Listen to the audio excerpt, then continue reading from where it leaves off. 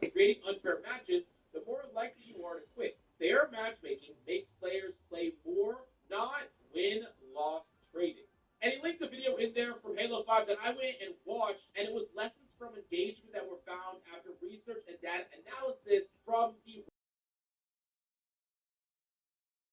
people leave and play depending on what kind of rank system you have. Now, basically, the findings: the higher the gap in skill, the more likely players are to quit playing. And it's in any rank system's best interest to make the matches as fair as possible. They might be like, aha, Mills, that's the thing. They're making these matches fair, and that means that you can never win. You're going to be stuck at the same rank forever. And actually, no, that's not what that means at all. What that means is that the system determines you at a certain skill level, aka your rank, and it's going to try to put you in a lobby that matches that skill level at about a 50 versus 50% win rate on both sides.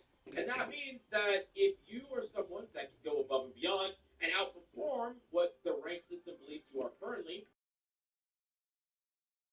you'll win every game? No, but it does mean you can prove the system wrong. It's only giving a speculation about what you are to try to create a fair match, and you are the one that actually has to play it out and prove it to be right or wrong and over or underperform in that match. Now, granted, when you're on giant win streaks or loss streaks, the rank system is a bit more skeptical that they are right about where you belong because there is a built-in amount of variance when it's 6v6. You're only one person out of 6 people on your team, so you might be carried some games. They might be wrong on multiple people. You get the picture. Now, you might be like, Mills, why do I go on win and loss streaks then? Why, if I'm good, or why, if I'm at this rank, why do I go on 5 loss streaks into 5 win streaks? There's obviously losers and winners queue. It's obviously trying to give me wins when I feel like I'm going to quit, whatever. That's the only thing that justifies the variance, but that's not true at all. Because you got to understand that the more you win, the better the system thinks you are, and the more it wants to test how good you are perceived to be inside the system. So let's say you win a lot. It's going to give you a game that you might be a fish out of water in. It's a game that either your teammates are not quite as good, and you're the person that is going to be the best person in the lobby, or it's going to be a game where you are legitimately against good or great people on both sides, and it's seeing if you are also a good or great person. Now, this is because it's determining you to be a better player, and the more you go on, the more the rank system determines that you might actually be a better player. That's pretty obvious. If you do better, you're better, and if you do worse, you're worse, or at least that's the only thing the system can decide. Are you a better or worse player? It's just trying to figure out how good you are. That's all the rank system is trying to do. They might be saying, okay, there's these bots on my team. When I start winning, I get these absolute bots on my team. They can't be in my rank because, they're just kind of sent here to give me a loss. It's obvious that the rank system wants me to lose here. Well, guess what? These players are in your rank. They're in your rank. They're literally in your rank or only slightly away from your rank. And you got to understand that just because someone plays like a bot in one game, that doesn't mean that they are always a bot. People are crazy inconsistent, yourself included. Sometimes you just have people that pick the perfect comp on your team. Like you have What two is great tanks, good? 2 great DPS, 2 great supports, all just magically put on the same team. The system is not going to filter people based on their mains, so you might just get a team where you have like 5 support mains on the same team, or tank players that play the exact same tank, and then they're filling to a tank they're not as good at. That can happen, and that's just variance that you just literally cannot control. There's also situations where you're filling or you're being forced to fill, and then you're losing, and that's a game where you didn't really get to show what you're fully capable of. But if you just forced your main, you're gonna lose that game anyway. So yeah, it's artificial inconsistency as well. And then there's like map differences. Some characters are better or worse on different maps. And there's also situations where you get shut down or not shut down. Let me give you this example. There are Spider-Men at every rank. Even all the way up in top 100, there are people that play Spider-Man or try to one-trick Spider-Man, right? But me being a Bucky player, I play Bucky, I made Bucky, Spider-Man is never giving me a problem. I think it's a very polarizing matchup where Winter Soldier has like an 80% melee, whatever, right? You really body a Spider-Man, right? And that's just random. The randomness is sometimes that Spider-Man is going to go up against a Bucky player or a Namor player that is really capable of shutting him down very, very easily, and sometimes he's not. And maybe in the games he's not shut down, he pops off and literally carries the game. But in the games he is shut down, he's either really inefficient as Spider-Man, or he's forced to fill to a character he's nowhere near as good at. And that same person that could absolutely deadlift one game is being completely shot out another game. And similar to how you're calling other people bots, there are games where you're either filling or being shut down that you're the bot in other people's quote-unquote story,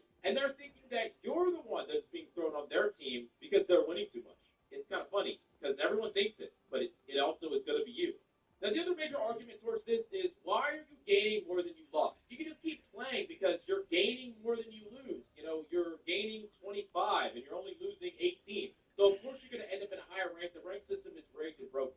Well, you got to understand that the rank system is determining that you belong in a certain rank based on how you're playing, based on somewhat your stats, especially in the lower ranks, and really trying to find where you belong. And this is also in conjunction with the fact that rank has not stopped moving. And what I mean by that is the top 99% right now is probably like Grandmaster, like mid-high Grandmaster. Well, at the start of the season, it was all the way down in flat. Think about this. I have a basically 50% win rate, slightly higher than 50% win rate this season, but I'm all the way in Celestial too. Now, at the end of last season, I was in Eternity, and I got D-ranked all the way down to flat, and in my second game on day one, I went up against Gale and Mace, which are like top 10 players. So it wouldn't make sense for me to have a super high win rate in order to climb back to the rank that I was previously. Because the entire time I'm playing against the exact same players that I played against before. If it was judging me super harshly based on wins and losses, then I would maybe just be stuck in freaking flat like the entire time, and I would never improve. So they have to do this. But once you get to a certain rank, it stops. And it's going to stop even more when the ranks stop moving. So eventually, people are going to kind of top out. Eternity is going to stabilize. It's probably going to be like 1% or maybe a 0.5% in Eternity. And then people are going to stop moving because the ranks are going to stop expanding. And then you'll probably stabilize a bit. After you're in a rank for a certain amount of time, the ranks will stabilize. I will tell you right now, in my Celestial games, I'm gaining and losing about the same. Sometimes I gain a little bit more. Sometimes I lose a little bit more. So it's different depending on how the game goes. But yeah, it's not happening anymore like it was happening back down in Plat and Diamond. I'm not gaining a lot more than I'm losing anymore. Another part to this is the fact that Grandmaster is not the same Grandmaster. Like, I think a lot of people talk about this argument because they say, hey, everyone's in Grandmaster now, or I've seen that argument being made. Getting to Grandmaster is an achievement, and I don't want to minimize that achievement to anybody. So that's not what this is for. This is just an argument directed towards people that are using this as justification that the rank system is broken. Celestial has basically widened the gap. Now Celestial is at least half of former Grandmaster, if not the entirety of former Grandmaster. And this might become outdated by the time you're seeing this video. Everything is constantly moving. And I would imagine by the end of the season, while Grandmaster right now is a pretty reasonably high percentile, it might be a lot lower of a percentile by the end of the season once, Celestial gets completely filled out. And then Eternity is also filled out quite a bit more than it is right now. Where like right now, there's not a crazy amount of players in Eternity. Now, where did this EOMM thing even come from? And a lot of people cite it directly from NetEase themselves because they had a presentation 4 years ago where they did a deep dive into their EOMM framework for other games. And it was an incredibly long documentation and presentation about researching matchmaking and how to build the most optimized matchmaking. And they said simply, in our work, we simplify the computation by adopting the assumption that fair games lead to better player experience. Now, you can go read this yourself. I'll put the link in the description down below. But overall, they have claimed that having fair matches is always the goal, and trying to create fair matches actually creates the highest amount of retention, and that's what they want to do. They want to make things as even and as fair as possible. Now, there is one sentence in here, and this is the whole justification that people use for the fact that there is EOMM in Marvel Rivals and that it ruins the entire competitive experience. And they said this: give tiny advantages to the desperate fatigued players during matchmaking if possible. For example, choose the win rate of 51% instead of 49% matchmaking proposals for those players. Now, what does this actually mean? Now, what this means is that if you're on a giant loss streak, let's say you've lost 5 in a row, what this would mean if this was implemented is that instead of giving you a perfectly 50-50 match, which they can't always do, by the way, it's always going to be variances above and below 50% because you can't always have a perfectly balanced lobby. It kind of depends on how many people are playing and stuff like that. But you can't always have it perfectly balanced, so they just try. And then if you're more inclined to win, they'll give you slightly less rank. And if you're less inclined to win, they'll give you slightly more rank. That's how rank systems work in general because you can't always have perfectly balanced games. There's too much variance and too many different players of varying skill levels. Now, once again, if implemented, what this is saying is that they would rather you get the lobby that you are slightly advantaged in versus slightly disadvantaged in if you're on a giant lose streak because no one wants to lose freaking 10 in a row. Now, I'm going to explain why this is completely irrelevant even if it was implemented. I actually think it would probably be good if it was implemented, but we have no proof it's implemented at all. This was written by NetEase employees literally 4 years ago. mention about Marvel Rivals, it was before we were even talking about Marvel Rivals, or maybe even the game was even in development. So, like, what are we talking about here? Hey, they did a paper on this one optimized matchmaking thing where they mentioned this one thing one time out of a giant hour-long presentation, and they just slightly mentioned it, didn't even say it was the thing they wanted to implement, and now you're just assuming it's in Rivals. I think that people are taking like 10 jumps here without any proof or really even any inclination that this is implemented. And I think people just want to believe what they want to believe. But let's just say you're right. Let's just say that this is implemented.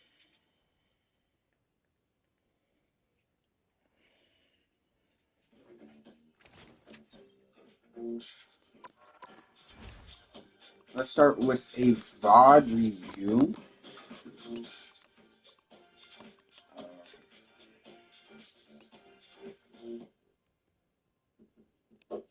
My last L. This game was fucking. This game, bro. When I tell you at the end of the first push, when they pushed all the way, because we started on defense. So we started on defense. By the time they pushed all the way, we finished that first half with me having 1 kill. I was the only person on this team with 1 kill. Enter the bright side of sleep with Scotch Brite. So, the official first league for Chapter 21 is Chapter 21 of Boruto's Two Blue Vortex is.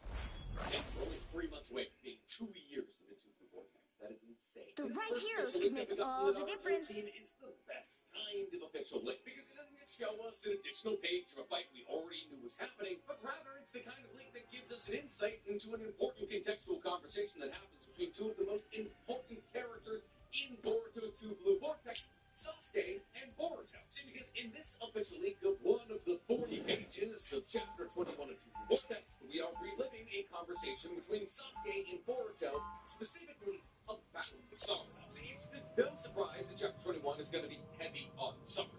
As in Chapter 20 of Two Blue Vortex, we saw the return of Sakura's MS after 2 years of not seeing it. And thus the idea that this chapter was going to center around the reveal of Sakura's ability to Coming in 30 play into seconds. greater Stay usefulness, strong. the battle against Omnipotence, Ada, and all those who believe that Boruto is a bad guy, is not the craziest twist of all time. In fact, in this chapter, it's heavy on what Sakura's MS ability was, and it revealed a lot of very aggravating reasons. Unfortunately, for those who have been itching for a new chapter,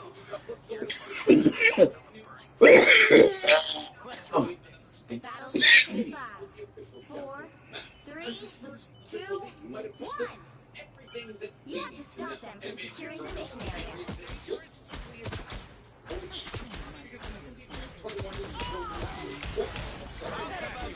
Any healing is good healing.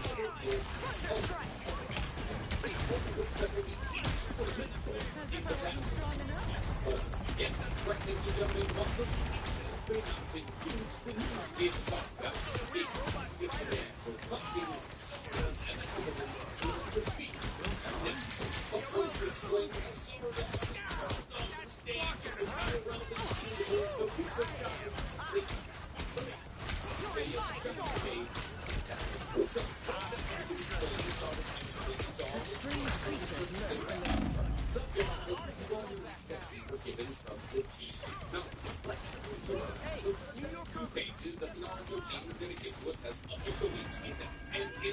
The wind will only blow strong, he's strong. Boruto about Sakura's MX conversation, mind you, that we have never seen previously. Now, in this conversation, Sasuke is sitting down with a pretty tasty Boruto. Those have to be nameless, my friend. We better test this out. Boruto, then something must have happened. Something perhaps moved all of our minds. Now, Sasuke is referring to Omnipotence. Now, to the point that Sasuke is flashback within a flashback. Sakura begs him to understand Boruto. Telling Sasuke that everybody has been moved. Sasuke's going to be achieved with everybody has but the entire world is incorrect about Boruto. And Sasuke tells Boruto to walk made an impact.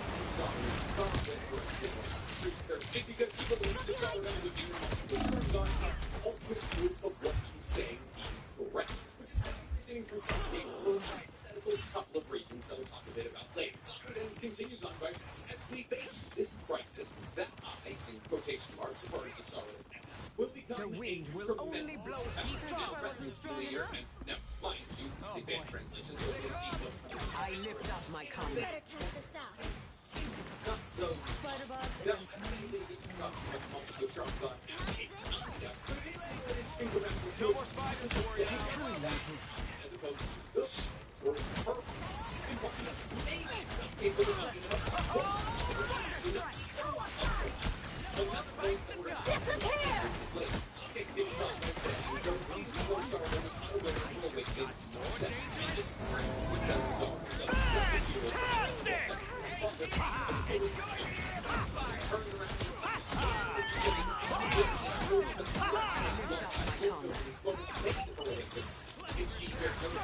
turn around and say, it's either okay, don't finish it up by saying, sure become more skilled, awakened, and intuitively intrigued.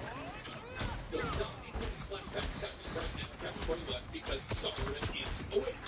We're spin, and the flashback flashes happen relatively early on in chapter 8, 6, 7, 8. And those final 8 Sasuke and loading. Still, it's mostly being referenced to Sovereign.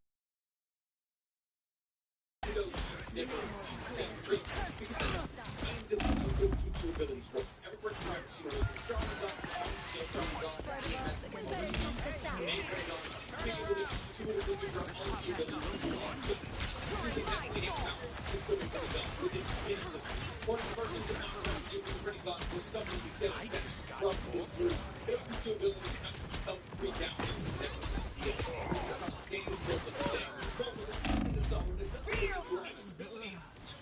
that I relatively left, making her immediately pretty relevant in terms of the goal to out. But this last panel is an to the panel that I want to focus on. I want to talk Now about the panel the where thunder Sasuke is says, coming. as we face this crisis, that I will become a tremendous power. Now this panel to me is very interesting because Sasuke says this immediately after acknowledging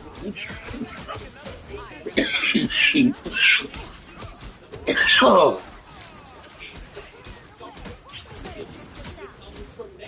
We are undefeatable!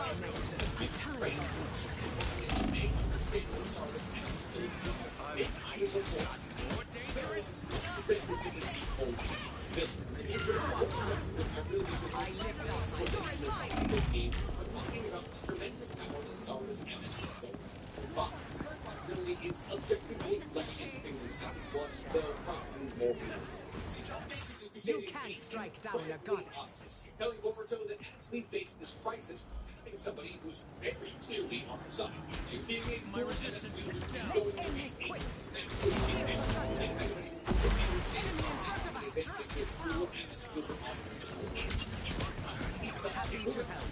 regardless, still a cool and still success. Soccer does a cool and a wielder, sympathetic to the team Boruto the gods will not only announce his school effort to them, things like some people do not feel what you will do to them. They will see what they need to do. That will be tremendously important in terms of again. I mean, if Sasuke and Boruto are sitting there in the focus, they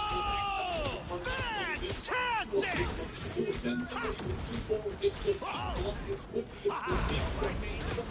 But the second context of this panel makes me feel as though he's hinting at something great.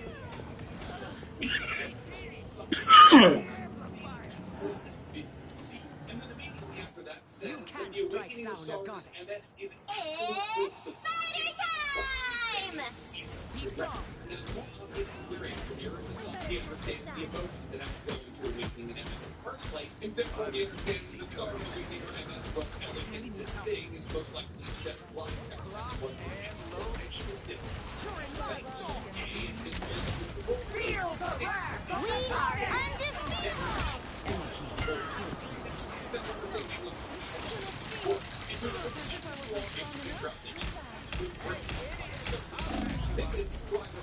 Researcher just even though I may be the right confidence of this commitments,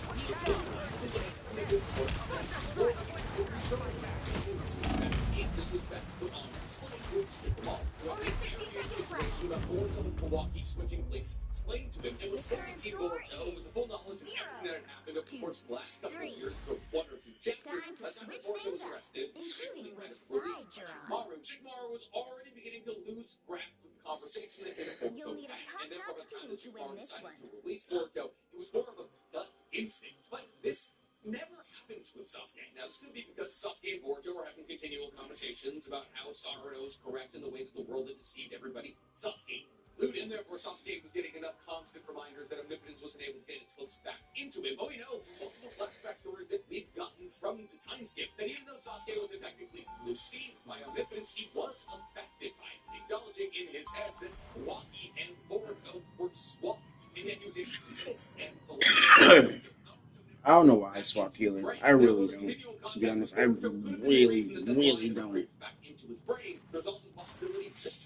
I should have stayed on Storm. Before you attack, get ready. Boruto as a Whoa. story kind of needs Sarada to be the You have reason a why problem with get me back I into should Sasuke's know head. about See, because then. as it currently stands, Only there's the really years of no way to unnecessary break people pain out of and omnipotence. strife you Even though caused some my people people. on Earth, like Whether Shikamaru, were you're able to one break the themselves out of Maximoff omnipotence breed, through their own That's intellect. what Well, knocked with on time my and separation from Boruto, And yet eventually there Sarada you became back are, to omnipotence again, and thus even I think I was typing something in the chat and I wasn't paying attention to how they were all set up ready to go. 1. I need to do this evacuation area. Got it? We'll do this the same way we always do. Together. I've crushed those spider bots on my hide. No worries. I got your back.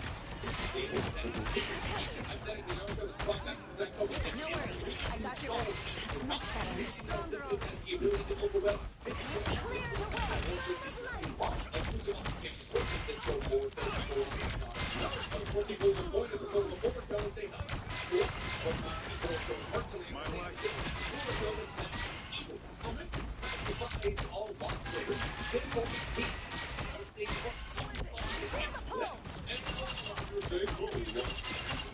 Clear the way. Clearly you needed to clear the way. You need to teach me about These mechanical rats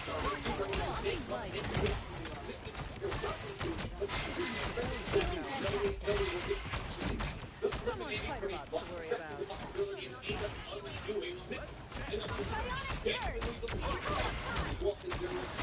No worries. I got your back. bored again!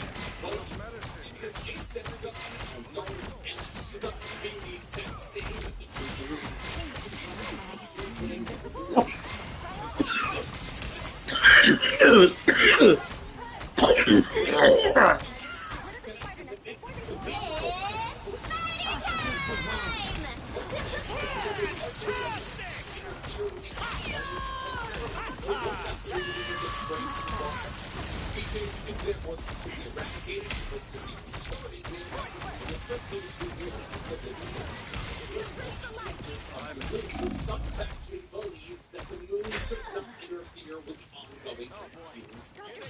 The some faction believe that the Earth should not be manipulated by the moon. It's clear I'm still needed here.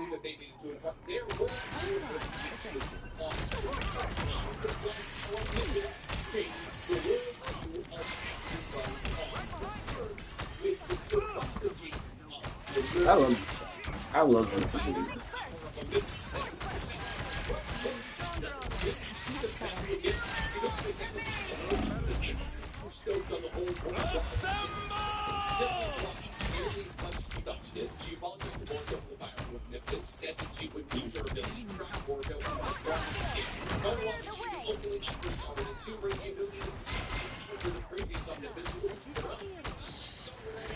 I have not seen so many spiders since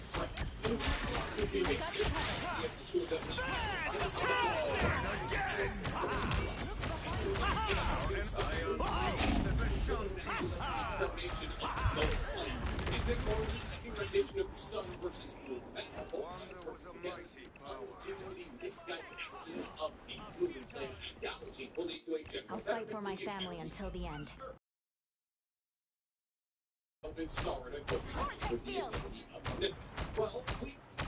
already know how at least one of Zara's episodes work. 30 She seconds. has an ability, the Geisha ability. We saw it at 22 and Much User better. and makes some kind of sound. I am strength. So both open hole recruited prevention, but also sucking multiple angles that Zara Us against the world.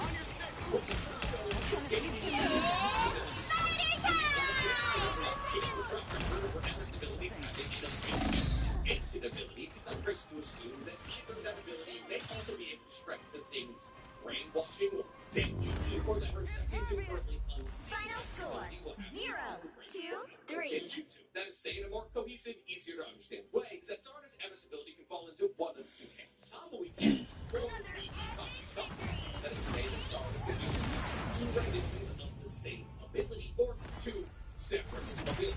Now, in the Kamui camp, both of Zarda's MS abilities will manifest as that black hole type ability we saw in Chapter 20. Possibly one eye controlling that black hole's ability to suck in the jutsu, and the other eye controlling its ability to break people out of genjutsu. And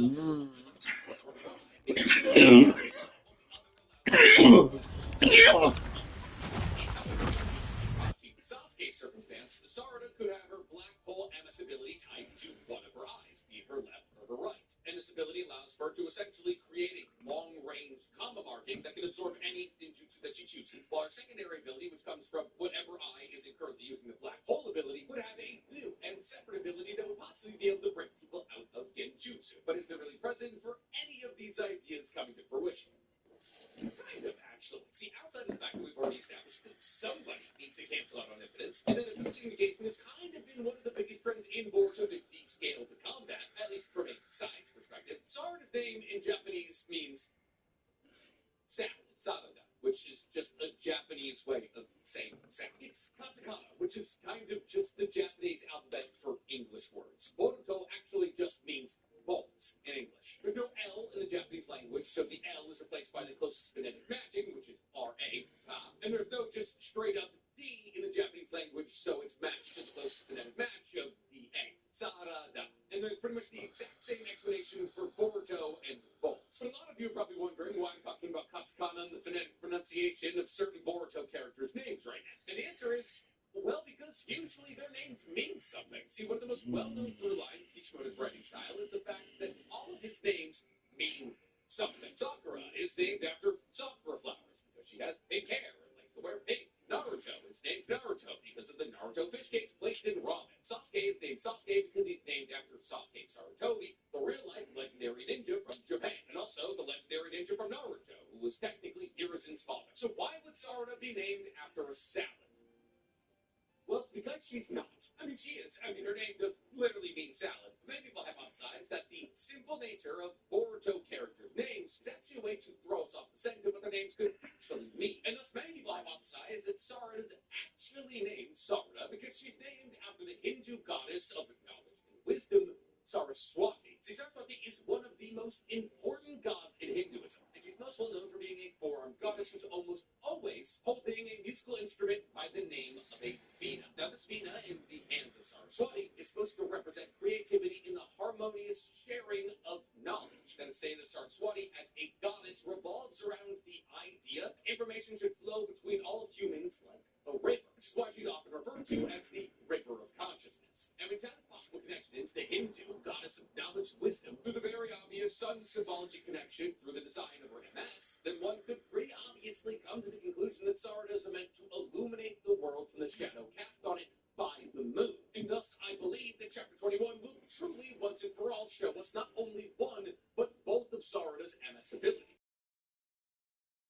Credit here may have known that this was coming, because either A, he was the first person to experience this secondary ability, that is saying that the only reason that Sasuke swung to the side of Boruto and never swung back was because when Sarada awoke her MS on that fateful day 2 to 3 years ago, she unconsciously and intuitively used the ability on Sasuke to break him out of the effects of omnipotence, which would possibly explain why he understands that that power is going to be so tremendously important moving forward to the battle against Ada in omnipotence, and also why he believes that she'll be able to master these abilities intuitively, or B, because Sasuke understands how MS abilities manifest, which is that certain MS abilities manifest relative to the person that they're awakening in. And the certain MS abilities that awaken in the people that are currently awakening them are a reflection of the things that the person awakening the MS abilities right then and there currently want. At the moment of Sakura's MS awakening, she was begging for Sasuke to believe that Boruto couldn't have possibly killed Naruto. And therefore, if we're being real, going based off just the rules of the Sharingan, as we've been told, the most logical ability for Sakura to awaken to would be her gaining an ability that allowed for her to break others out of the mind control she was trying to break her father out of. And thus Sasuke, with his admittedly massive intellect, may have put two and two together and realized that when Sakura is actually finally able to use her MS abilities, that her MS ability will manifest as an ability that battles against the ability that's deceiving the entire world's population. And thus, based off this just one leak, I believe it is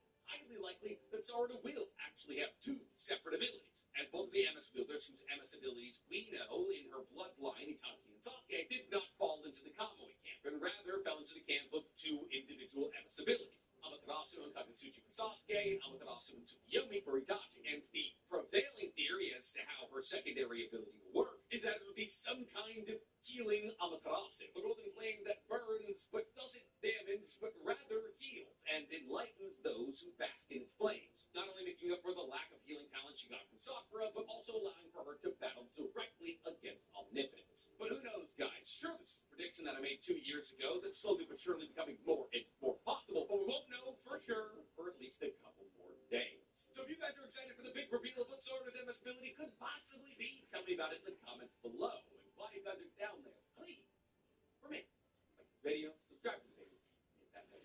Now, if you excuse me, Danny Monis in my living room waiting to build my podcast.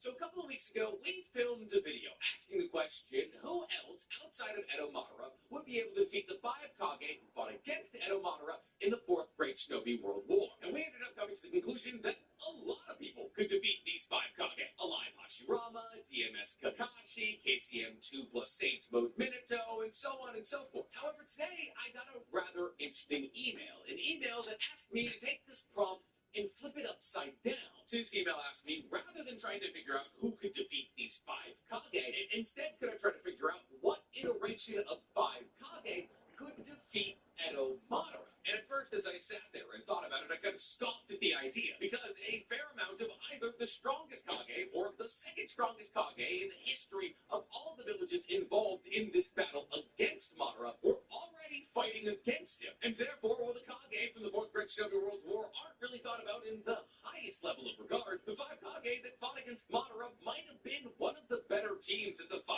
ninja villages could have ever staffed in this battle against him. But as I looked back into the story and thought further on the prompt, I realized that may not be true. Yes, there were absolutely some Kage who were involved in this battle against Madara who were either the strongest or second strongest Kage in the history of their village, but there's also some really weak points. And thus today, I want to address those weak points, because today I want to answer the question of what 5 Kage could defeat Edo Madara. Before we get drafting a Kage dream team, guys, please, for me, Shout out to the two in the chat. so, I know we did a previous video talking about this exact thing, or the idea of what Kage would be suitable to take on Edo Madara. Let's quickly break down exactly how powerful Edo Madara is. Now, as we saw, of course, Edo Madara's battle against the 5 current Kage in the 4th Great Shinobi World War, all 5 current Kages were able to land multiple blows on Madara that should have killed him if he wasn't an Edo Tensei revival. But Madara truly got serious, that is to say, busted out his perfect Shutdown. He was able to decimate all 5 Kages. There we go.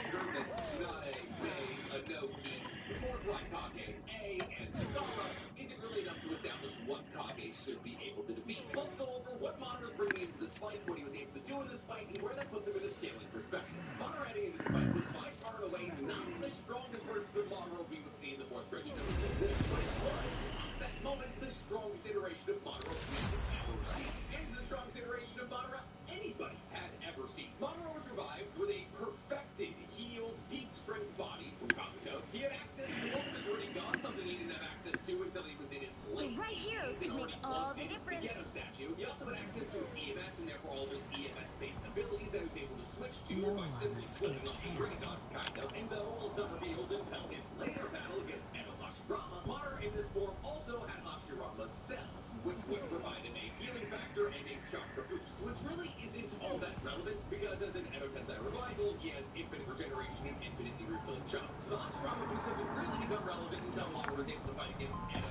Hashirama and absorb his Senju chakra and therefore activating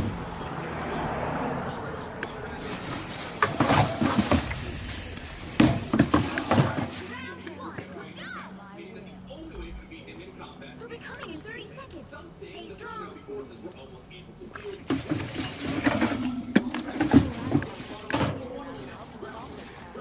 Same. He takes my brilliant ideas and makes them more precise. very clearly mentioned that Hashirama is roughly equal to Edo Madara after Edo Madara took out the 5 The battle starts in 5, 4, 3, 2, 1.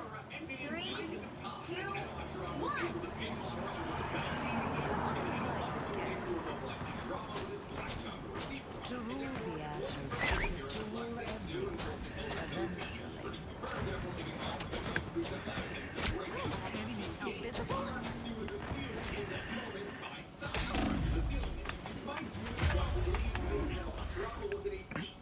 Oh my god.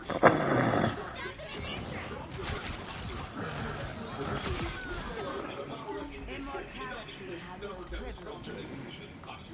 I'm not really taking into consideration Edo forms of Kage because Edo forms of Kage, like Minato, are massively a pretty good chance at 1v1 iteration of Madara. So no Edo forms, no Hashirama, no Naruto. Cool.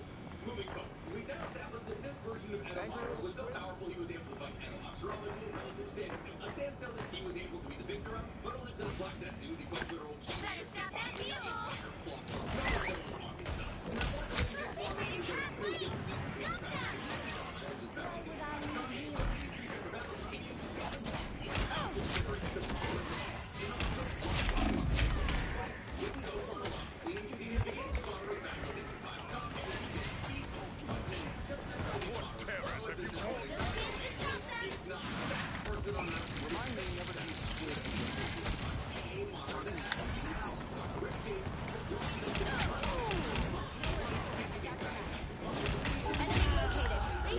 Bro, what is going on?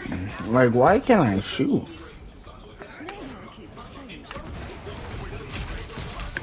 I am returned to claim what is mine.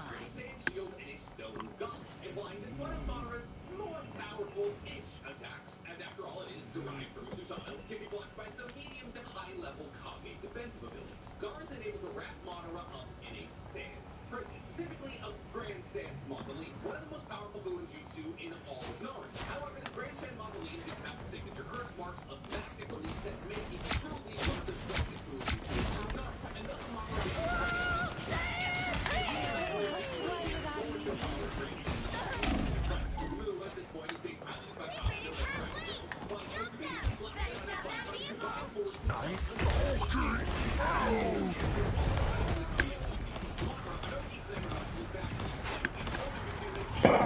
Bro, you see that?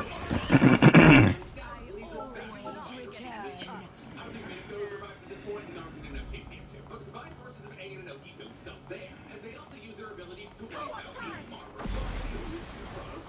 implying that the Divine Forces of these two are not only fast enough to hang with Madara, but also have enough offensive abilities to destroy him, though neither of them technically have the moves that can bring Madara because neither of them have the and that's really one of the biggest glaring weaknesses that comes with this iteration of the Divine Kage fight.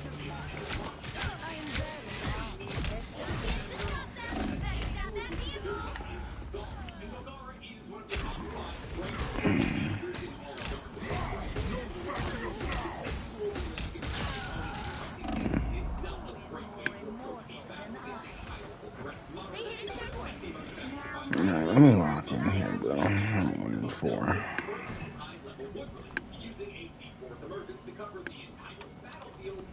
Mutant or human, I fight for everyone. Alright, let me lock in. Let me lock in. A little extra oomph. Something's fishy here.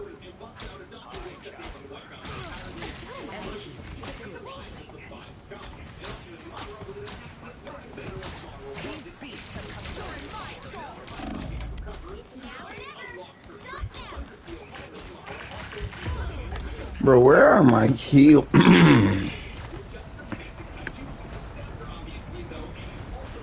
Like,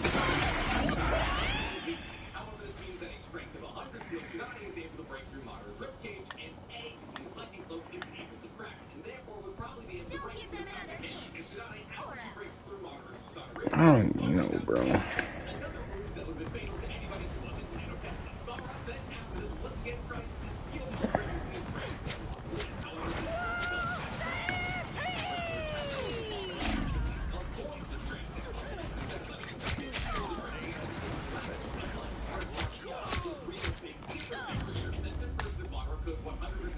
The current score is 0, 2, 3.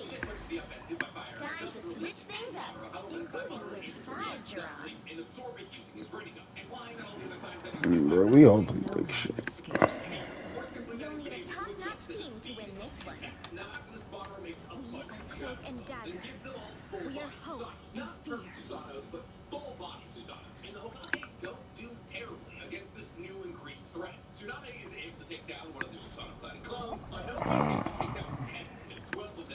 This is about to be gross chat. I actually something.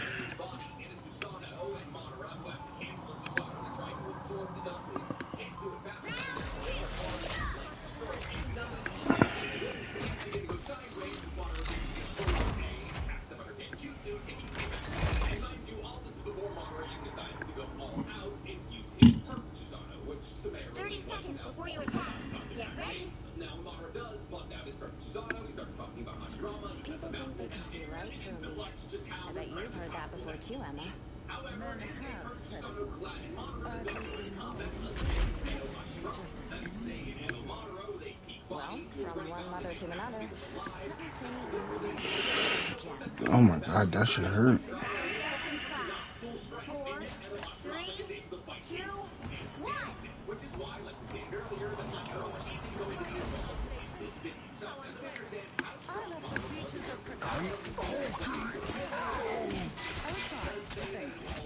Everybody needs a hand sometimes. All right, Dagger.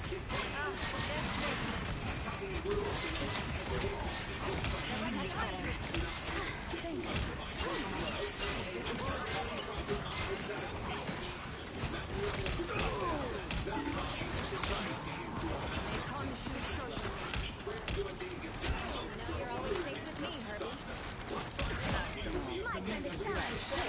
True colors. My turn to shine. Keep going.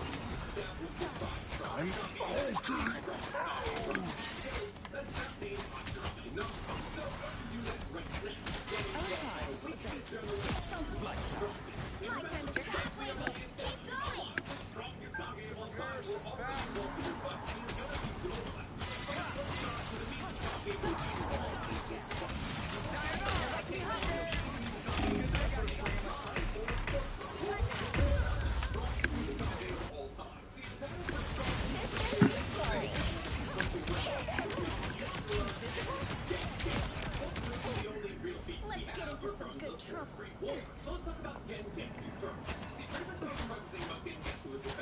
Disappear!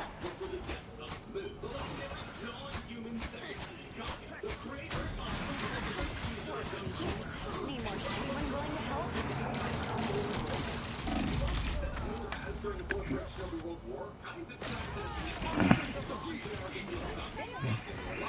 Denizens of the deep. All strongest fire.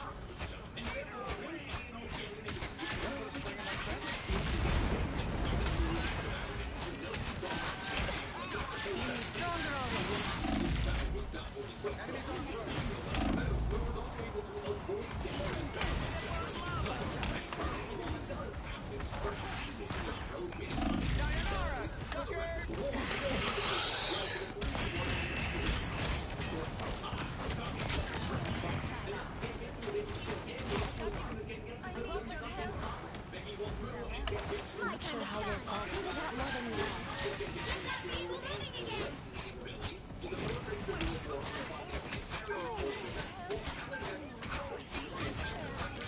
Candy needs help. Suppose that helps. Against the world. It's party time!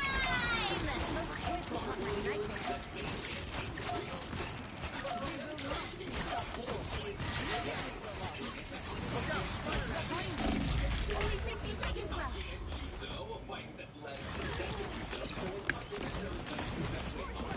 Here they are. The light in that means we're moving again.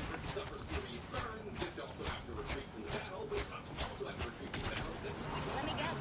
Your Namor's friends? I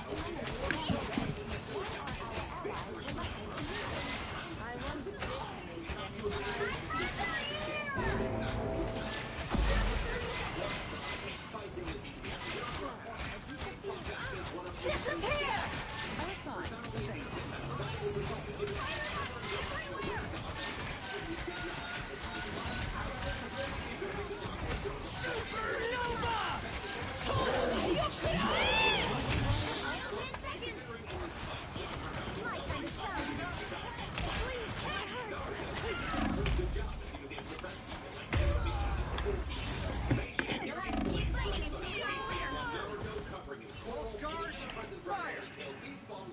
Weapons are tools, and I'm your master craftsman.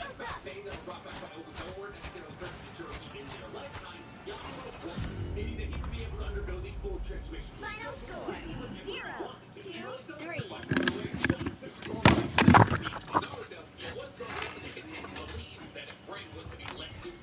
you can't expect to win them all.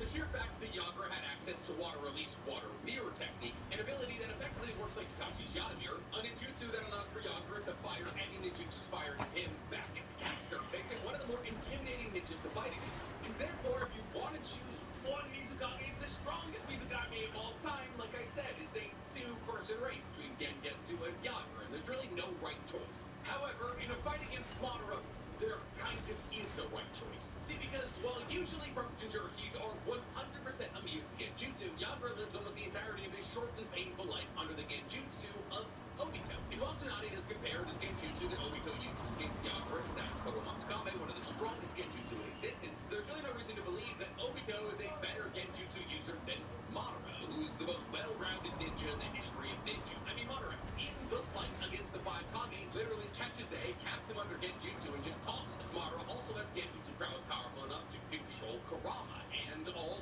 9 of the tail beasts simultaneously, something that Obito has also been displayed doing. That in fact, that if you put Yagra in this fight, he may technically be sympathetic to either Obito or Madara, as the Hidden Mist Village was under the control of Madara before it was under the control of Obito, and Yagra doesn't feel like the best choice here. Rather, I would opt for Gengetsu. As one, I don't think there's really any solid arguments that claim that Yagra is stronger than Gengetsu, and two, I think the long-range ability of Gengetsu, plus his hypercation technique, plus the fact that he brings Genjutsu prowess to the battlefield, offers a more diverse bag for the rest of the Kage to lean on than just, oh, there's Yagra and now we see Soga. What has been displayed to us multiple times that the tailed beasts are really no issue to Madara. So for Mizukage, we're going with Gengetsu. But what about at Raikage? Kind of like with Mizukage, the strongest ever Raikage is really only a two-man race. It's A and N, also known as the third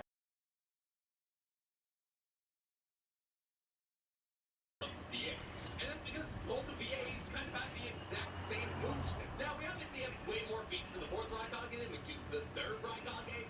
Kind of. I mean, the third Raikage is a legend, and we've heard a lot of stories about him, but we've seen the fourth Raikage do a lot of stuff. Like to beat Tsunade in an arm wrestling contest, be as fast as KCM1 Naruto, slap the absolute taste out of MS Sasuke's mouth, crack Madara's Susanoo ribcage, and so much more. However, when it comes down to the third Raikage, it's kind of only legends and stories. We know the third Raikage was able to fight the Eight-Tailed Yuki one-on-one to a standstill, and through the process of fighting against Yuki as it was rampaging in the Hidden Cloud, cut off Yuki's horn, which is why one of Yuki's horns is chopped. It was Ain, the third Raikage. We also know that Ain, the third Raikage, was able to battle for 3 straight days against a force of 10,000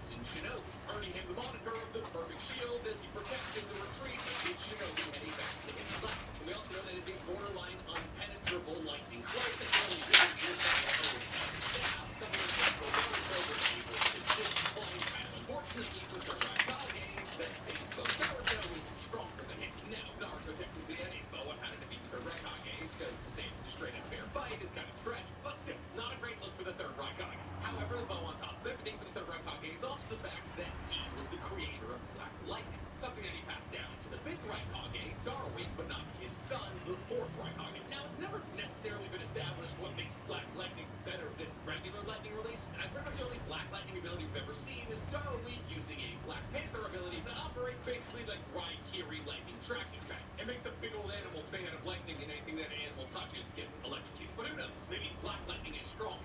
And at this point, Cody, insert that you've never had Black Lightning before me. You never had Black Lightning before. Now, there is also technically an argument to be made here that Darui should actually be the Raikage in charge of fighting against Madara, as Darui was able to throw hands with the likes of Kinshiki and Boruto, but I'm going to try and not use Boruto beats. Because, like, so was Koretsuchi. And the idea of Koretsuchi possibly being stronger than Inoki just doesn't sit right with me. And the idea of Jotaro being possibly the strongest Mizukage of all time also does not sit right with me. So, strictly based on the fact that the third Raikage had access to Black Lightning and was powerful enough to fight against the Eight-Tailed by himself, I'm going to have to say that the Raikage involved here is going to be the third Raikage. However, the difference in power of that swap from the third to the fourth isn't all that much. It's really a moot point. But let's talk about the Kazekage that's going to be involved in this fight. And for that, well, we're not going to see a whole lot of change. Because by far and away, the strongest Kazekage in history is gone. Maybe in a couple of years, the strongest Kazekage of all time will be shaky. And sure, the third Kazekage has been talked about as the strongest Kazekage of all time because of his Iron Sand ability. And Iron Sand is just inherently stronger than regular sand. But the third Kazekage died in one-on-one combat to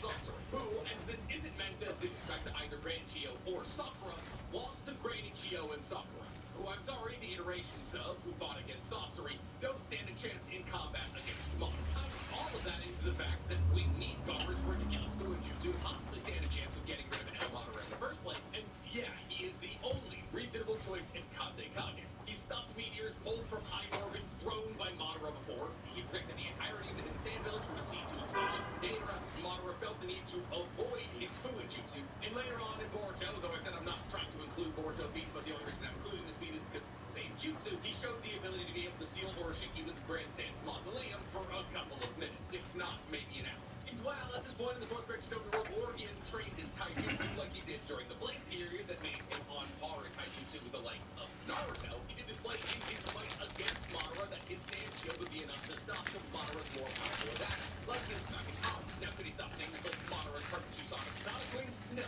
probably not. But his high maneuverability and his speed would probably allow for him to dodge them. So, thus far, we have Yaomura as our Mizukage, the third Raikage as our Raikage, and Gaara as our Kazekage. So, who do we have as our Tsuchikage? Well, like with a lot of the other Kages here, it is also, once again, a two-man race. And I'll tell you right now, that two-man race is not good enough for somebody who wanted to control these and control Jutsu. Because, yes, we've already established the Boruto timeline for Jutsu does throw hands with the likes of Kinshiki. The actual comparative strength to the likes of Jimidara or Jimito, I just have no idea how to wrap my mind around what Koretsuchi could have possibly done during the Blade period to get that much stronger. And thus, Catch up to speed. actuality, the two-man race is Wisdom teeth pulled out. I Abscess in my gum. It be hurting sometimes. It was hurting throughout that game. Y'all definitely, y'all clearly saw me fucking digging all in my mouth with it and shit.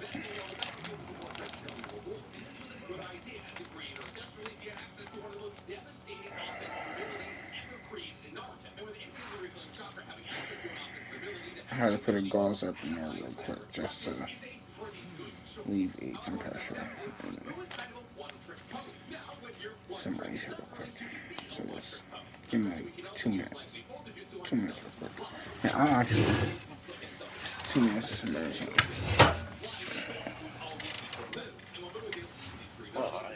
Speed up the stream and shit.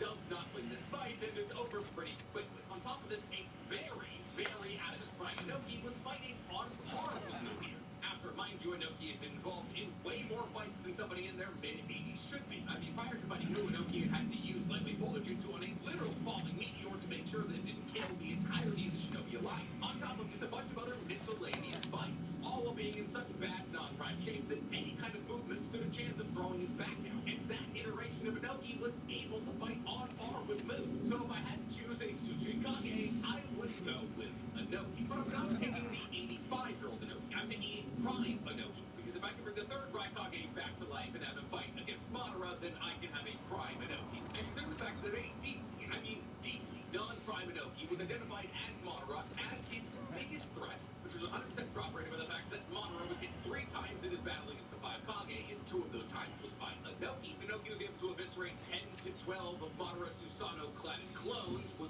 1 dust release, then yeah, Inoki, especially in his prime, absolutely has the chops to fight against Madara. Now, some of you are probably going to say, but Nick, hasn't Prime Inoki fought against Madara before? Didn't Madara fly off to the Hidden Stone Village and fight against Fu and Inoki simultaneously and beat the taste out their mouths? Well, yes, kind of, but that was when Inoki was very young. You'll have to remember this was after Konoha was founded, when Madara was in his late 20s, early 30s, and Madara lived to like 80, 85, maybe longer. I think Madara might have lived to like 100. Inoki was no older than 15 years old when Madara pulled up to the Hidden Stone Village to fight against the current Tsuchikage, Moon. So I would not say that Inoki was in his prime when he fought against Madara. Madara was still alive. But with Tsuchikage now out of the way, let's talk about our strongest contestant in this Kage matchup against Madara, our Hokage. Now, like we've already established, we can't use Hashirama or Naruto here, and thus we have to use our third strongest Hokage, Minato. Now, unfortunately, like a lot of other entries on this list, the third strongest Hokage is kind of a toss-up. Some people would say it's Hiruzen, some people would say it's Tobirama, and some people would say it's Minato. And there's kind of really good arguments for all three of them. Hiruzen was known as the Professor, fought in all 4 great Shinra World Wars, pushed Kurama out in the village with his adamantite staff, fought against Hashirama, Tobirama, and Orochimaru simultaneously, and kind of won, all, well, massively out of his prime. And oh yeah, did I say that he got a 5 in Genjutsu, Taijutsu, and Ninjutsu in his stats category in the data? He was referred to as God of Shinobi, led Konoha for 50 or so years, where the criteria for being the Hokage was to be the strongest person in the village, and mastered every single one of the jutsus of the league. We have no idea what Prime Hiruzen looked like, but we can assume, based on what we know about non-Prime Hiruzen, that it was an absolute force of nature. Tobirama, on the other hand, was one of the greatest geniuses the league ever saw, creating things like Shadow Clones, Flying Raijin, and Edo Tensei. He was able to cut out a dual MS wielder in Izuna, and he was instrumental in the final defeat of Madara. However, when he found himself in combat against a revived Madara, he was defeated, and quickly. Now, is this necessarily fair for Tobirama, considering the fact that this version of Madara had 1 Rinnegan and Hashirama Sage Mode? No, not really. But considering the fact that Minato basically took everything that Tobirama created outside of Edo Tensei and improved upon it massively, at least in the categories of Shadow Clones and Flying Raijin, tied into the fact that Minato was able to beat Yellow Mask Obito and Kurama in one-on-one combat, all the while protecting Kushina and Naruto and the entirety of Konoha, to me at least signals that Minato is stronger than Tobirama. But if you wanted to say that either Hiruzen or Tobirama is the third strongest Hokage of all time, genuinely, I couldn't really fault you. Now, like I established, we're not talking about Edo Minato here. We're talking about alive Minato. So he has access to his perfect sage mode, but not KCM10. So our Kage team is Minato, the third Raikage, Prime Inoki, Gaara, and Gengetsu. So could this iteration of 5 Kage defeat Edo Madara? I think yes. Because not only is this team of 5 Kage some of the strongest Kage of all time, it's also a wildly well-rounded team. See, obviously with the loss of Tsunade, they lose any and all medical ninjutsu specialization. And that's not great. So if they get cut in half again, unfortunately, they're going to die. But getting cut in half should be the least of their worries, because they should win. See, it's established in Madara's battle against the original 5 Kage that he's probably not the fastest person in that fight, as he has the speed to react to things like Inoki's particle release, but he doesn't have the speed to react to people like Tsunade using her strength of 100 seal, or even A using his lightning cloak. And he most definitely doesn't have the speed to react to A using his lightning cloak in combination with the lightweight boulder jutsu of Inoki. And considering the fact that A openly admitted the fact that even with his lightning cloak, Minato was still faster, it seems to me that if Minato was involved in this fight, Madara would be truly outspent. Ties into the fact that adding Minato into this battle adds another high-level Fuinjutsu user, as Minato had perfected things like the 8-trigram seal and was able to use Reaper Death Seal against somebody like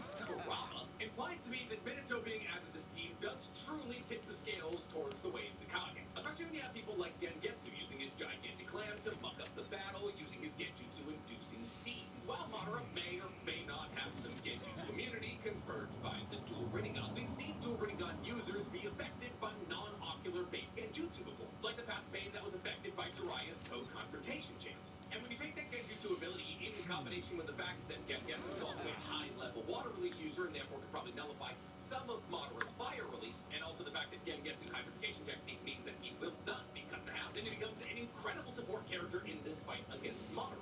A support character that allows for Inoki to focus solely on what Inoki should be focusing on: offensive output. See, it was established that the most effective character to execute Madara's prime steer in the battle against the Kage was Dustin. And Inoki was able to land what should have been 2 fatal blows against Madara, wipe out the entirety of his Deep Forest emergence, and take out 10 of those Susanoo-clad clones. And while we have no proof to establish the fact that Dust Release may work against 80% Susanoo, no reason to believe that it shouldn't. Realistically, anything but flat dust clothes. For people like Genjutsu and Minato putting pressure on Madara, it would be a prime version of Adobe, way more opening to try and land a surprise dust release on Madara. Let's get into situations so disadvantageous that the Minato might be teleporting to him using fly/large let's try to get him either in a position to walk away through to Madara or just use something like Paper Death to allow him to get rid of him in the first place. And since we're talking about Madara, let's talk about Gaara. Gaara in this fight can focus on two things and two things alike: his own mobility and food. But rather, in the initial fight against Madara, Gaara was more focused on the defense of the Hokage than he was on his healing Madara. This allowed for Madara to either break down his grip and mausoleum or just straight up dodge it. On top of that, Gaara had to be responsible for the mobility of multiple Kage. The Hokage involved in this too, and then in the fight against Madara had an ability that allowed him to fly or at least seamlessly arm fly. Lightning Cloak, Flying Ride, Shin, Lightning Boulder Jutsu, and then Genjutsu doesn't really have any abilities that make it seamless fly. His ability to obscure his location would make it very difficult for Madara to find. And thus, all the abilities of his Kage working simultaneously with each other also This allowed video I'm for going to the try Rock my best. Kage to be focusing on what This they video I'm going to try my focus best to on, run which through all is of the niche mechanics and settings I have discovered or seen so far. My Power journey, but the average player would never go about ranging through the settings to actual. Now we've all had Bulbasaur, but if you have never used the solar flare to escape flash toxic and explode. But did you hear about the chef who cut off and ate his own? What's it called? I'll just have them right here. And therefore comparable to that of Minato, and thus the two of them would be able to perpetually fight for his power. On top of that, to establish the Fucking third tags on my team. the battle against Yuki, they were able to shove a candy ball back into the throat of the tank they were fighting, and also ensure they were able to fight for 7 years straight after just like a Loki's health gap, and anybody's gonna have the longevity to last. Bro, did I legit have to fucking 1v6 to win the game? So I think this is a What am I supposed to do? What more can I do? Holy fuck. What's it called?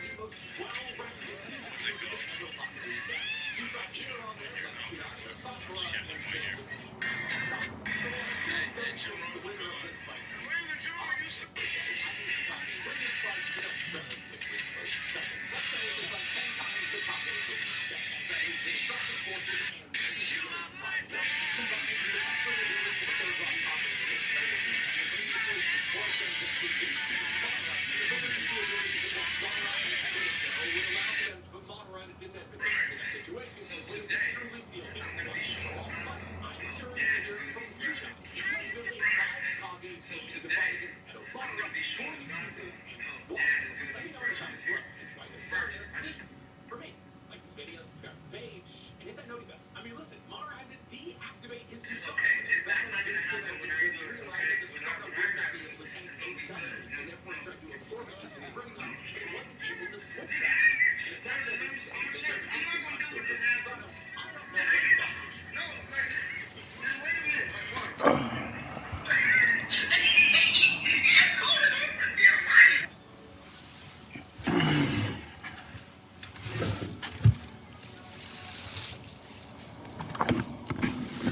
Alrighty then.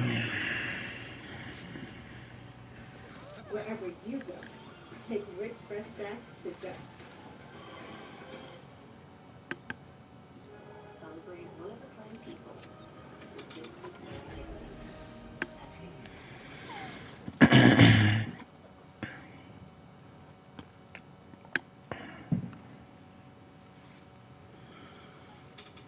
Jerky, he not only had a complete infinite chakra because he could tap into the chakra of his ancestors, he also had a regeneration factor so insane he was able to recover from Night Guy. And while obviously Hashirama has some incredible offensive capabilities, The right heroes could make all the difference. Stack up to Night Guy. Now the real question becomes, would good release work adversely We are against the Cloak and Dagger. as a Telltale We are hope and fear.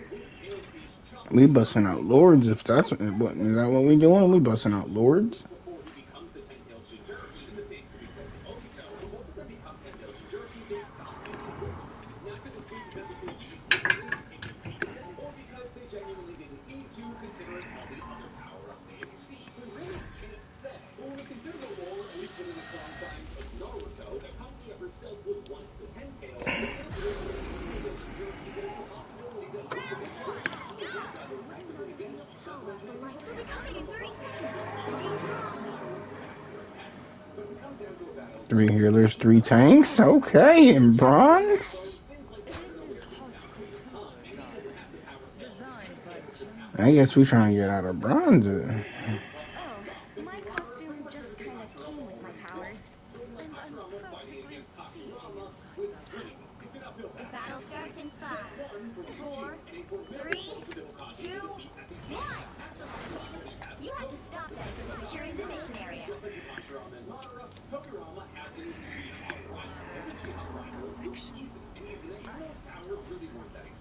We don't really know how strong he was. Also, he was of the moment with Sharingan. Him and Madara awoke the moment with Sharingan after killing one of their closest friends.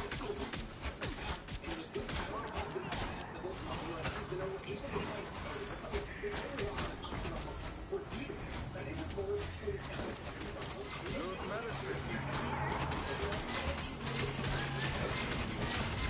Feeling fantastic.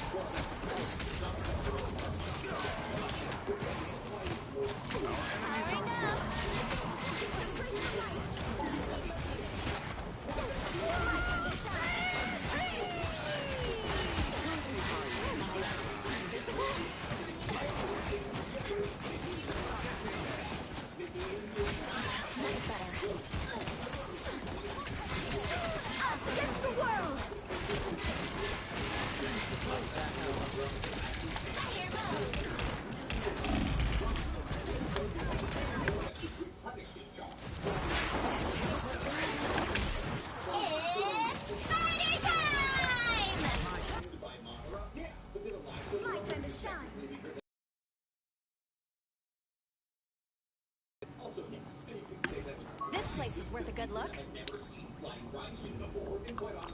Ready to unleash the life force.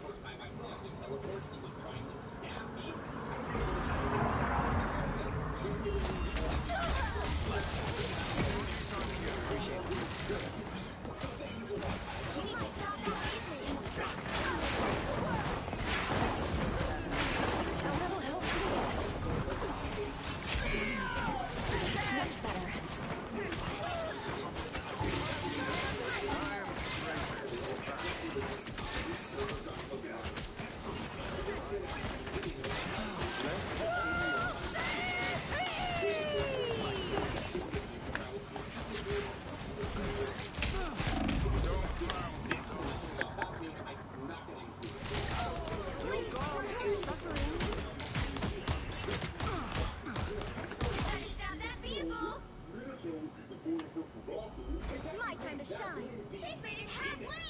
Stop them. Powering up. Us against the world.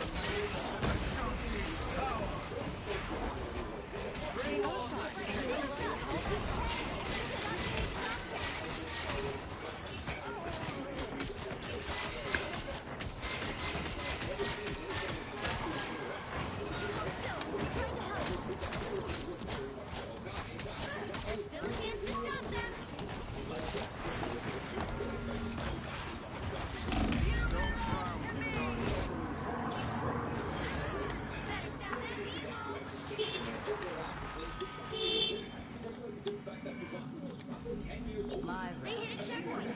Now might be a good time to stop them.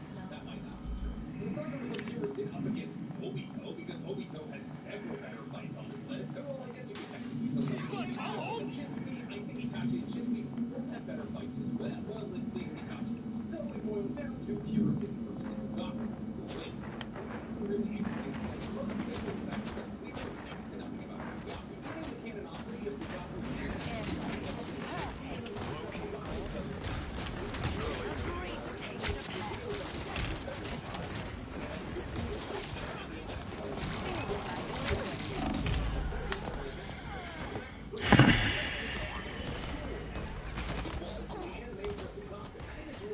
That is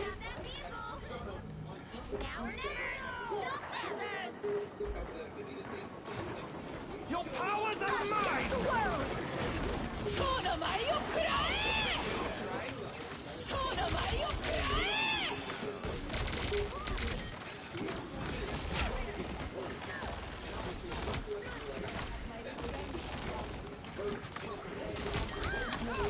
！Don't give them another inch, or else.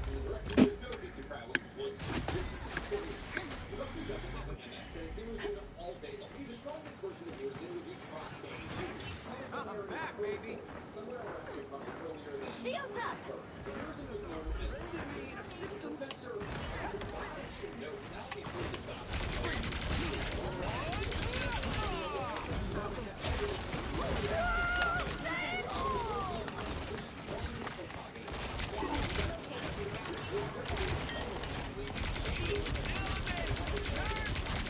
Anyone willing to help? It's the dark. Blindside. They're tagged to full. Punch them. He's stuck in an entrance!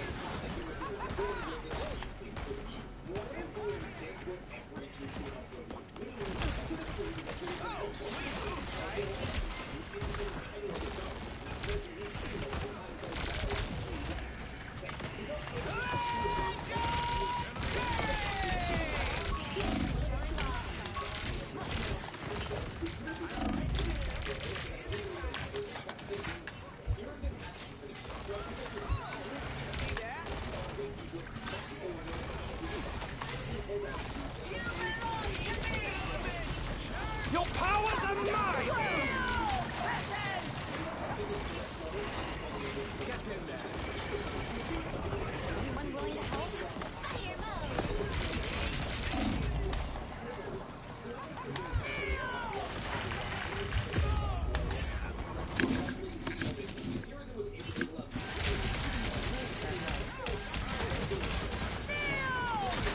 Only 60 seconds left. Shanti's power!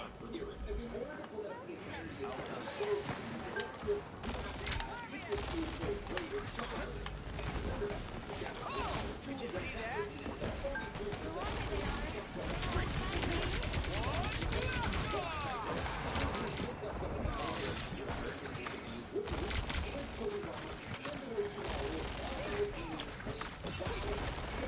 Some help would be good. 30 seconds.超の舞を食らえ！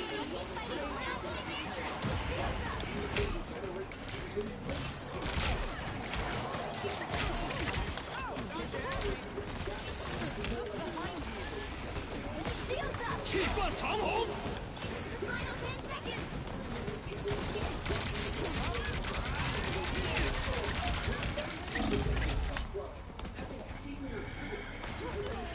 I appreciate you.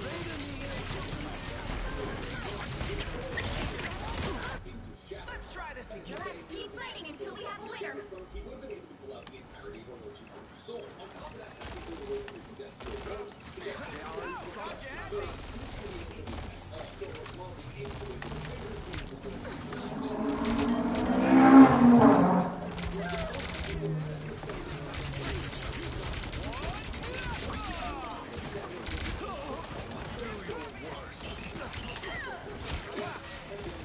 Your powers are mine!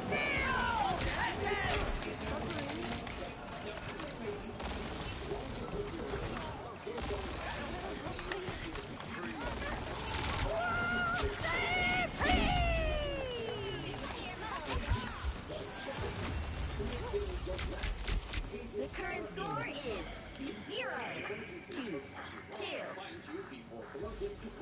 Time to switch things up, including which side you're on. Someone's got to guard the galaxy. Might as well be me. You'll need a top-notch team to win this one.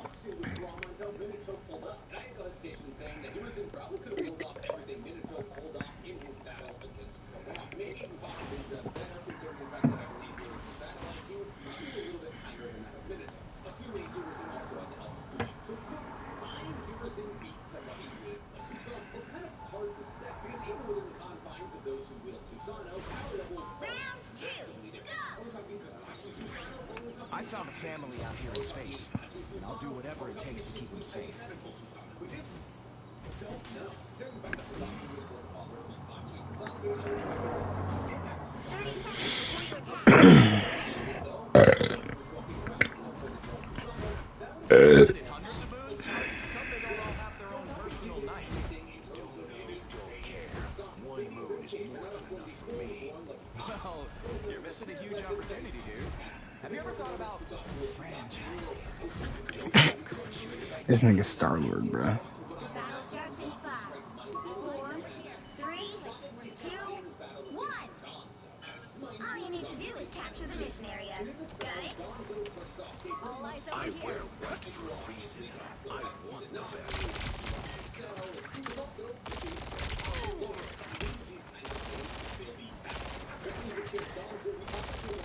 Our foes draw near.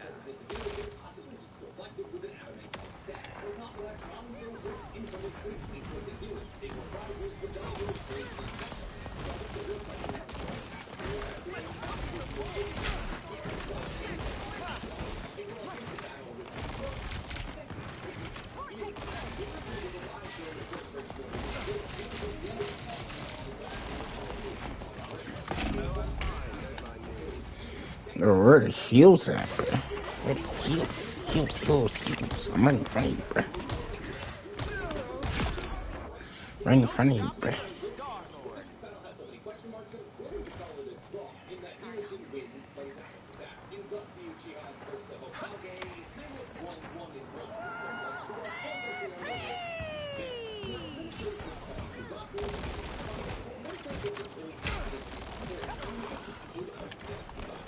Some uninvited guests.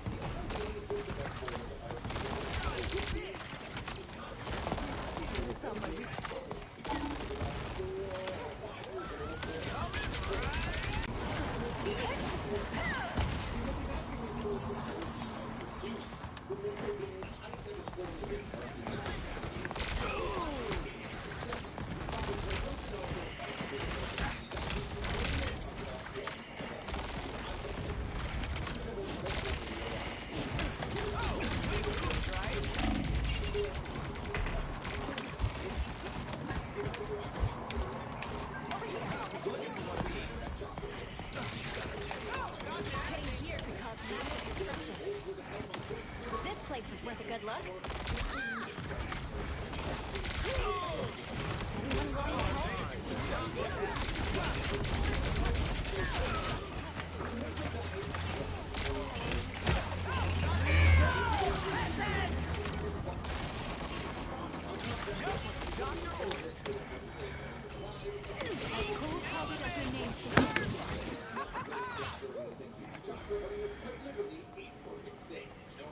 Time to spread my wings.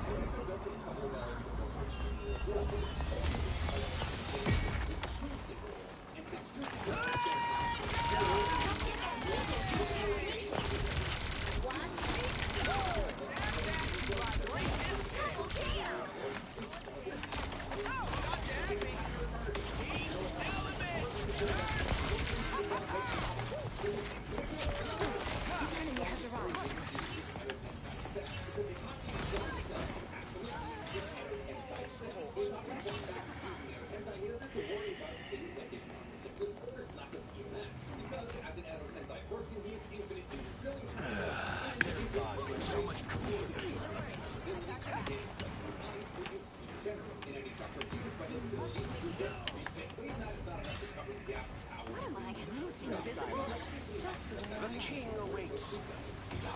Us against the world!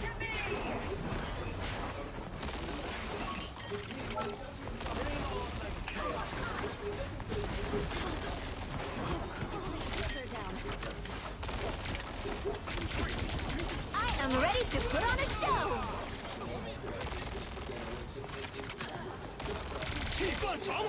Oh, I'm fine. Oh, sweet moves, right?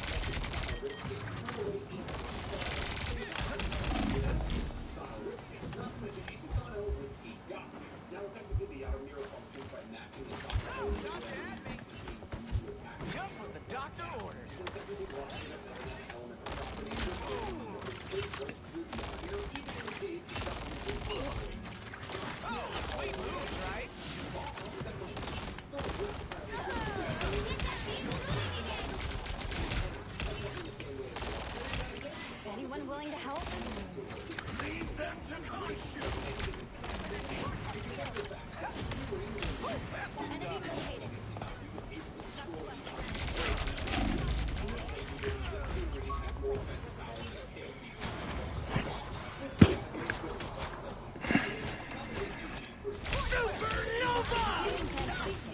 back, baby.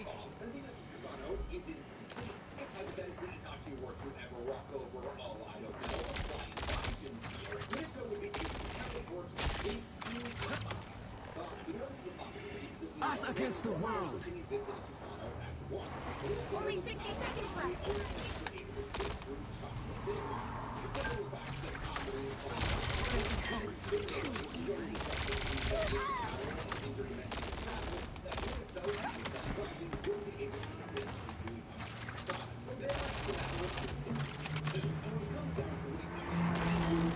I am a true team player. Render me Down to 30 seconds.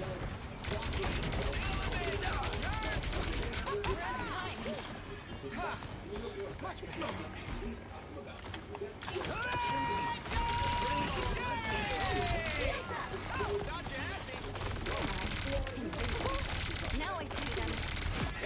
Final 10 seconds. Now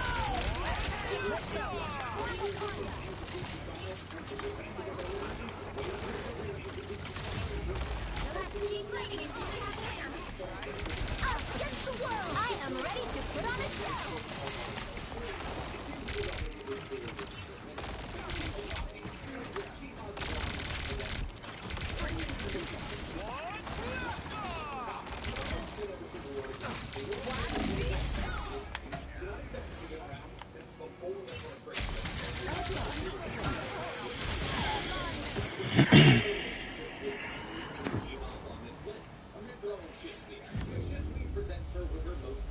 Final score: 1-2-2.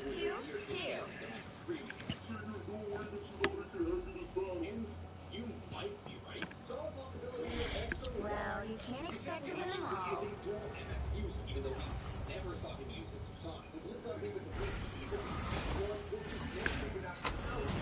but honestly, I'm partial to this theory because there was a lot, and I mean a lot of times that just we very easily could have used the Susano in very tough situations, specifically in Itachi's light novel, when Chisui found himself being choked to death by Mukaiko Inaba. It would have been a good time to use Susano. When Chisui found himself being jumped by Gonzo, it would have been a good time to use Susano. And once again, it's just we did have Susano. Feels like we would have been talking about it at least a little bit. Now I know you're saying Chisui does have a Susano. It's in the video game. The video games aren't canon, but yeah. Technically give Fugaku an MS based off what we saw in the anime. I've dug myself into a hole. But like, if we're being real, the anime is significantly more canon than the video games. I know it's all non-canon. But let's be real with ourselves.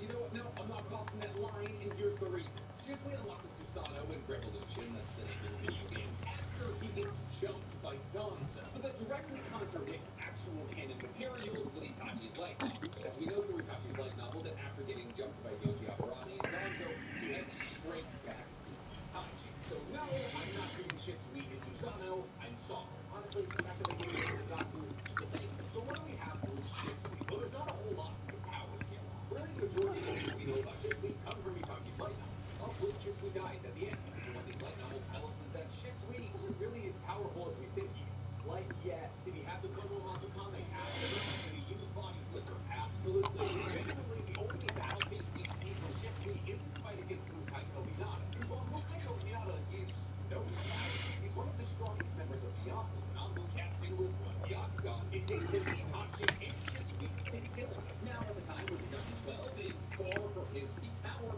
Absolutely. At this point in time, Shisui had one, maybe 2 more years of life. It's not like at this moment in time, he was super far away from his peak power. Now, Shisui does basically win the fight for the both of them. As he activates Genjutsu from his Mangekyo Sharingan onto Mukaiko Hinata, that makes Mukaiko Hinata stomach up. But this wasn't even really the intention of Shisui, as Mukaiko just had a seal on him from the root that said that if he ever gets cast under Genjutsu, he cuts his own stomach open to protect the secret of Koga. So what does this mean? It means that Shisui has strength and speed were comparable to that of Kaido.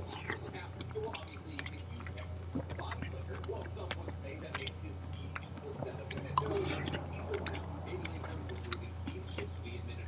similar. Minato was clearly the yellow flash because of Black Flash. We all know that, right? But when it really comes down to it, yes, Kono Matsukame is one of the fastest characters in the show. Hey, Milka. And the majority of the main characters of the show and in June you find. So is Tsunade winning in a battle against Shisui? Well, in terms of things like durability and stamina, how good is Tsunade? That is inarguable. But he still allows her to heal herself to death 100 times. On top of that, it boosts all of her offensive and defensive capabilities to a supreme level. After all, Tsunade was able to crack Madara's Susanoo Rhythm Dash, something that, mind you, Naruto's Big Ball Raw Sengun could not do. So in terms of offensive power, Tsunade is probably somewhere equal to early War Arc Naruto without Shinra. Not to mention in basic force abilities and the obvious skill, Tsunade is as strong as the fourth Raikage. And mind you, during that arm wrestling session, the fourth Raikage was using Lightning Chakra Mode, a thing that boosts all of his physical abilities tens to hundreds of times over. So in terms of offensive power, stamina, and durability, it's Tsunade. The problem is, Shisui has her in speed by a long shot. But not so much that it means Tsunade will be entirely overwhelmed. See, mind you, Tsunade has a summoning. Shisui is not. With Lady Katsuo, Tsunade is able to revive from death more than 100 times. On top of the fact that Lady Katsuo is also able to attack, being able to spew a single move. So the real question becomes, could Shisui kill her over 100 times without running out of stamina? And I'm going to say here, maybe. We just don't know. I don't know how much chakra Shisui had, or how much stamina Shisui had. Nobody does. We've seen him in two fights. One of them he won, one of them was very much lost. Well, would Shisui even have to worry about killing her 100 times? Maybe not, because let's remember, he also has Kono Matsukame. Plus, with Kono Matsukame, I can hear you screaming, "Performance." We know that Sakura is perfectly immune to Genjutsu, just because her chakra control is arguably the most precise in the universe. However, the person who taught her that precise chakra control is Tsunade. So we don't know if Sakura will be immune to the highest level of Genjutsu with Kono Matsukame. We do know that she, like a lot of Jinchuriki and all of the Otsutsuki, is considered immune to Genjutsu. However, oh, since Shisui has been gone for a long time, we've never seen Kono Matsukame used against a Jinchuriki or an Otsutsuki or Sakura. On top of that, Lindor, made to melting by the late master chocolatier. Scars don't have to be licked, but derma can help beat old and new scars. At Liberty University, champions of heroic moments. In the classroom, I'm the athletic field, and in the community, we push beyond our limits to reach the world for Christ. Become a champion for Christ at Liberty University.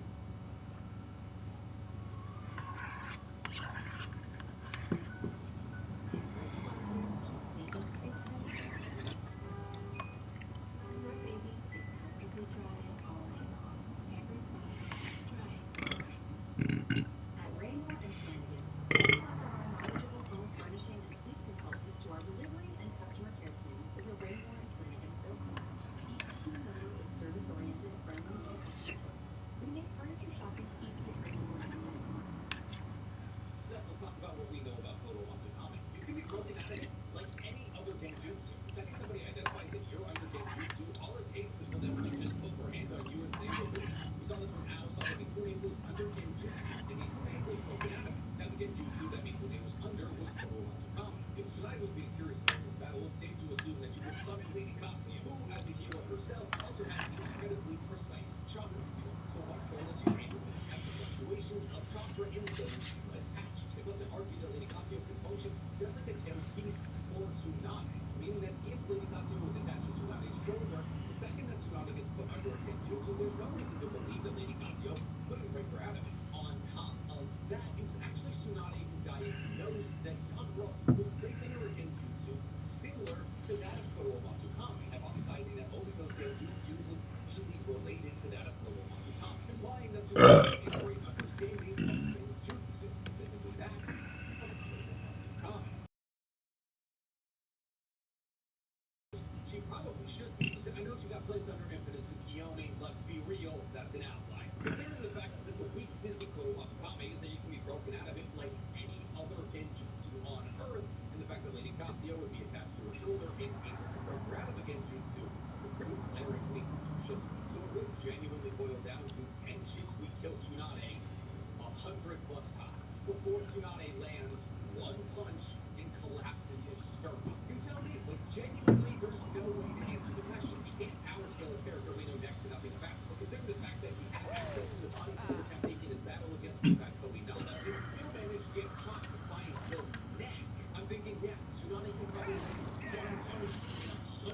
tries into Escones, boxes like a pinball, and he already hit There can be a little call. On Saturday night, your favorite character, who you've hyped up as this guy loves ninja, isn't as powerful as you think he is, especially against anybody including broken out Chunin level genjutsu. So yeah, I'm sorry. Tell me how in words that Shizuru beat Tsunade in the fight. You didn't give enough reason. Sure, we'll run it back. I'll make a whole video about it. Or to type in your answers, I'm going to the sick Okami, Kakashi, whose obvious matchup is always anyone you're thinking, or Tsunade's World Beast. It's not. The strongest person.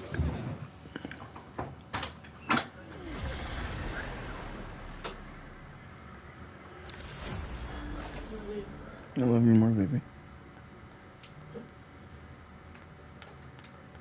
The right heroes could make all the difference.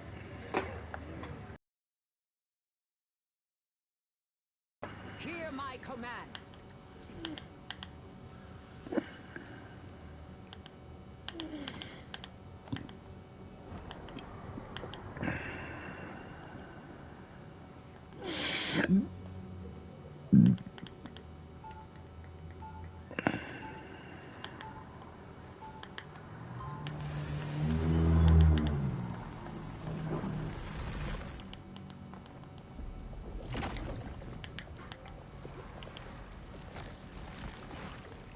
Round one, goes!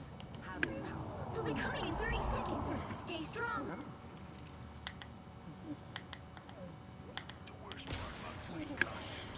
Learning how to rage bait honestly might be a better strat than learning how to get good at rivals. And in this episode of Shy's Yap Session, that's what we're going to talk about. And if you guys are new here, this is a series where I yap about a topic, and you turn me on in the background while I do something else, or if you really want to, you can watch the mid-game. Get right in. First of all, yes, this is an entire yap session about rage bait. But yeah, it's exactly what everyone wants. I was looking at someone play rage bait fighting. What's a popular YouTube video about it? And the general concept of rage bait fighting honestly works for every single game. Now, yes, Spider-Man's really annoying. You can fly in, do whatever, and leave, and pretty much have no repercussions. But the idea behind rage bait Spider-Man or rage bait anything is genius. And the reason why so many people are able to climb those terrible stats. You know, you could have stats like 3 final blows, big skills, but you have insane impact on your team, even if, they don't believe you. They can get your welcome, Spider-Man, we carry you. Where are my heels, bro? You don't know what the hard rage bait is, you pretty much just irritate the enemy team, poke them, punch them, mess with them, make them look at you, anything. Just to, hey, pay attention to me. And once you do that, then you take advantage, right? Go for kills, do whatever you need to do from there, or if you're not strong, your teammates will clean up, because you'll make so much space by pulling their head. And pretty much the art of, I will actually do it. I gotta irritate you and make you stop me good as well. And honestly, whoever first started doing rage bait better than play style, great idea. Dude, it works so well. The amount of time I was just playing the other day, I was facing a Spider-Man. All people do is tickle us a little bit and run away. The amount of time you jump for Bro, where are the heels, bro? Jesus Christ, man. Like, I'm over here getting shot down by a fucking mantis, bro.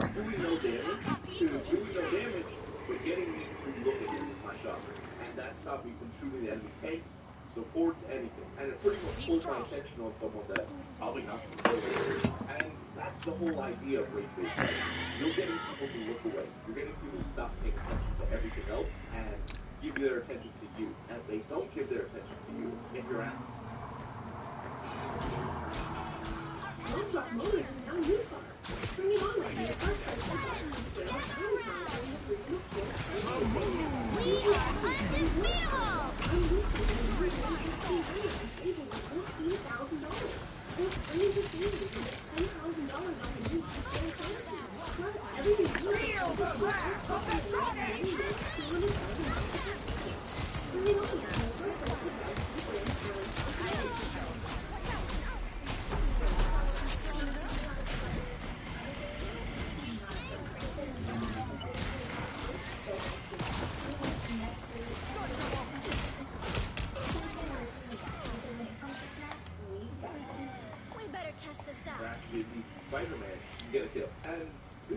honestly, something that I don't know why he's going to apply for every role. I think you can do this on almost anybody, unless you have like zero movement. But let me give you an example. Have you ever had a move night on a roof? The Spider-Man, where you do push the button and it's but he sits on the roof, he sits up there on the roof, he's together, he's doing something. He's being annoying. Yes, he's trying to get it. And he just power mobile over the roof, so it's running like, and yet he's never doing it. He's just attacking. Pretty much, that's great movement. You know, I should make the next YouTube video. Great movement. That would be a good idea. Somebody needs to make a list for that. Maybe actually, right? I kind of play great yeah.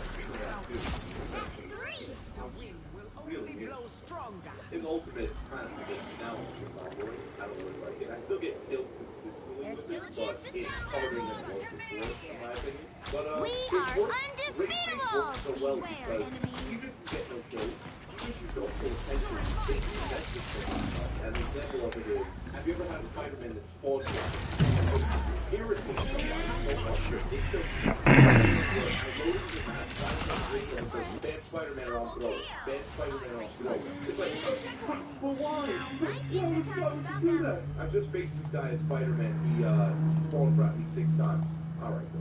So, you're telling me he lives so rent-free in your head that, one, if he gets to play the game again on the character that he did it to you on, you will throw the game. And 2, you remember his player parts because the dude has his main hit and he loves it. And rank. That's something wrong. But this is the reality of Ridley's fight. Even if they can't cancel, it works. I mean, that's the answer. He's big old monster. He goes, oh, look at me, I'm leaving. Even if he does nothing. The whole key idea behind it is you try their mental. And mental with Ridley's Spider-Man is proving how important it is. Because your mental can be the difference between you top fragging, it can be the difference between you ranking up. You know, I have a guy that he hit eternally like 150 or something last season. I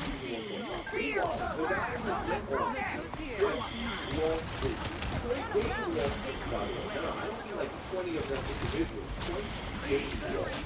And then a guy confused, but he also went from that to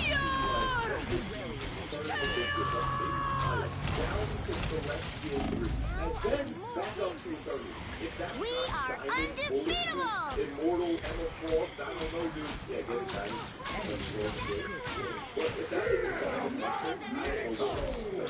I was the lead of the game and started playing Terraria. I went back to modern Minecraft. So first of all, no way my mental is good enough to say, yeah, we'll play the game, but I'll keep doing. And that's the thing about race-based fighting, or race-based anything.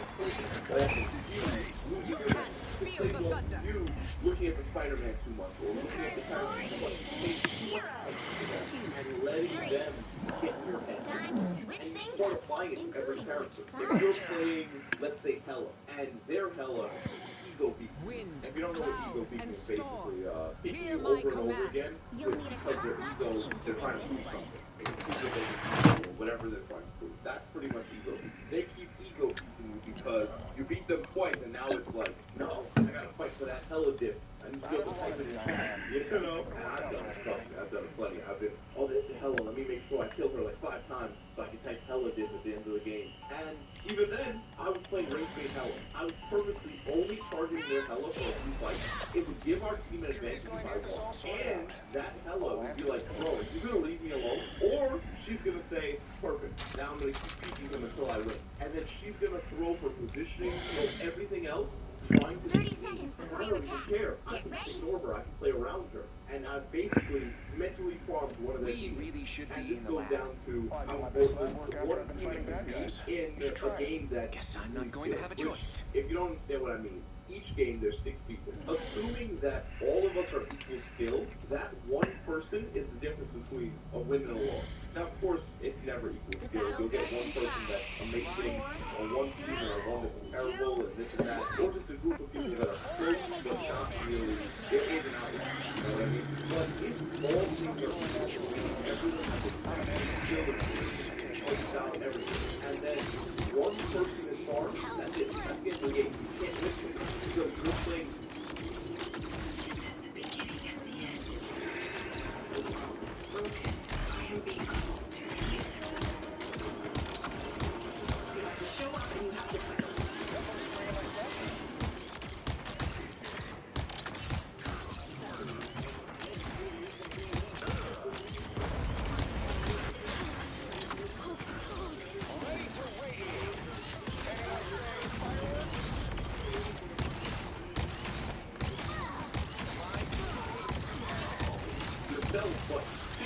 yourself, you're playing with 5 of yourself. There's no way you win. And then on top of that, even if you're not one of the people that throw, right? Losing to someone over and over is hard to fight that. It makes you lose confidence in your aim, your play style, your everything. And speaking of your aim confidence, I coached the aim of over 100 players. And I'm going to be giving away a free course at Social Academy. We are undefeatable! So if you guys want to join for free, click the link in the description to join Social Academy. And I'll see you on the 27th. Besides the mental part of race baiting, there's a huge part that doesn't get shown in scoreboards. And it's actually the reason why, especially in higher ranks, race baiting works so well. And let me explain. Now, all the scoreboard it shows kills, final blows, healing, death, damage, block, things like that. What it doesn't show is a tank most important job, taking space.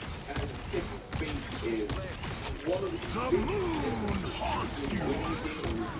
And let me give you an example. Now, there was this play in attack, and you just cannot get past the green coat to get past it. It's like, you're getting almost spawn trapped, and you don't even know why. It's like, trying to kill people, I'm playing the same as I always do. Nothing's working. Nothing dies on this game. And we can't live for more than 5 seconds. And while this can be due to a lot of different things, one of the biggest things is space. Most of the reason why people can't do anything is because they're bad at taking space, or they just don't know how to, or, and this is the part where race baiting comes in, nobody flanks, nobody takes off on their own. Everyone just pushes from one main spot, praying that they can get here. And think about it from that perspective. What's hard? 6 people all in one spot that if I'm a floor girl, let's say, I can just stand left foot forever and destroy everybody. Or one person behind me, one person to the left of me, 2 people to the right of me. How on earth? Feels like I'm getting crushed. And that's the goal. With race baiting, a lot of it is also getting behind them, making them all look at you, making them follow you. And that's called follow you. Every time that you play as Psylocke or some kind of flank player, even sometimes Howard like to maximum pulse. We won't talk about the validity of that play, but think about it also in the offensive aspect. How many times have you hate somebody because they were somewhere behind you or beside you? And in your head it's like, bro, they're a free kill. Let me go get it. But magically, you try to chase them and you never can catch them. You just got rage bait. You got completely baited. And they got what they wanted. They didn't have to shoot, they didn't have to die, they didn't have to take damage, they didn't have to do damage. They got you to make your fight weaker and your team all on your own. And what I mean is, now, if you baited you, now you got back to the fight that you're supposed to be in. Get the fight in that fight. Get the fight in that fight. And it's a fight of 65. Or, worst case scenario, you get to follow them. And then you have a tiny army of people waiting for you. That's how it goes. You have to be thinking about how to do that. Now, one note, if you're bronze, and I'm talking about like the toilet reset, you're bronze, silver, even platinum, it becomes less violent. It still works, right? But you yourself have to be better because you have to be pulling those 1v1s and winning them rather than just pulling them away from that. And the reason why is lower ranks, most people Shop now and stock and ready for delivery in 3 days or less. At Rainbow Complaint. With white glove delivery 7 days a week. Enjoy comfort delivery in just 2. At Rainbow Complaint. The moon haunts you! We are undefeatable! Friends, gather around!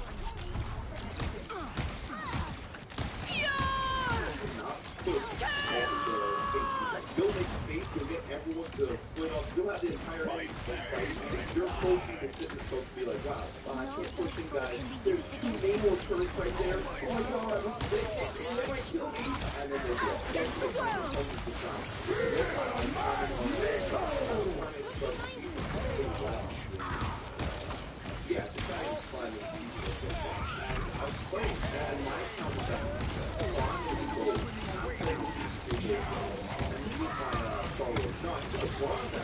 yeah, guys don't know like this series about from Star Wars climbing the moon, and then light happened, Nana passed away, so and after that, I played like 2 months. Not wrong, and mind you, I played Star Wars. No matter what I did, if I didn't kill the first time, I did. And Star Wars had just get confused, like doing them towards you, but so many times they would just sit there and it's something I do, you know, I have to one piece or else, you know, so this won't work as well yet for you, but it is full own video. You should definitely subscribe if you want to see a video on how to do one piece. A lot of people stage like this 1v6, but realistically, you should be cutting it up into 1v1s or 1v2s so that you can actually win. There's never a stage where if you can get less people to be in front of you, it's not better, if you understand what I mean. Like, you always want less people in front of you to have better get stage. We are undefeatable! But that's what like you're so powerful. You force you want to. You want to walk the boat, iron wall behind you, go over the wall behind you again. Now you keep getting the save you for good luck. And even with the soldiers, pull you out of your team. Overcut you to their back. What do you do about that? You're thinking about how to set up on you. Now, before we begin, I think this is a good enough time to have a little bit of that. And if you guys are new here and don't know what that is, it's the part of the video where I use this part to the audience. And if you don't skip it, I'll leave it faster. Anyway, yo, I love you guys so much. I told people to subscribe to my last video. Got like 600 subscribers. Bro, that was so cool. I woke up, I was like, oh, we're about to 42K in a game. You know? And then I moved out and to all you guys. I don't know. I want to gap a little bit before I start guys out here. I want to just and how much I appreciate you guys. We're taking this shit to OT, dog. What are you talking about? Shorts are a pain. You know, sometimes it doesn't tell me right away how good. We're taking this shit to OT, dog. So I don't even know what I'm making good, bad, whatever. So we'll see. I also asked in the last video for two things. If you watch this far, please leave a like or a comment, whichever one you guys want. It helps me a ton with my videos. And honestly, the nice ones help me feel a lot better. I read a lot of them. I just don't have the time to respond to a lot of them. But I'll do my best this one to try to respond, or at least leave you guys a heart. And the second thing is giving me more video ideas.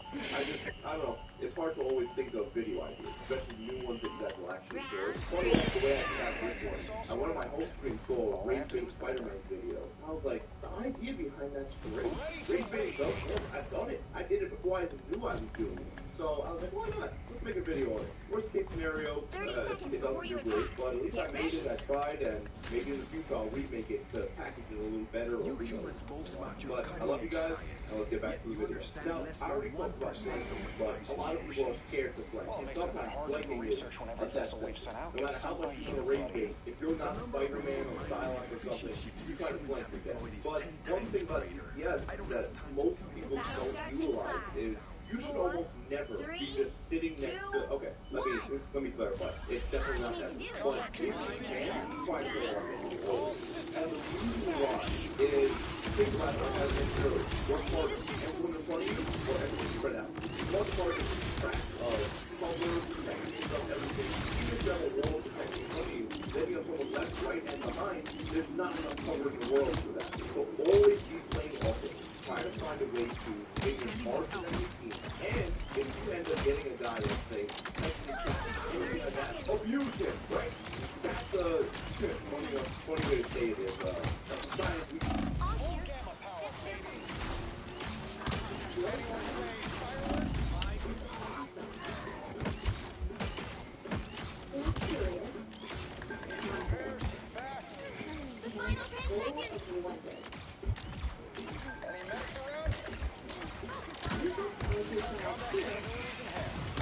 Maximum pulse! The current score is 3-2-3. Time to switch things up, including which side you're on. I never wanted to be Iron Man. Look out for everybody. The right heroes could make all the difference.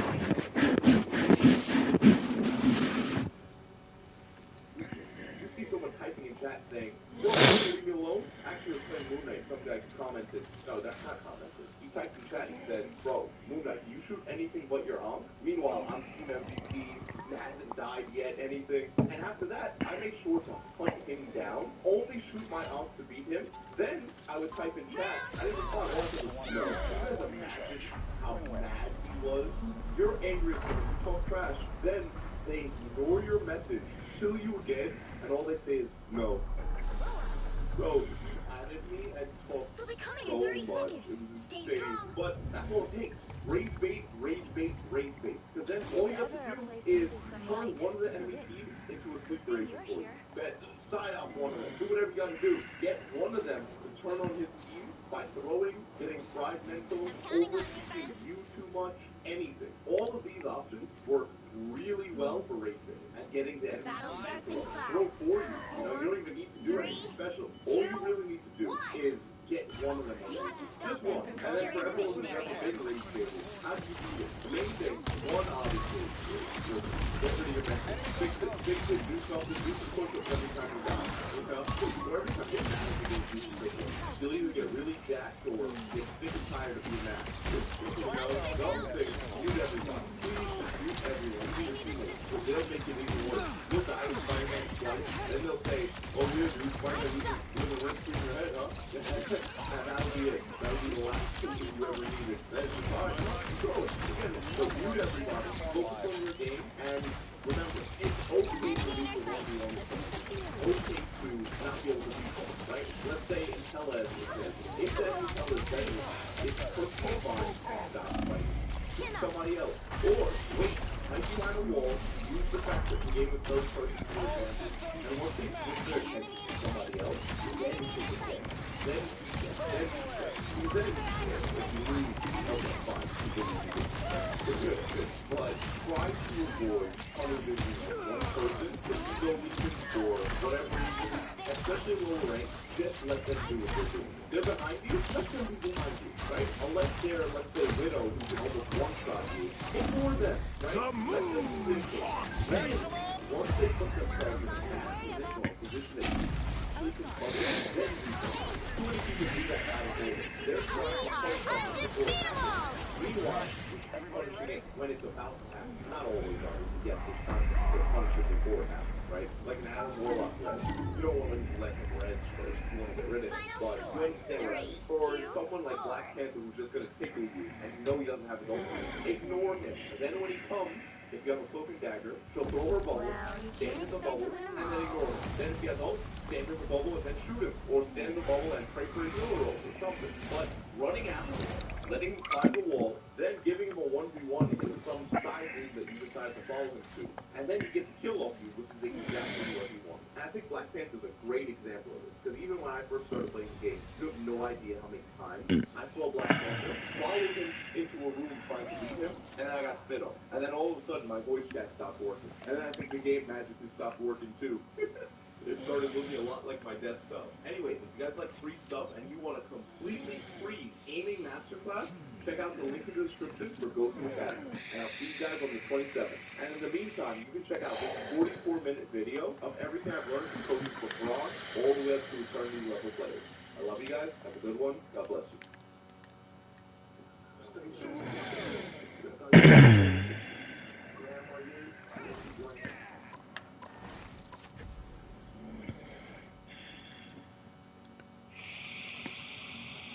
In the past month, I've coached over 40 Marvel Rivals players, and I'm going to give away everything that I taught them and I learned for free in this episode of Shotty's Yak Session. As you guys are new here, this is a series where I yap about a topic and turn me on in the background while I do something else, or if you really want to, you can watch the video. Let's get right into it. These videos will consist of three main things. Tips for each role, basic general tips, I'm not the and type who fades characters that are quietly into easiest the to find background. for each role. And by the end of this video, no matter what role or character you play, I guarantee you'll learn something new. Now the general mistakes are something I see a lot of people make mistakes on, and one of the number one things I see is people pulling left click or shoot button. Now, a lot of people think, well, you shoot faster or whatever. Shooting it with off like cooldown makes you shoot as fast as possible is not bad. The bad thing about doing that is you don't really aim before each shot.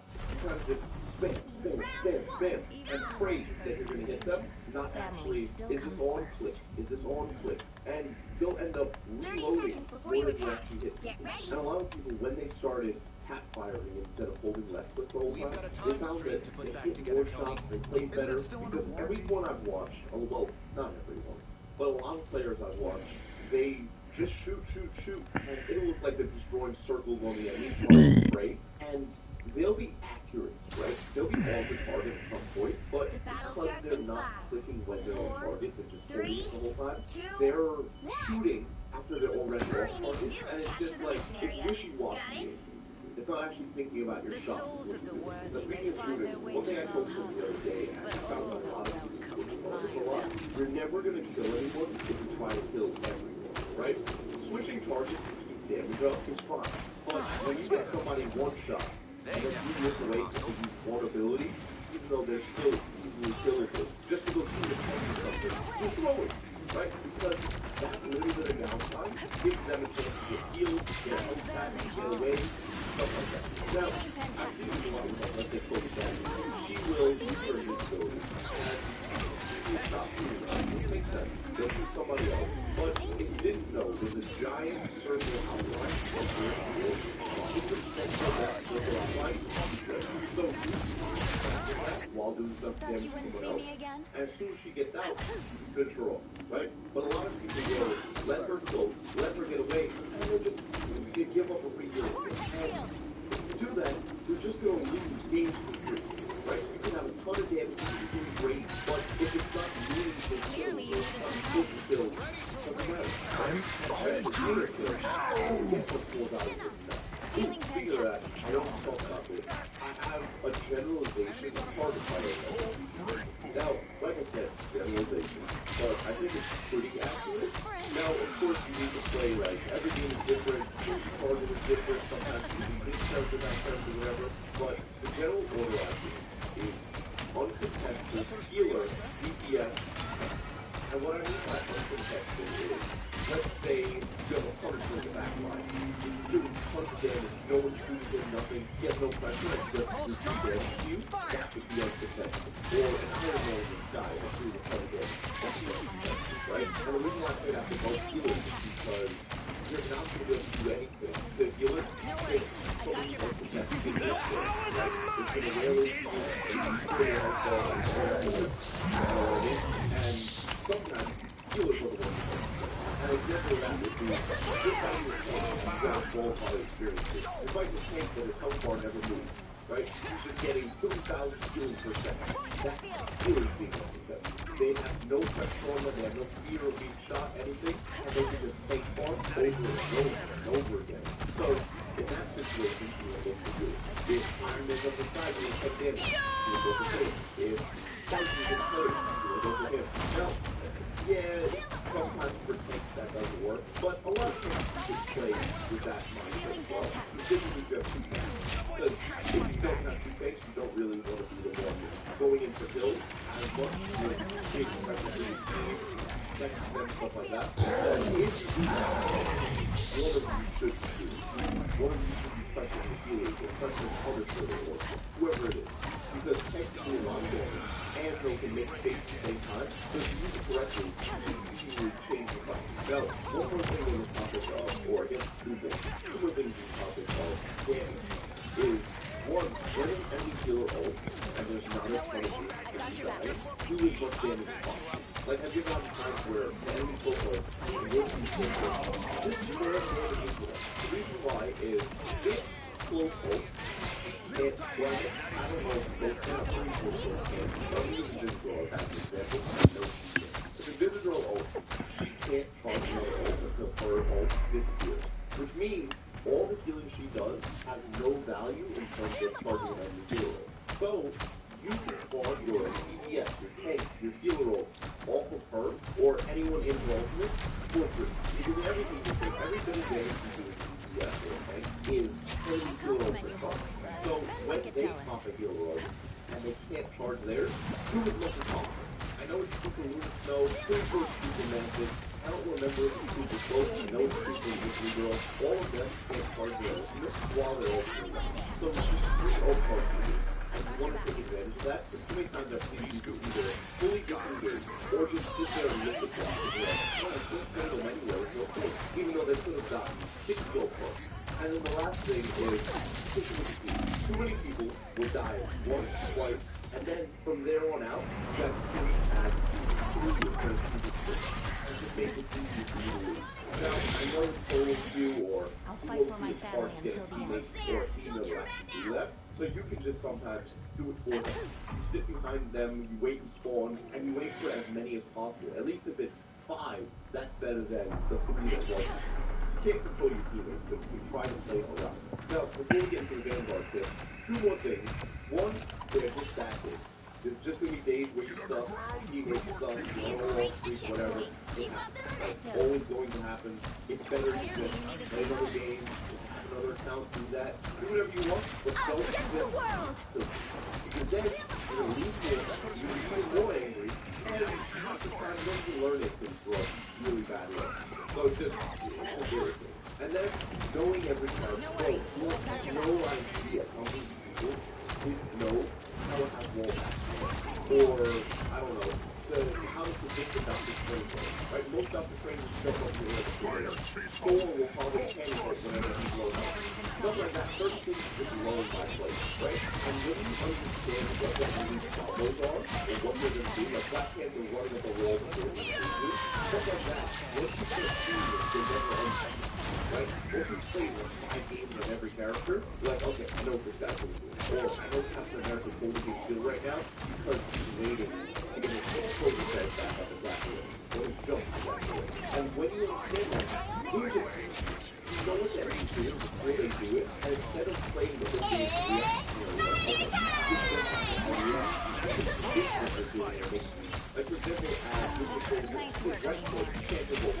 You can't do Doctor Strange. So I'll not use it when I know it's over. And then as soon as I see it jump in the air, I'll be looking, I'll be watching, I'll be waiting to see if he opens. Second he does it, I pull him, can't move again. It's amazing, right? It was really game like that. And it was nothing special. All I know is, I know both Doctor Strange is the answer. And I looked for it, I saw it, and I countered. Speaking of Doctor Strange, get the Vanguard. The thing about something is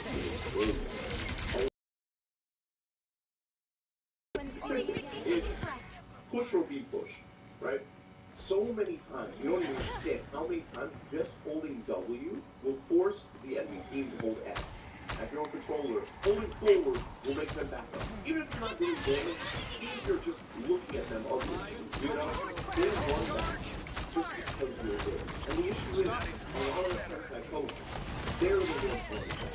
They're the ones letting themselves get pressured, even when the enemy has done no damage. Right? With the whole team behind them, both sides have the whole team behind them, but the team that keeps more pace, half the time the team says, I'm pushing, forget about it, I'm going in, but you want to do one thing.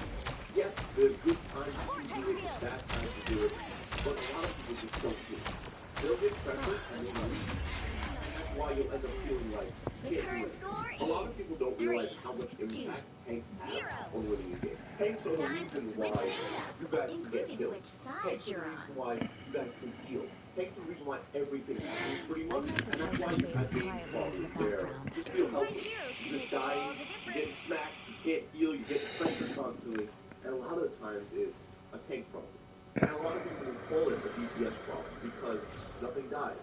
But of course nothing dies if healers can't heal and DPS can't do damage without someone battling something.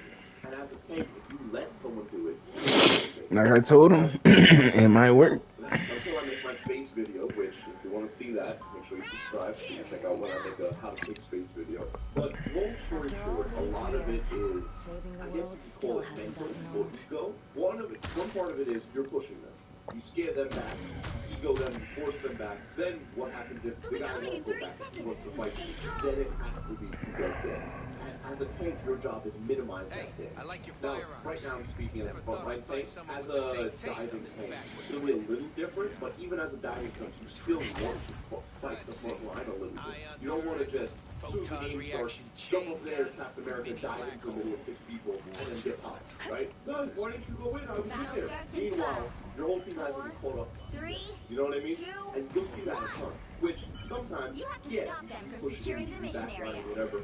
But no matter what tank you are, I hope this is important. to fight their tank in the front line, get your team the opportunity to fight. Because if you don't, the healers have no reason to heal because everyone's full health.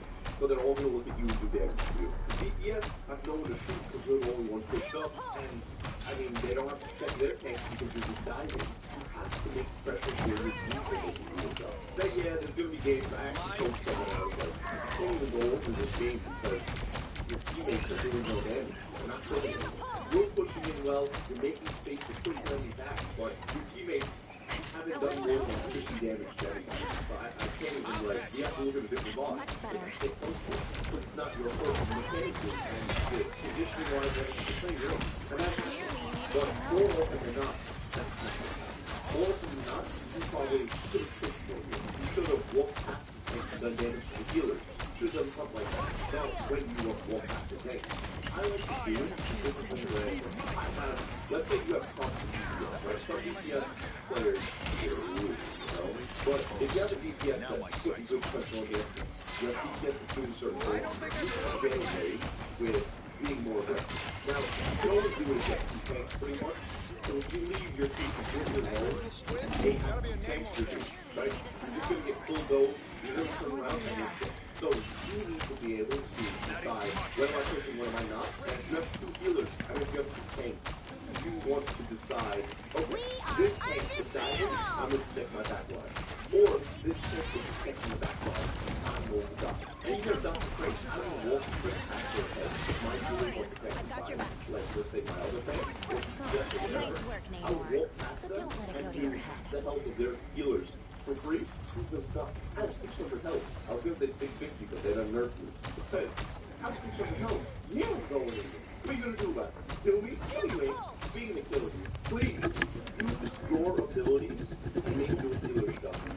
Too many tanks and DPS and everything. You guys don't realize what you look like to your healers. Number one thing I did a lot back then was I would zoom out the camera and go to the spectrum of the healers and show them this is what you look like. You see how you look like a wall or a rock, and they literally cannot see you or hear you if they wanted to.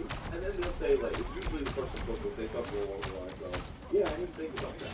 Yeah, I didn't realize. And it's understandable. When you're in the field over, you're rushing in, you're like, oh, I get this kill, it's that one time, I gotta finish it. Then you come out and, guys, why am I not taking heals? But you realize that there's a tank on them, or a venom on them, or they're just trying to rush up to pick up you with your back. So be aware of where you're doing. Just think about that. And Dr. Strange gets that. Captain America. Dr. Strange or whatever it is, fly ability, full touch with water in the air. So I would use for my healing. Let's say there's a blue wall behind me. I'm above it. Let's say there's a wall where my teammate can't see me. I'm probably above it now, right? And all that helps a ton. Because you don't want to, how do I put this? If you're a bad teammate, you don't want to make it easy for them to be bad. You want to make it easier for them to be good, right? So what's more likely? A bad player could rush up to come save your life, or a bad player to sit there on side. Sorry, I couldn't see you. LOS, you like LOS. Like, how many times have you heard that? We are undefeatable! How many times have you heard, you broke LOS, sorry, I couldn't see you. Meanwhile, it's literally a one-by-one channel walking them, and they will not walk on the team. What happens, right? Sometimes you really do break out a really nice hiding there, and you're like, God, bro, really good. Sometimes they're right. So, make them not right. Make it easy for them to do that, right? I understand sometimes we have to push up to do our job, but you need healers, especially in this game. Like DPS and... But healers, no matter what, cannot win this game without that. The fastest healing you get is from the cart. Pushing cart gives you fastest healing. It helps that. If you don't this game, you're losing. There's no way you're winning. Unless the enemy team's really, really bad or broad. But no, you gotta make their job easier, especially if you want to be able to do your job. Because a good healer with a tank, oh my god, you can 1v6. Insane. But if you're fighting against them by hiding behind walls or just not using your abilities to help them, what are you going to do? How do you expect to win? Now, if you have a stack, listen, force them to do whatever you want, but most people don't. Most people are playing this game solo. Now, another thing about healers is, as a tank, there should be two relationships you have with taking damage. You should either be minimizing the damage you take to make it so it's easier for people to heal you, or you should be taking damage so you can form your healer roll faster than enemy teams. Those are the only two things you want to do with damage. Right here, a lot of could make tanks all out the there. How am I supposed to push in?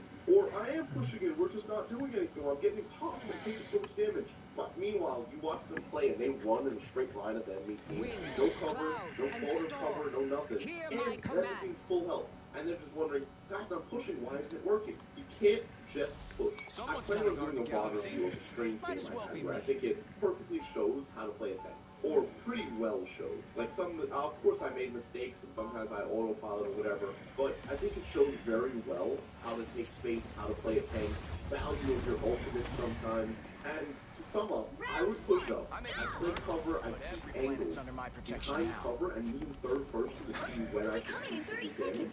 Then, based on how much damage we did, or how much they push back or whatever they did, then as a team, I'll push in and we'll attack and we'll fight like that. But I'm using cover to find out how much damage they're taking. I'm not just running at them straight. I'm poking them to see, okay, is this damage sticking or is the healer keeping them up? And in that game, as soon as I saw damage was sticking, meaning that they weren't getting healed, we rushed. We got a free pick, then we went to point. And after going to point, I let my whole team, or most of my team, go onto site to cap it, and I pushed the enemy team to force them to fight me in this space. And all I had was like one healer and DPS with me, so it was 3v4, or 3v5. And I would push up because I would rather fight them there than let them take the space for free. And before I even did damage, 3 of them ran back because they saw me. That's what I mean about push or repush. Just because I walked up there, they won. Partly because Phil Beard already got one hit, and before stuff. But they ran just because I was there. And a lot of tanks will, well, I'm going to go point, I'm going to go cap it, and I'm going to sit there. And then they're surprised when the enemy team gets to walk for free, 90% of the way to point, and the other 10% they fight up and then they win. When I'm using them 50%, not letting them get there for free, and as soon as all of them beat up, I'm not crazy. Fine, and I let them have the space, but I might hold them for 30 seconds. I might charge 20%. Oh, all that I got to do, get my team here, and I gave our team a good shot. So there are times to just push up to the health. And as a tank, you can really health pack. I've seen so many tanks just allergic to a health pack, or they'll walk right past you. Which sometimes it makes sense, right? Sometimes you just need to get something quickly. But when you're in the fight, put the shield up. So all the time it doesn't help. Oh my god, thank god I said that. Use your shield. Use your shield so much. All you shield characters. Captain America, Thor, nice. Magneto, Strange. Stop putting up your shield so much. Everyone and their mother is holding their shield really more than you.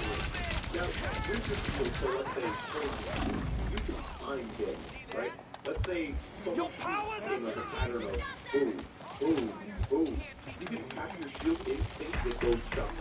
And you can shoot shield, shoot shield, shoot shield. Over and over and over again. Now with Captain America you can, but it's more delayed, like a 2-second delay. But you can time it and anticipate people's shots instead of just holding the whole time. And if you 40% less damage, 40% less ult charge, and you're just a shield bot. I would recommend playing more without your shield than with it, and then as you get better, you'll learn how to use your shield. That help your teammates get up. Blocking damage for your team, blocking damage for yourself, and your shield. It shouldn't just be, oh, there's a whole bunch of people, shield. Like, what are you blocking? They haven't shot yet. They're not even looking at you as you're blocking. I did actually see that yesterday. I was funny. I was really happy about it. Oh, yes, you know, shielding. Like, oh, you know, but it happens. That's all the time. And it's so common. So, stop using your shield. Put it down. And eventually you'll learn. Now, I would recommend to play. If you're a Vanguard, Doctor Strange, Thor, Magneto, 3 farms. 3 farms. They're not banned a ton, and they're great characters, right? Pretty easy to main, not complicated quick, and they're really powerful. Now, out of those 2, out of those 3, Strange has no solo tank. Thor can't really, unless you have like a crack power that will keep reviving you, because Thor just, he does no damage from range. So he can't both, he has to use up. Or he has to constantly have 3 hammers up, which takes some level of aggression, and really good to do that. So the solo tank on the other 2 is easy. Solo tank on Thor is much more skill required. So if your solo tank, I wouldn't recommend it. If you have 2 tanks though, get into it regular. Now let's get into duelists. For duelists, or DPS, or whatever you want to call them, oh my god. Now this tip difficult for everybody, but you can cool down for it. The only thing that you shouldn't be spamming is, I would say, you get out of jail free card. And if you don't know what that is, it would be name or bubble that he goes into, or cloak ability, or Dr. Strange's jump up ability, or stuff like that. All the abilities that will make it much harder for you to die, or you're able to save your own life with, you want to save those for it. But every other ability, spam it. Now, no, you shouldn't choose that. But I would rather you spam it and you're doing a ton of damage and actually being helpful to the team rather than you're scared to use it or you're using it to fail until perfect time. You will learn 5 weeks of war how to use it well. So don't be so afraid to, oh, I can't use it because I what if I use it or blah, blah. Just use it. You're going to use it 40 times. And of those 40 times, maybe 20 of them, you're going to back up and you're going to say, okay, this time I did this, or this time I did that, or maybe I should have used it here. And you'll learn. But if you use it 0 times, you're going to learn 0 of anything. You're going to learn literally nothing. So, yeah, make mistakes. Now, the thing about spending it is, there's a weird relationship that you're going to end up learning. It's really good. You might have really cool damage, but you find it good. You're going to have technical damage 30 years. And that relationship is good. You can learn over time. But the gist of it is, every time you do damage, 1, you're farming your way. 2, you can easily tank farm and do essentially damage. You can have a ton of damage, but if you don't make the judgment call of, am I shooting the right person, you're going to be inadvertently killed. That's why you'll see so many people that have tons of damage, but 3 final blows kind of take out this, and it wasn't before. And the first thing you really need to know is, you have to learn how to do positioning, and you need to learn when to type of the construction defense versus the healers or the DPS.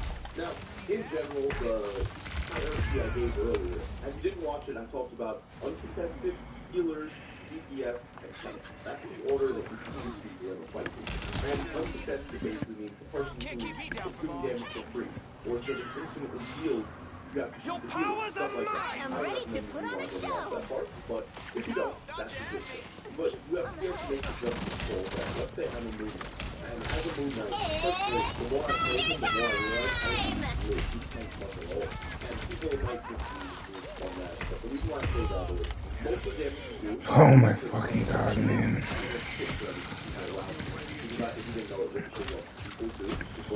But if you can land an arc on somebody and get them pulled in, a left click, right click, left click combo, 1-shots.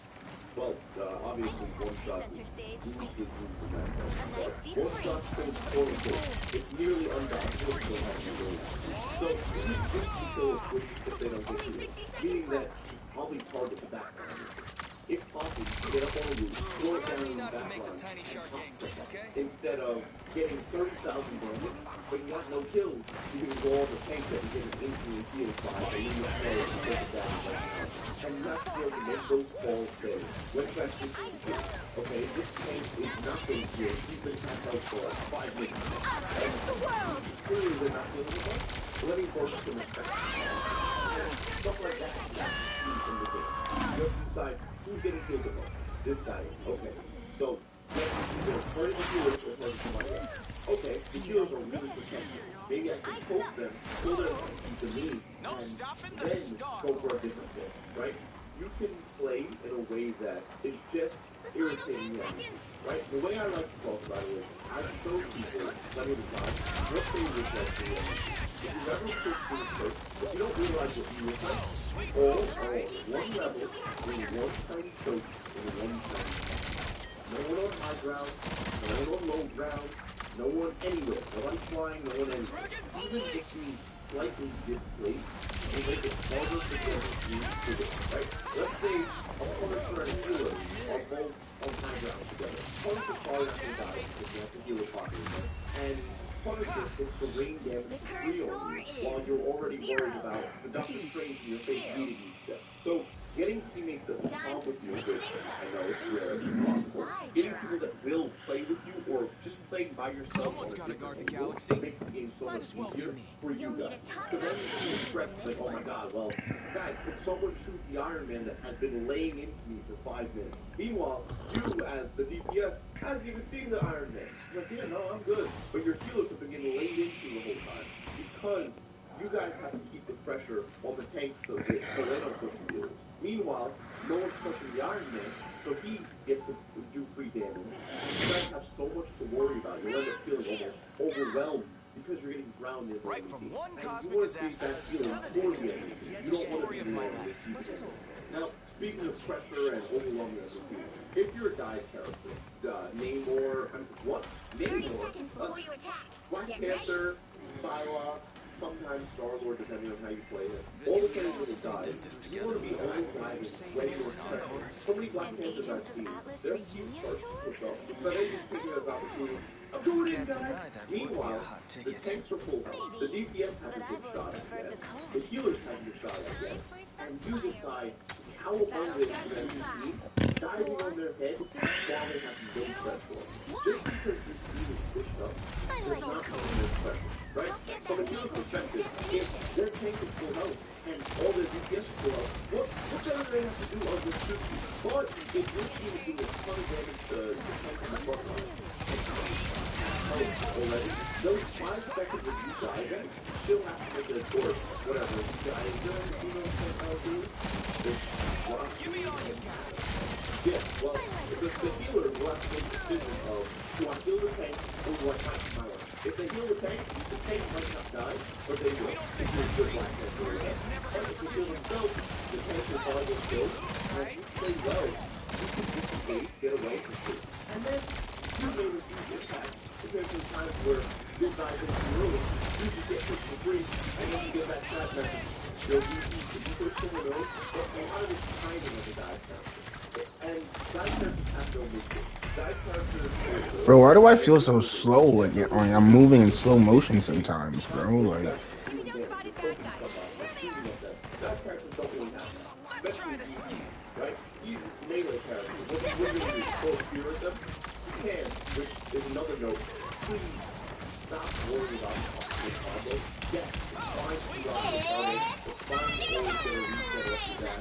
But there are times where you can guarantee a kill and very likely get it right. And Black Panthers will not dash because they're like, let's kill people more. And they'll wait for a cooldown. By the time they can do that, the person will shoot. Please stop doing that.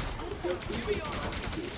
But if all you think about is the perfect combo is like this, you're going to let things get away, and it will still go forth and everything. Even if you set these one shot far away, you don't feel that way, right? It's like, well, I think that's what's going to break. First, it's your game, it's better.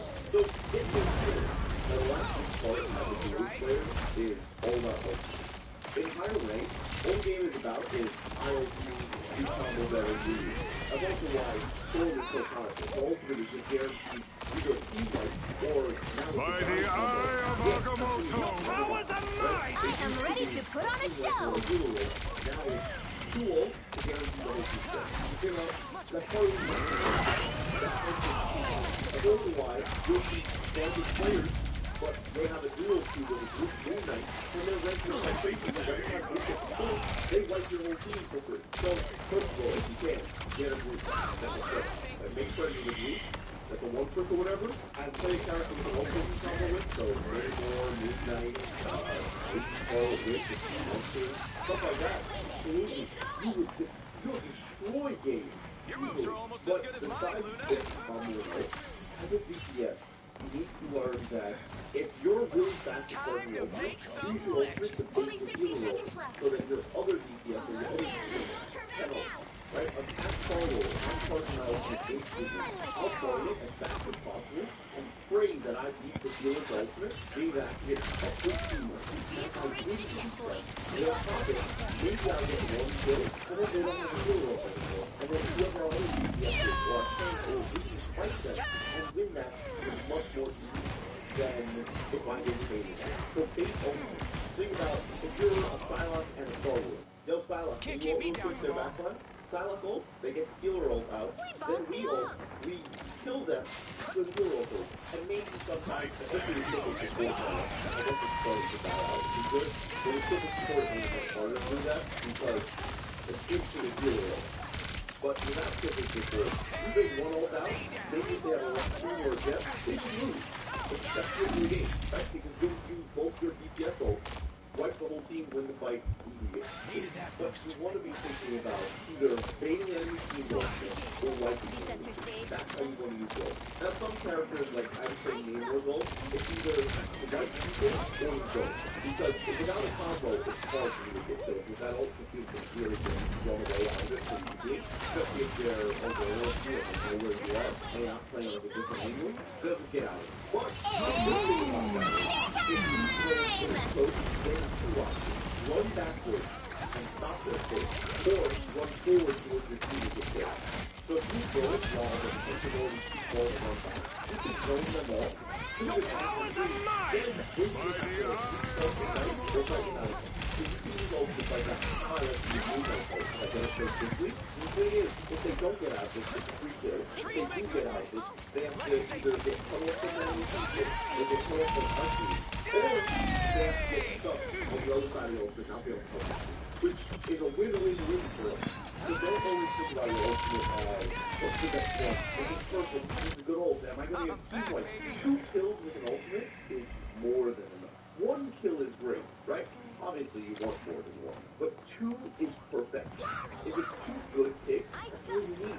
Especially if it's a support pick, you win, right? If you get a guaranteed pick and your team around, you just win the round. You win that fight for the game. Because numbers are so important, and without ultimates, the game is pretty number-sick. Ultimates are what will win that game.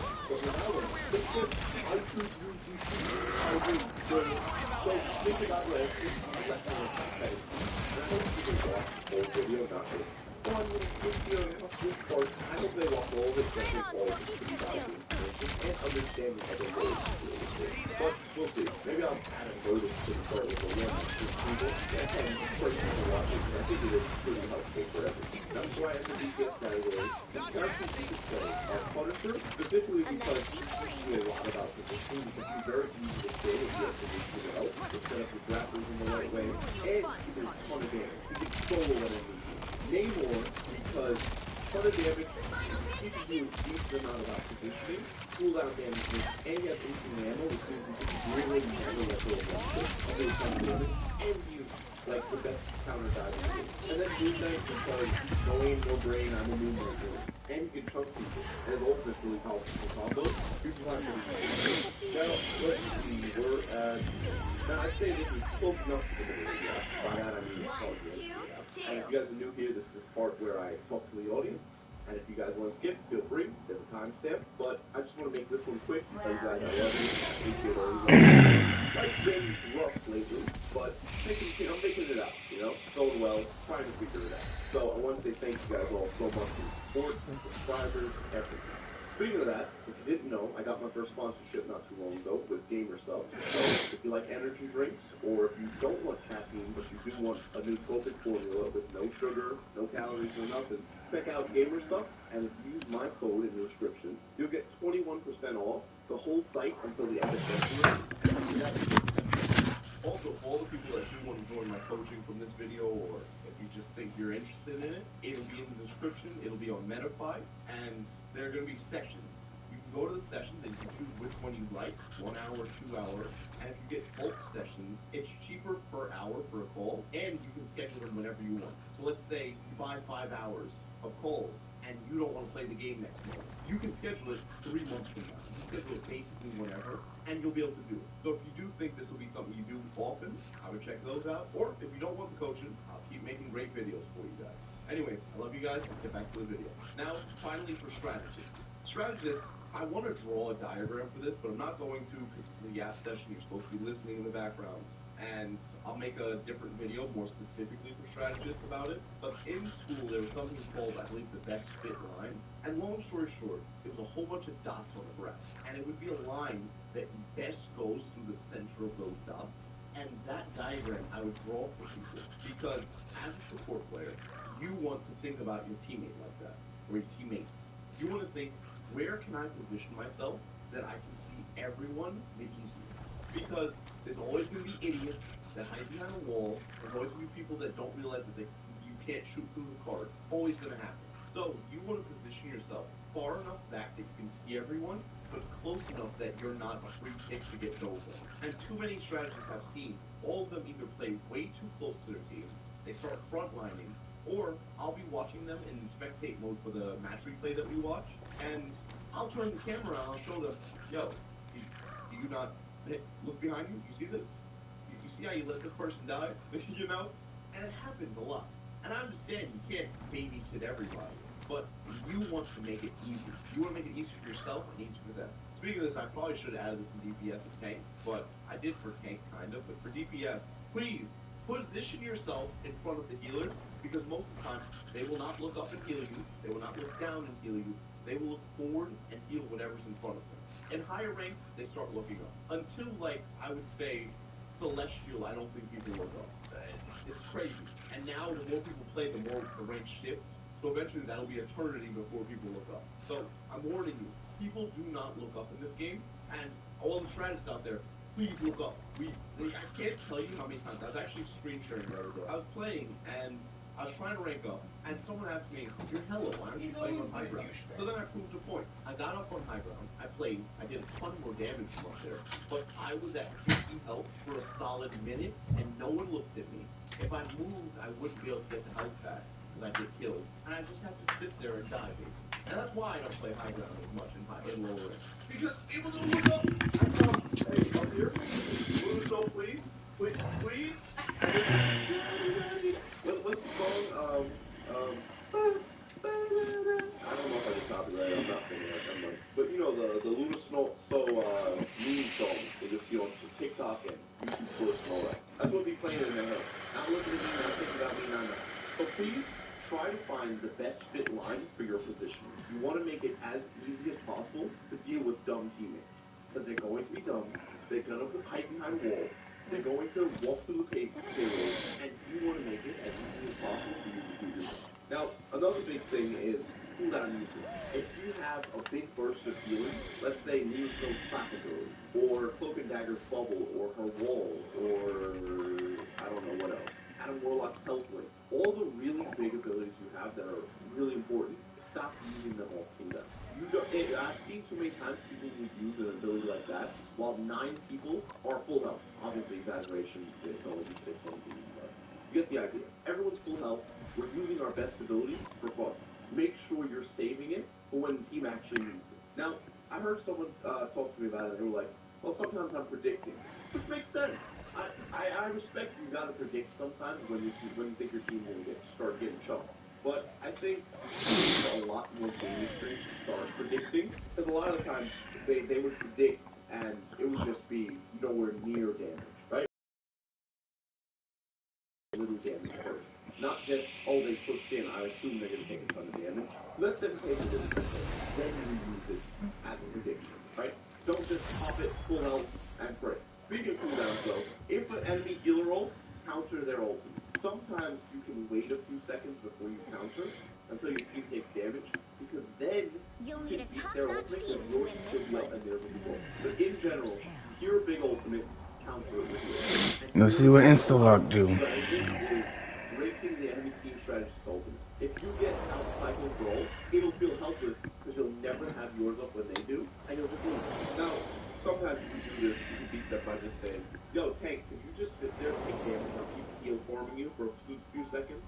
I just saw a clip on TikTok about, or not TikTok, YouTube Shorts. A Magneto went in, just stood there and took a ton of damage, only had their Cloak and Dagger heal them, and they had ultimate in the first 30 seconds of the game. That is a strategy that will work. So if you found that you're something behind their strategist, do that. Tell your other healer don't heal for a second, and have probably Magneto's best, because you can just fully negate damage, but have them do that, and it's kind of oh, So you can just have them not be there. You have them sit there and then post it a little bit, so you don't farm the enemies out. So you can get instant ult part and win. Because then it'll go from you being outcycled to you outcycling. Now that takes a little team composition and all that, a little bit of brain power. Sometimes that doesn't happen solo queue, so I understand. But it is something to think about, and it will work very well. Now, I mentioned earlier about all the characters not using the get out of jail free card. As let's say Luna Snow. We're going to use Luna Snow as an example because I think she's a pretty good example. Let's say Luna Snow or Mantis is Sleep or Rocket Dash.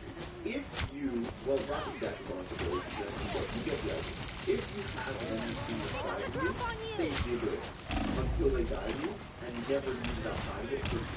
Yes, there's a time to outside of it, but if you use the music, it's generally recommended. So you'll learn that music time in the future from not using it. But for now, just start with, I'm not using it, forget that. And when they die, use it. And speaking of using it, stop using let's say final difficult.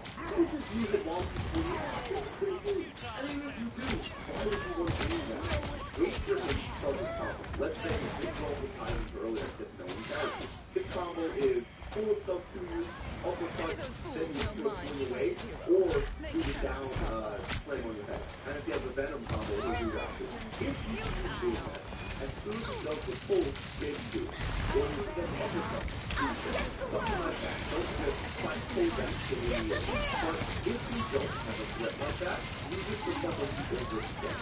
Let's say you can't put the really far in, you move wall to wall. Freeze him, stun him, do something to him to guarantee that kill for your team. If you want to make it tough with your fight, and if you have no fear of death, well then you die with you. Use it. Guarantee your team to kill, or whatever. How would you have? Another thing, speaking of guaranteed kills, if your team, obviously Mantis is different still because Mantis needs to do damage for her abilities. If your team is sitting at full health, shoot people.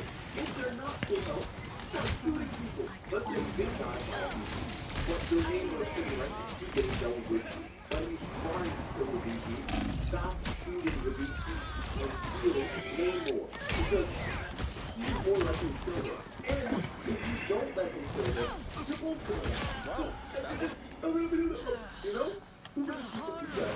And it makes you just really outstanding damage, and a lot of times, especially when Mantis is destroying people. But a lot of this skill killers, or driving, whatever, is knowing when to do damage, knowing when to heal, and balancing that well. So, destroy, just don't balance it. Focus on only when everyone's feels like you do damage, or close to feel like you do damage, and focus on when they're low, or 90% of the time to heal. And then, as you get more damage in, I give it time to do it. Okay, I can keep it. Us against the world. Arola should be doing damage. And she can do that stuff. Doesn't feel good. Rocket Raccoon could be doing damage until the dive time. That's the only time. Because it does only good cold frame things. Mantis should be doing damage constantly. Literally never letting go of the key part. Because her cooldowns are only one time you're good. Basically everyone else should be doing damage only when they're doing it. Now, characters to play as a strategist, I would say Luna Snow, Cloak and Dagger, and Rock. Now, I would say Mantis if you have decent aim, but if you don't have decent aim, I would stick to Luna Snow, Cloak and Dagger, or Rocket. I think those are the best ones to get really good value out of. And Mantis, I think you would just solo carry a whole team on if you have good. Or good position. Anyway, if you guys want to check out my coaching, the link for it is in the description. If you enjoyed this video, check out this one right here. Have a good one, everyone. God bless.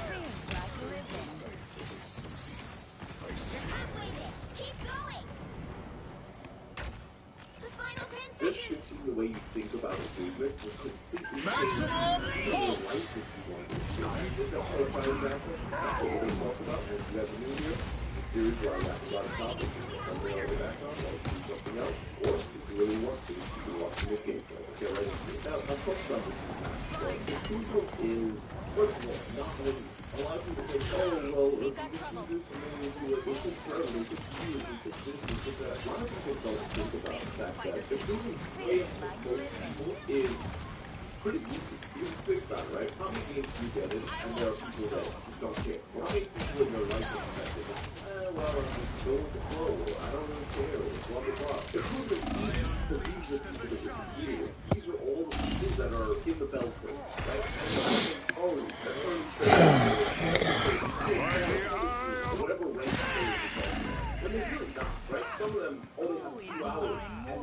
skyrocketing up the ranks because they're thinking in a certain way. Oh my, and of course the portal So closes. the first thing you need to do is get rid of the idea that, oh, you have to be this good, or you have to be genetically gifted, or blah, blah, blah. There's too many people either working out or getting rich. Oh, my IQ isn't high enough, or this isn't good enough, or my genetics suck. All of it's just a cover-up for not wanting to put in the work, not wanting to figure it out, not wanting to do what you have to do. And you'll find that when you actually do it, it's a lot easier than you think. And the biggest reason why is, I think, one statistic that is funny, out of all the podcasts in the world, I think, most of them don't get to like episode 30, something like that. You hear how crazy that is? That's who you're competing against. Oh, well, I can't make a podcast, I can't do this. Most of the people don't make it past episode 3. Isn't that insane? And you're complaining about, oh, I can't do it or I can't beat these people. These people are trying, right? How many people in Marvel Rivals or anything, any game, how many people practice their aim? How many people do routine simple? How many people get coaching? How many people do any of those things? Even just watching tons of YouTube videos like this, most people don't do it. Most people just, well, let me play the game, again, and they keep dying, losing, fighting, this, that. It's everyone else's fault. It's not their fault, it's not anything, it's they can't improve on anything. It's everyone else's fault, or when it's not everyone else's fault, they aren't able to be critical enough of themselves to say, okay, I could have done this better, or this is what I did wrong. They almost blind themselves to the truth, or what they did wrong, or what's actually happening. And of course you're not going to improve like that. It's so easy to get stuck somewhere if you're never wrong, or if you're never doing something incorrectly, or whatever. The number one thing that I always say for food was, and a lot of people say it's hard or whatever, and you find a person who says it, but anything is not fault. Now, of course it's not. But if everything is your fault, you have no control. If everything is your fault, you have all the control over your life, over your finances, over the video games, over everything. So let's say, okay, you don't have a job, right? Now there are two ways to do it. You could either have a job, womp womp, or go put out 30 applications. You go do this, you go do that. You start interning somewhere so you get job experience. You do this, you do that, whatever, and then you try to make it. Maybe it still won't work, right? But doing zero action and expecting it to happen versus doing 100 actions and nothing happens, right? At least 100 you try. Maybe it's a 0.5% chance. But for you're still 100 closer than the other guy. And the same thing goes for Marvel Rivals. If your goal is eternity, actually, I gotta go hit it now. My main account is I've been playing this month. Because the gold envelope is too hot for me not to go get it. I gotta go get that stuff. So I'll be playing this season again. Well, let's say for Marvel Rivals.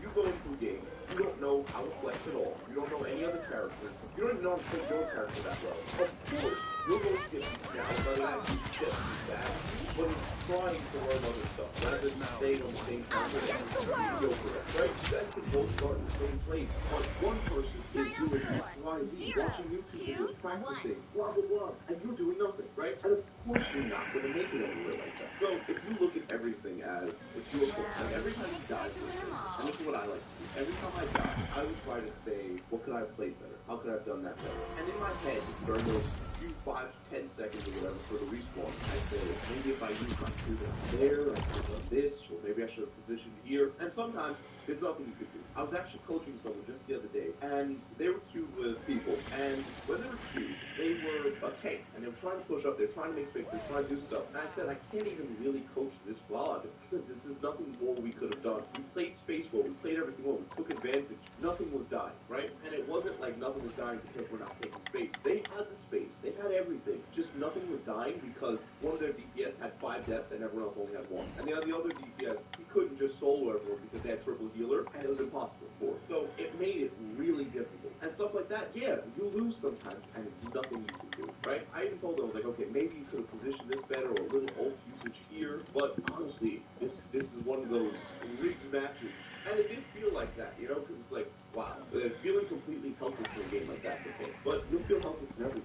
You'll helpless in life, working out, but you have to do with what you got, right? I actually met someone who, even if you have terrible genetics, even if you're not gifted, even if you don't have the 20 years of experience in an FPS game, it doesn't matter, right? Because all the people that are starting to take this you are, that means, let's say I have 16 years of experience in FPS games. I was at some point exactly where you are. Yeah, I was younger, maybe. Some of you guys might be really young, but Pick yeah, I your was younger, hero. but it didn't matter, Oh, right? I I'm still not did the best I judging. could. And even when I was a kid, I was still above average compared to most people because I was the guy who was watching 30 YouTube videos. Every chance I got, I was learning something. Then I was practicing. Then when my friends weren't up, I'd do solo play games. And I'd practice. I'd buy control freaks for my Xbox controller, stick them on so I could play better. And I was doing everything I could. Then I begged for months, Dad, please, I need a SCUF controller, Dad. I don't even know if there's still SCUFs out now. I don't know. They used to be SCUF controllers when I was younger. They controls with the paddles. But I begged for months, please, Dad, I need it.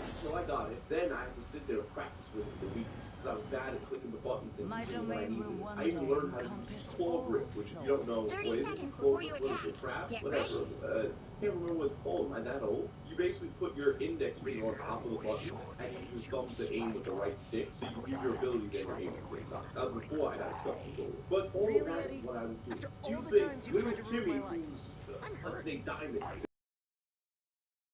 1,000 gameplay, but I could do that same thing in a fraction of the time because I spent that time practicing, right? And even if I did just play games simply, probably could go faster if I was actually thinking more. I actually had a friend who was in Rainbow Six Siege. He was like 2 ranks, 3 ranks off the highest, but he had like 8,000 hours in the game. That's exaggeration, probably like 5,000, right? Maybe more, I don't know. But he was bad, like objectively bad, especially for someone with that much time. He eats, sleep, and breathes the game, but every time he played with no intention.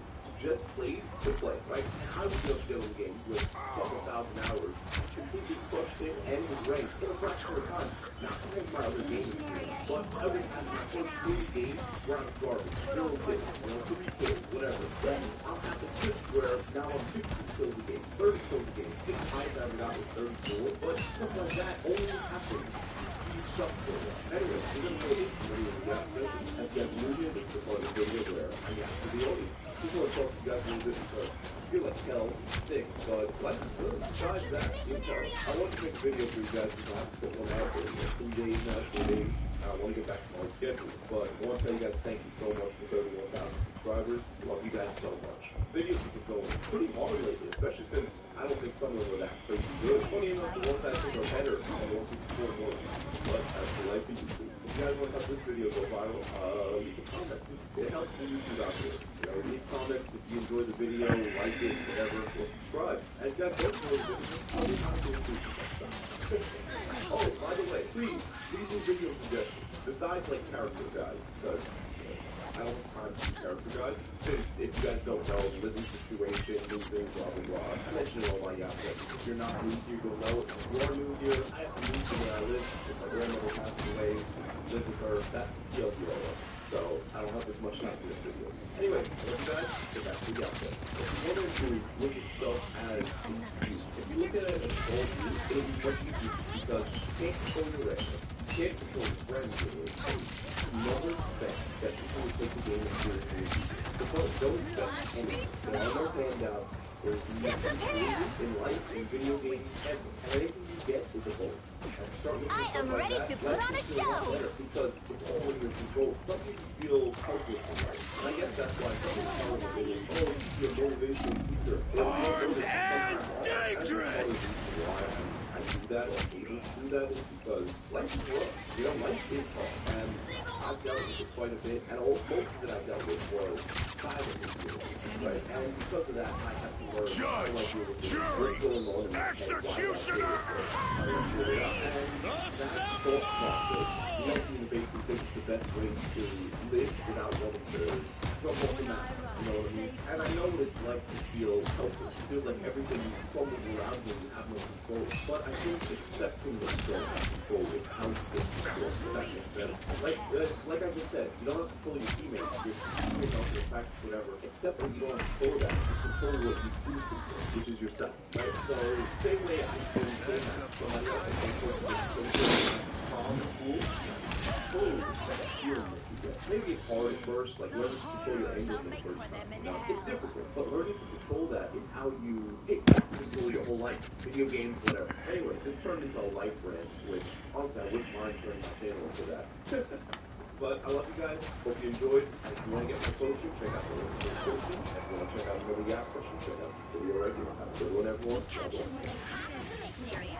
Keep going.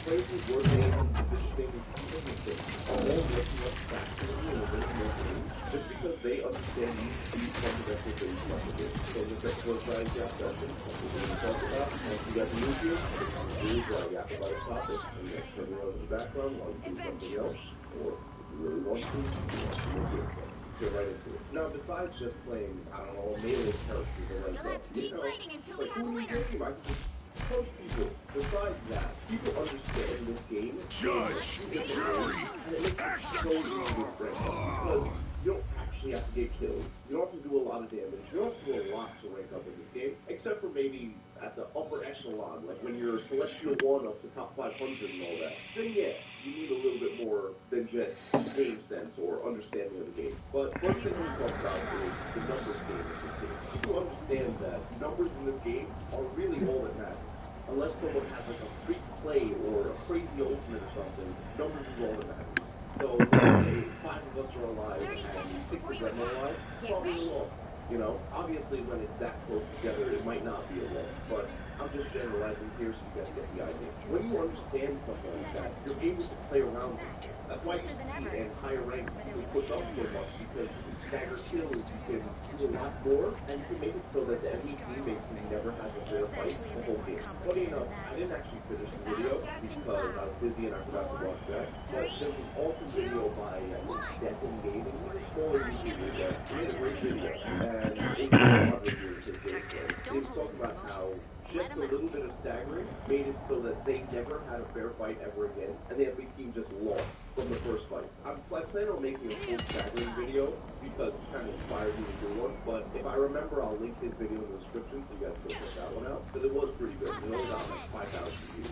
Or it was the part that I watched was good. I watched like 1/4 of half of it. But he's like, he's able to show that one game from the first fight pretty much. Because he's pushing up, or the enemy team will be pushing up, and they push in for 1, 2, 3, and the enemy team, or their team, has been 6. So, I am ready to put on a show! 3v6, 2v6, or 1v6, and they constantly kept that pressure, and that's why in high rank players, you see not a ton of people on part, because you pick up near the enemy team's spawn, so they're chasing kills, so that they never have a fair fight. Let's say I just like 4 of their teammates. If I wait 15 seconds, their teammates just respawn and are all the way back. Then I take the other 2 that I didn't take before. So now, the 4 is coming back. It's going to be only those 4. That's going to be 4v6, right? Armed and dangerous! And people talk about, oh, scoreboard, or this, or that. Now, I think the scoreboard isn't as important as a lot of people think, but I also don't think it's some people like to say, oh no, it doesn't show everything, it's useless, you can have this and that, and blah, blah, blah. I think it's just hope for people that are bad and they want to know, but stats don't matter. But then you look at stats and they have 30 stats, you know what I mean? But stats matters to a certain extent. But you don't even need to say is what I'm going to talk about in this video. Or I guess the next one, specifically, you don't really need to say this at all. But before we get to that point, how do you stagger? How do you do this? It only wants to do it, it wants to because he plays good. Perfect, you got to wipe the whole enemy team. You wouldn't kill the last person, especially if they had no movement abilities, right? Let's say a Mantis. A Mantis has to walk out of battle, and all she can do is sleep. A Mantis you would leave alive for a while just because she can't get away. She can't get back to its team. So if you kill her late, she'll be respawning late. And either the enemy team has to wait for her, or if they don't wait for her, and they're down the game. So you can drop tools like that. If you can take advantage of the person, take advantage of the skill that you might not have got, or you might be able to stall it, so the enemy team doesn't have a fair fight. So those killing people, whatever it's an unfair fight for them, doing stuff like that, you win whole games because you don't have to be good. A 6v6 you'll be good. It's more about who does what right. But if you're doing a 4v6, who cares? You can just barrel stuff them and win. Unless they use ultimates well, which is less likely. Now, the next point is I am ready to put on a show. I mentioned it in the past, but half the time you don't get killed. Now, I think this is a caveat to this because the lower ranks more people know the advantage of it. But let's say you're a tank or a sidelock or a black player. You got to that line and you attack them. And one healer has to kill the other healer, while that other healer has to kill the other healer. So they're both killing each other. Or they're running away from you. So the guy on the front line is because he has no healer. And you might not have killed anyone in that situation. But you're the reason why you're in this fight because you stopped the healers, right? Everyone talks about kill the healers, shoot the healers. You don't need to kill them. Yeah, it would be better if you did, but pressuring them alone, shooting at them, scaring them. I can't tell you how many times, even as a DPS, I have a Psylocke in the back line, and I'm afraid because I'll hear her go invis, and I'll stop what I'm shooting, looking around, oh god, no, please, don't kill me. And even if she sits there and invis is behind the wall and just sits there the whole time, she had impact because she pulled my attention away from the front line. She stopped me from doing damage. And she can have that same impact on the healer, which is something that a lot of people don't realize. They're all so caught up in scoreboard kills, but just pressure. And the reason why I thought about this to make a video is because I was coaching someone the other day, and they were tank. And I asked him, I was like, why didn't you jump in there? Why didn't you attack the healers? And he said to me, because I couldn't kill them. I didn't think I'd be able to kill them. And I had to think for a second, I was like, well, yeah, probably not, but it's still the better play, right? Because he was sitting there punching the hell out of a Dr. Strange.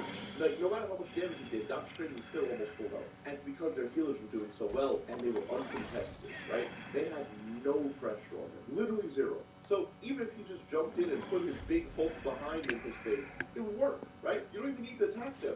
Just your giant Hulk body, or let's say Dr. Strange body, your shield or whatever, will unskill.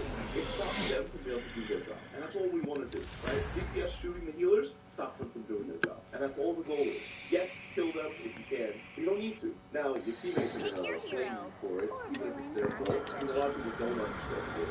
It's like, well, you didn't kill the healers, even though the healers were like, running away from you the whole game. You were in their back line the whole time, they're hunting you down. But since you didn't kill them, your team thinks you did. Listen, I've heard it all. Even when I'm learning a new role, it's so annoying listening to people say stuff, and it's like, I'm right, but they don't understand the game, so I'm wrong. You know, one time I was pushing up, and I was doing the staggers that I was talking about. And we had like 3 people on card. I knew I wasn't going to die, and I didn't die. I pushed up, I killed the healer, and the whole time while I was pushing up, I had people in my ear saying, stop pushing back up, or too far up. Why? No one's alive. It's just this one healer alive, and I'm a tank. 30 like, seconds before you attack. If I lose to a healer as a tank, I should lose the game. That's a skill issue. That's a person thought, alright? That's not oh, well, I pushed up too far. That's a skill issue. Okay? But people don't realize that there is a time to push and there is a time to be passive. It's just learning that time is the hard part. Now, the third and last point that I like to make about how it's so much easier to climb with their understanding is... Battle starts in 5.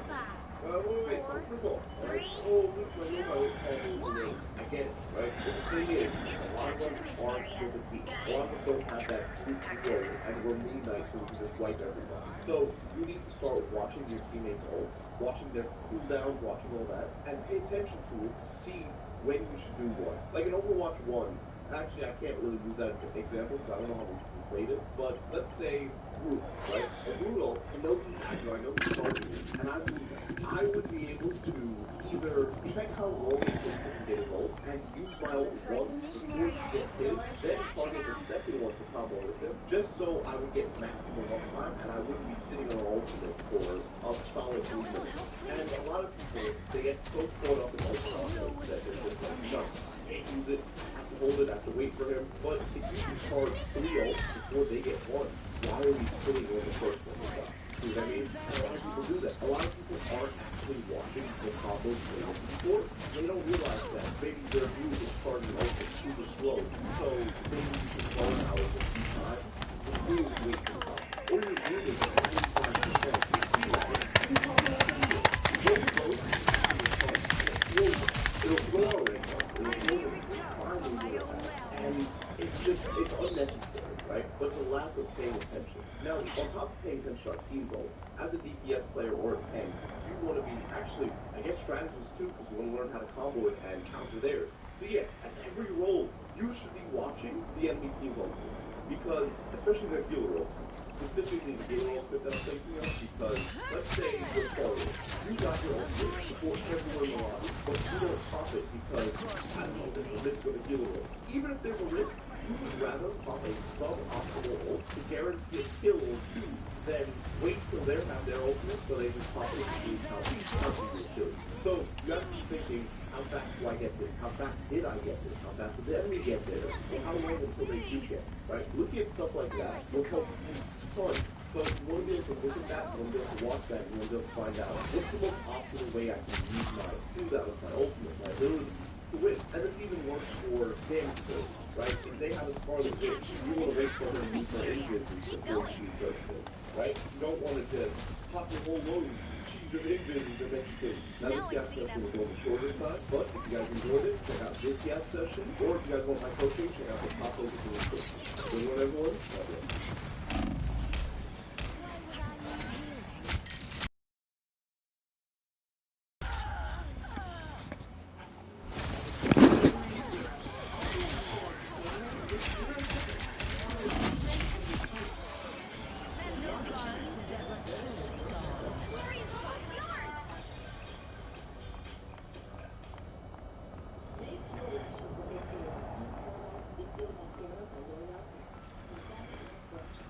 Shields up!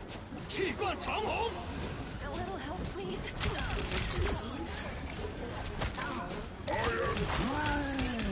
You know, no matter what you do, in every way, there's always going to be those times where you do a perfect strategy, you try to combo ult, you play a perfect team spot, and then you're going to stop for about 40 DPS and key strategy.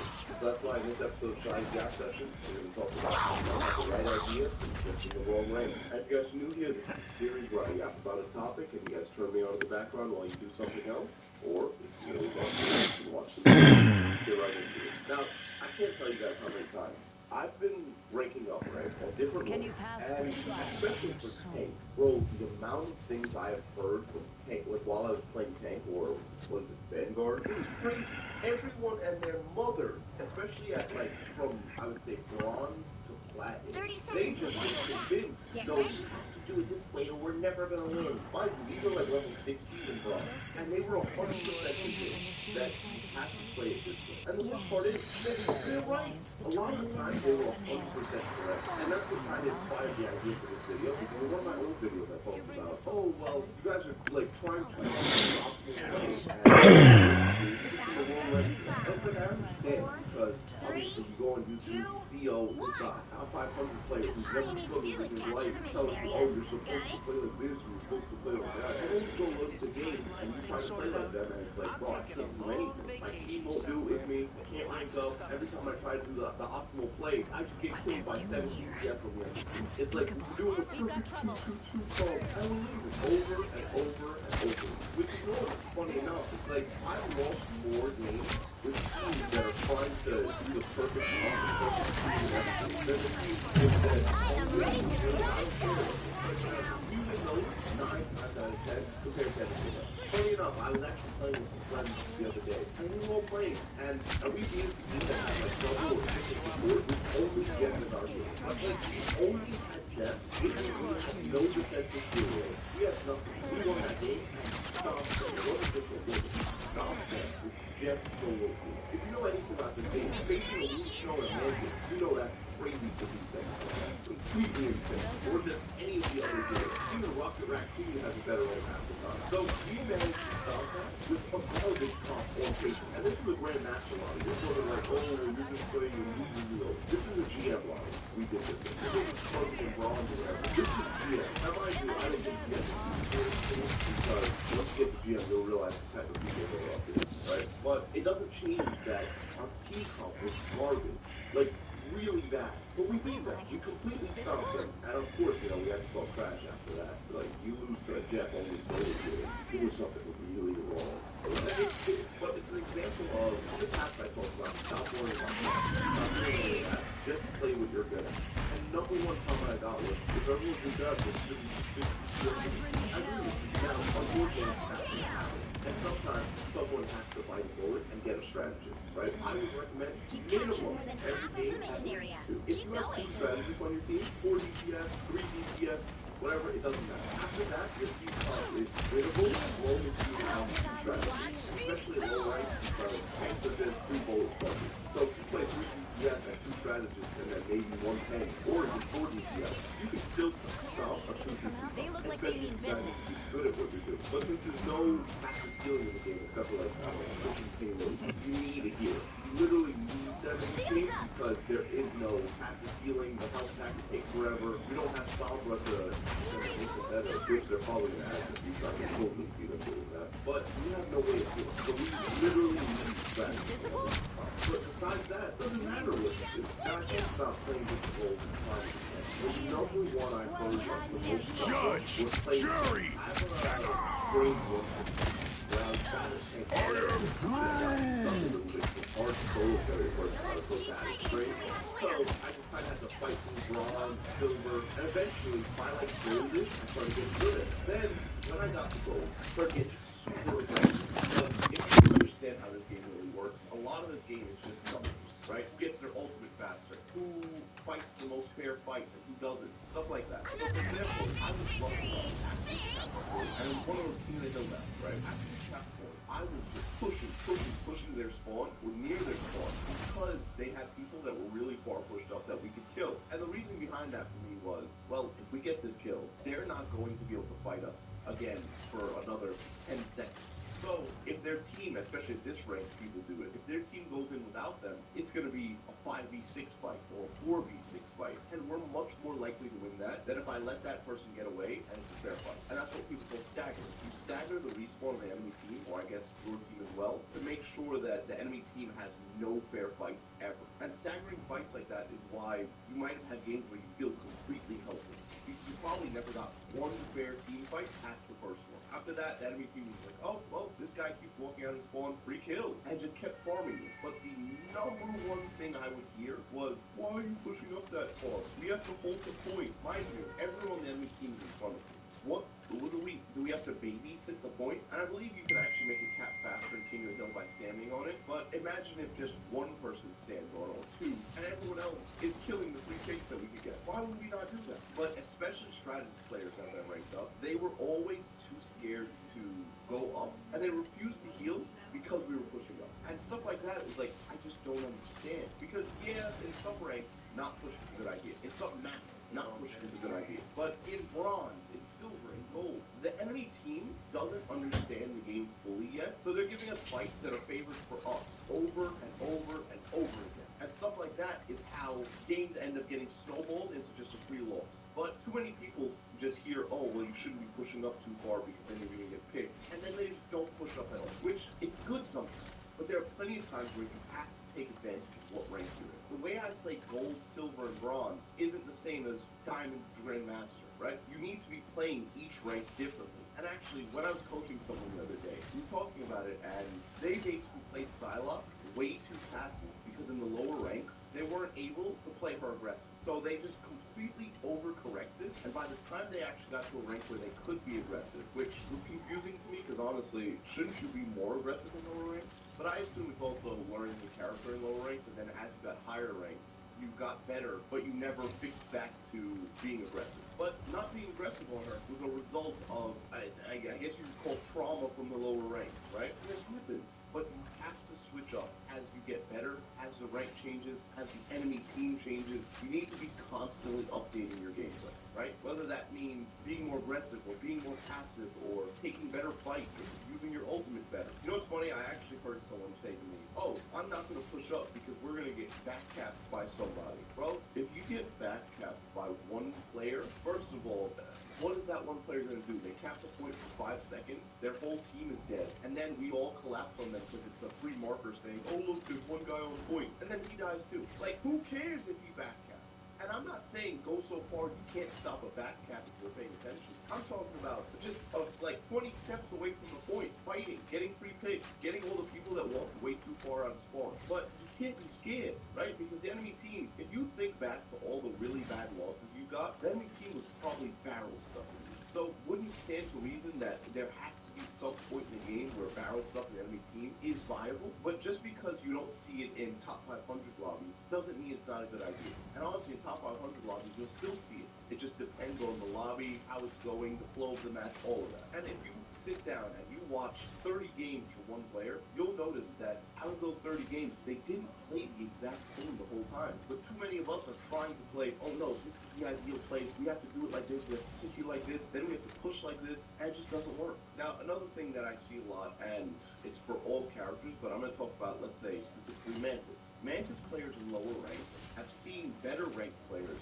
talk about, oh, well, you have to be doing damage, this and that, which, yes, of course you have to do damage. Of course I'm not telling you, oh, just don't do anything, because then you won't even get your seeds or leaves or whatever back. Of course you have to do damage. But sometimes you shouldn't even be playing Mantis. Because if we look at the aim of, let's say, a Bronze Mantis. Now, no shade to Bronze Mantis out there.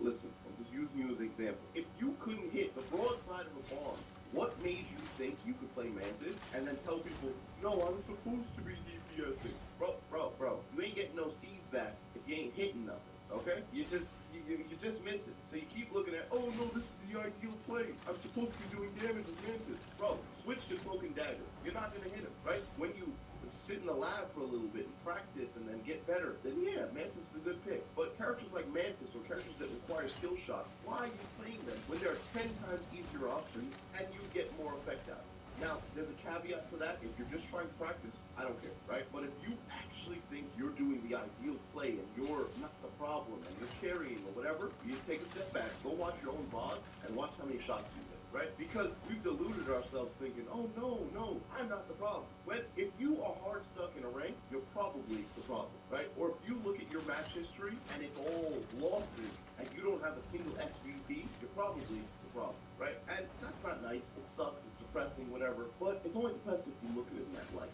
right? You could look at it as, oh, I have so much to improve on. Yes, it's going to be so much fun. I get to practice like this and do this and do that. And you get to improve. But the characters that's easier to rank up on from each rank changes. For example, if you play Psylocke from Bronze to Diamond, you'll probably just stomp everybody because everyone doesn't know how to deal with a fight. So you just go in the back line, barrel stuff both the healers, and they're dead every single fight. Their tanks never turn around to help them, and you just rank up for free. But then you rank up to Diamond, Grandmaster, Celestial, and you're playing the same way. You get stumped by the enemy team, and you're just sitting there like, oh, well, I'm just going to keep doing it. I'm just going to try it again.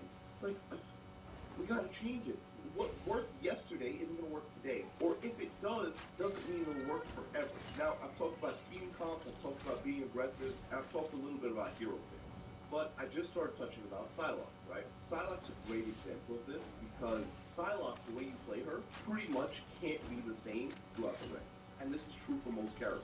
And what I mean by that is, Psylocke gets really hard punished if she doesn't play around her cooldowns or her gameplay correctly when the enemy team's aware of her, right? So you go to the back line, and then you have a Cloak and Dagger that you're about to kill. She throws the bubble down, she heals up herself and everyone else around her, and then you get barrel stuff by the enemy tank, or DPS or something. Or everyone instantly switches to Namor, Cloak and Dagger, this, that, and you get hard counters. There are plenty of times where just switching is the correct answer, right? You can adapt all you want, you can get better all you want, but you're just playing the game on hard mode purely for an ego reason or I like the character or whatever, when if you just want to win, all you care about is I want to win, just switching is better. Because, for example, on Black Panther, I've seen plenty of Black Panthers completely destroy a Namor comp and all that, but if they had just switched to something else, it would have been easier to win. And that's something that a lot of people don't want to talk about. It's like, I want to play my character, I want to play how I want. And, oh, well, I did good into the comp anyway. But yeah, you did good into the comp, but imagine if you were just Punisher or Winter Soldier or something like that. Imagine if you were just a different character. How much easier would it have been? How much better would you have been able to play? Now, this is in the middle of the app. This might be, we'll see. But if you guys are new here, this is the part of the video where I usually talk to the audience and just chill with you guys a little bit. If you guys want to skip it, there's a timestamp. If not, enjoy the app. Now, first of all, if you guys didn't know, I talked about my older videos, but my grandmother passed away a few weeks ago, and it's caused hell for my life. But I want to say thank you to all you guys for support has been amazing. The conversations, the laughs, the talks, the comments, everything has been unreasonably great, dude. I love you guys so much. It's been so much fun creating content, doing everything. I hope this video does well, because my last few haven't been doing crazy good, but partially because I stopped uploading. I started doing coaching for Marvel Rivals. I started doing a lot of other stuff. It's been hectic, but I've been keeping busy, you know? Someone commented on my last video, aren't you playing the game? How could you not record new gameplay? Why do we keep seeing the Star-Lord gameplay? No, I haven't been playing the game. I'm still Grandmaster 3 on my main account. Bro, I've only played like 70 games. That's not a lot from Season 1 to now. And to be fair, most of them were at the start of the season. Lately, I haven't played like at all. I got a little bit of time because my friend like guilt tripped me into playing, but yeah. Another thing, thank you all so much. Bro, we're about to hit 30,000 subscribers. I think like 2 videos ago I was talking about, oh my god, guys, we hit like 25K, 20K. Bro, we're about to hit 30K. I'm about to get my plaque, dude. I'm 30% of the way there to get my YouTube plaque. You know, crazy, bro. I'm gonna stick that up on my wall. I'm gonna start using my face cam again.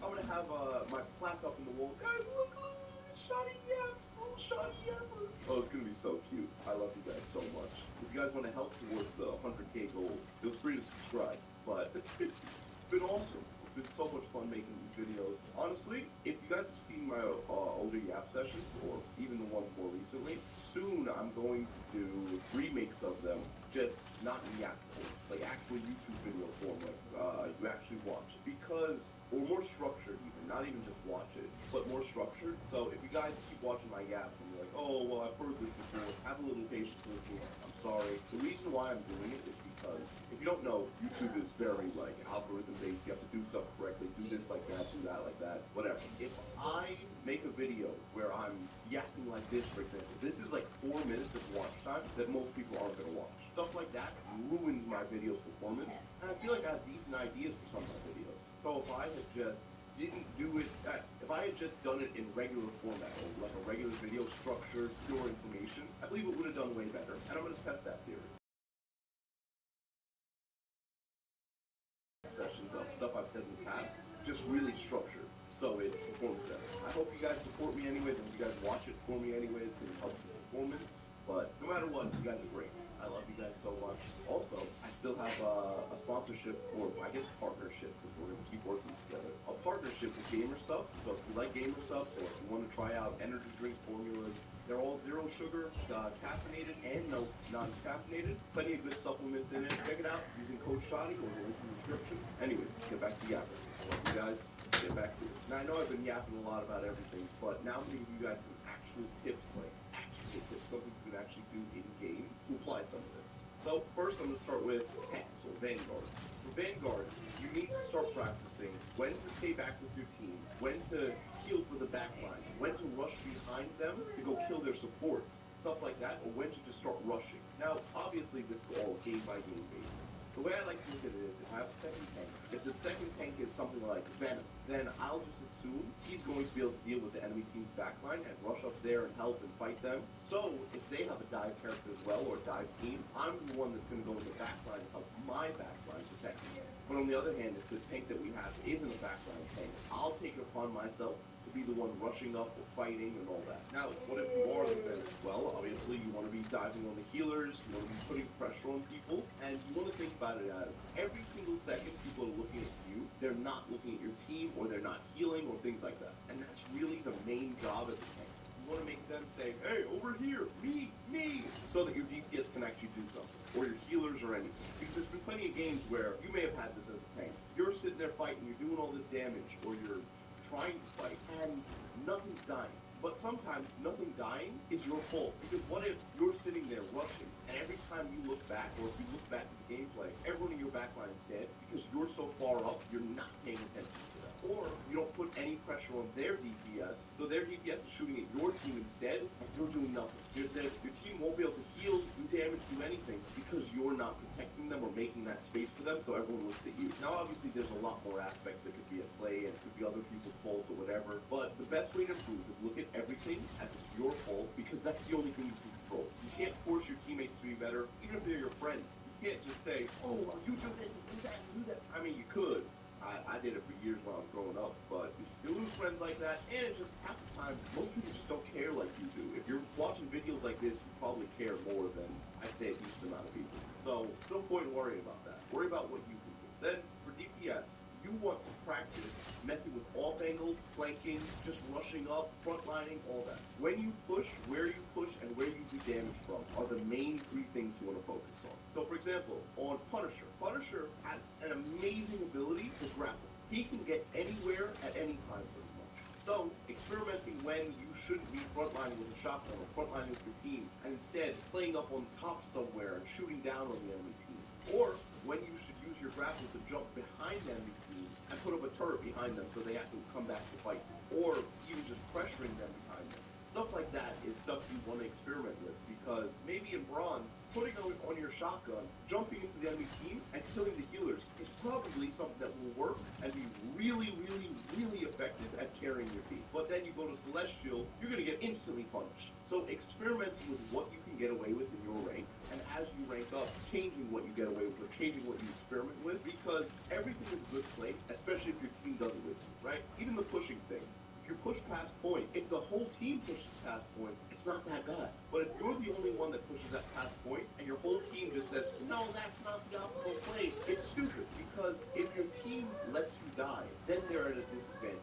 So you might as well do the bad play as a team, rather than let the person die that's doing the bad play, because then you're still going to lose, because it's a 6v5. So you'd rather it be a 6v6 instead of a 1v6 that turns into a 5v6.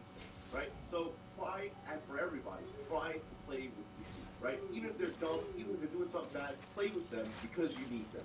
The game's a numbers game, not just solo everybody, which sometimes you could, so don't get me wrong about that. Now for strategists, now I know you guys love to see this. Experiment with doing damage. One note on that, too many strategists, especially lower ranks. Now, I'm not going to call out names here, but I get a decent amount of strategist comments from some of my videos. I can't control myself. Not even strategists, every rank. I mean, not every rank, every role.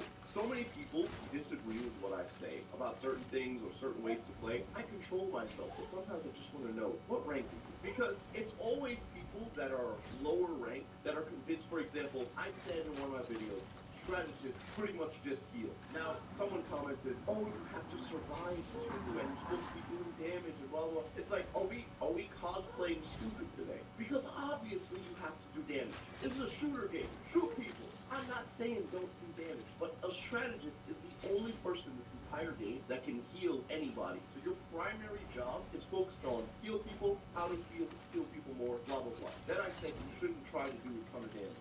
Yes, exactly. If you're a don't get me wrong, Loki does a ton of damage. Mantis does a ton of damage. Cloak can full on just solo you. And she auto-aims. Or he, or whatever. So, of course, do damage. But I don't like to preach do damage because it's not your primary job. You're not a DPS. The primary job of the DPS is do damage. The primary job of you is to heal. So, I generalize it in our primary jobs. But, of course, you want to be using your damage cooldowns, pretty much all cooldowns. For example, the Darkness Wall on Cloak. That wall makes it so the enemy team takes more damage and gets blinded. You should be using that every single time someone dives in, or every time someone is like a guaranteed kill and you want to really confirm it. And I also, in my last video, I said how most lower ranked people don't use their cooldowns enough. Use your cooldowns more. And when I said that, most people didn't finish the video or listen to the part of the video where I said, with the caveat that you want to save your get out of jail free cards and stuff like that. What I meant by that is, for example, you're Mantis. You have a sleep, and they have an enemy team that keeps dying. You obviously do not want to use your sleep willingly. You want to be using it on the people that die, or someone that's a free kill, or someone that's rushing you, or something like that. Not, oh, well, I could now. Of course not. What are we talking about here?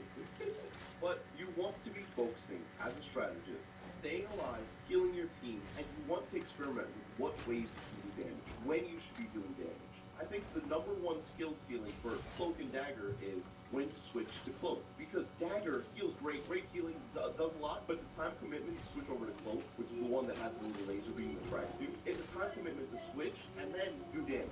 And I think the #1 skill stealing for a strategist is when you should be doing damage versus when you should be healing. Because you shouldn't, most of the time, be heal bot, right? I think Jeff should kind of heal bot. I think Raccoon should kind of heal bot. But Mantis, obviously not. Cloak and Dagger, obviously not. Loki, absolutely not. Because Loki does way too much damage for you to be heal botted on there. But that's the skill stealing for it. Learning when to do damage. You need to experiment with when you should be pushing up with your team, how far back you should be to keep yourself alive, how close to your tanks you should be to keep yourself alive. All that stuff, because that's what makes a good strategist a great strategist.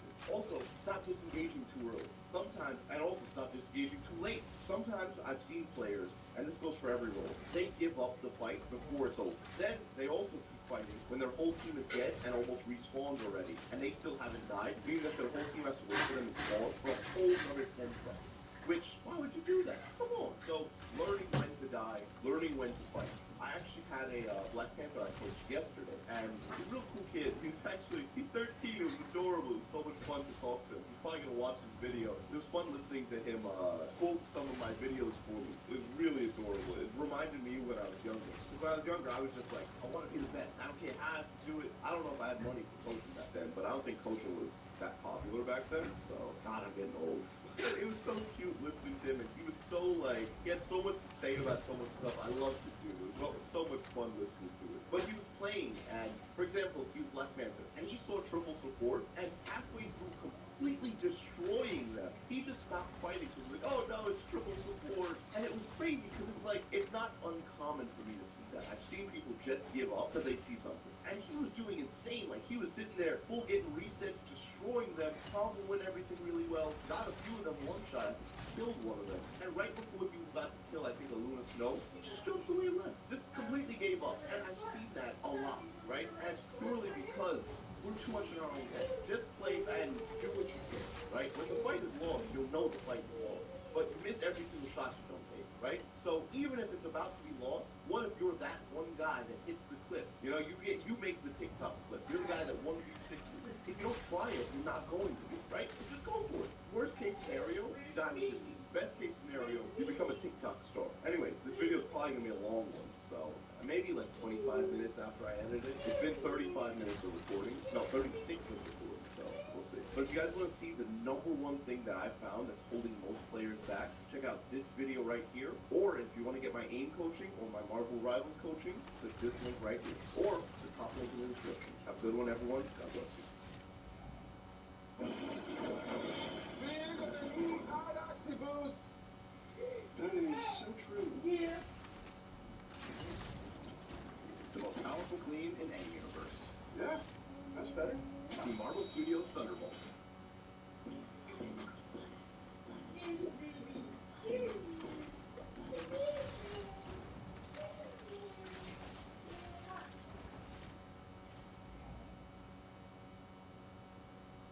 Over the past few days, I've coached from gold players all the way up to Grandmaster, and every single one of them made these 3 mistakes. So chances are, you probably do too. But don't worry, that's why in this episode of Shot at the Out Session, we're going to talk about what those mistakes are, how I fix it for them, and how you can fix it too. So if you guys are new here, this is the series where I yap about the topic, and you guys can turn me on in the background while you do something else, or if you really want to, you can watch the mid-game. Get right into it. Now, first of all, the last few coaching sessions have been so much fun.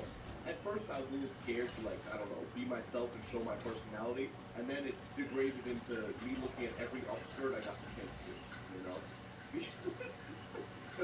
First of all, someone was playing Silence, then there was also Black Panther players, and then with them they had the Vivid Girls, so you know what I have to do. It was a lot of fun. But when they were playing, every single one of them really did make, like, I would say, like, 4 main issues. And it was crazy, because at first I was like, okay, flat player, maybe this is just a flat thing, maybe this is a gold thing, maybe this is, like, lower rank thing. Then I got a diamond player. I was like, okay, they're doing this too. Then I got a Grandmaster. They were doing it too. Then I got a diamond player again, and they were playing Psylocke. And for the first half, it was good. They weren't doing it. Then they were doing the same issues again. So I decided, I was like, this has got to be a video idea. You know, this is so common. It has to be most of the population of the game. So the first number one issue was not using your abilities off cooldown. This was like mind-boggling to me because in my eyes it was like, already, even if you suck with it, use it. A lot of people in every rank don't use their abilities. And it's like, there's no benefit to not using it half the time. They're like, for example, Hella's right click, chunk, and it will almost take space because if they walk into the explosion, that's a lot of free damage. But I watched a Hella player that they heard from someone, if you use your right click, you should use it with the pull. So right click, use your pull, then your right click, which I did. I did it all the time, so I completely understand. And it's a great combo. But as I got better at Hella, which also, I'm sorry guys, I know I haven't done the Hella video, my bad. But as I got better at Hella, I would start using the pull and headshotting the person, or using my basic attack on the person instead of the right click. And that would start working better. Or I would throw the right click on the floor near the person, pull them into it, shoot them, and the explosion would also do damage at the same time and be almost instant. Now that relies on the teammate or the enemy team to play it, because if you see me right click the floor and you're not paying attention to that, that's natural selection, you know? But the thing is, even if you're not using your abilities correctly or ideally, it's better than sitting on top of it for 16 years. And I can give you a few more examples. For example, a Psylocke. I have 2 Psylocks that I coach, and especially today, it was fun coaching. It was really fun. We talked a lot. Good laughs. We even went a while over. But his Psylocke, he wasn't aggressive enough. Almost every single time I saw him shoot it, he would have both dashes, invisibility, and he was backpedaling using his weapon. And obviously we talked about it, like, well, some of it might just be because it was too much of an overcorrection in the lower ranks. Because I've mentioned before, what works in one rank does not work in another half the time. And sometimes you'll end up overcorrecting by, let's say, if flanking doesn't work in silver, you stop flanking altogether. You're like, oh, no, play in the front line. And that'll work until gold. But then you don't ever try to flank again. You're just like, no, front line, trauma, never again. And I understand that, but you have to always play every game like they're almost independent of everything else, if that makes sense. Because every team is never going to be consistent. Unless you face the same team every single game, you can't be playing the same game every game, right? Even my Psylocke bottom where I did it myself, I talked about it, I was like, here I switched up to front line because blah, blah, blah. Then I showed her back line. 30 seconds before you attack. Just that switch, excuse me, you guys don't know I'm a little sick, so excuse my voice a little bit. It's not as aesthetic today. But you want to be constantly changing based on what enemy. Should I take that as a compliment? Sometimes he was playing and I had to tell him, yo, kill Iron Man. So then he would switch and he would play, because if you don't know, we also do live games. So I have him send me bots. I watch him and then we go do live game if possible, or if the person would like. And when we do the bots live games, I've actually gamed him and I watch how he plays. I try to put a little bit of input or try to give some direction during the game. Obviously some people don't like that, so I offered it to them as well. My first few people, they were cool with it, but you never know, somebody might hate dealing with someone talking while they play. And I understand that, so I asked him first if he was cool with it. And when we played, there were plenty of times where he had full cooldowns, and even when I told him to engage, he would engage with a dash. It's like, go invisible, walk up to them, mag dump them, dash at them, right? Instead of sitting on every single cooldown and waiting for the perfect moment, then the perfect moment never comes, and you were useless. When you could have done 120 damage instead of the perfect 250, and you would have been much more useful than the 0 you did if you waiting for the 250, if that makes sense. Now that issue is kind of sometimes, when you use your abilities wrong, that's when you know when to use them. Because some people that see like a Psylocke guy, or they see Black Panther guy, and they say, oh, I can only do this.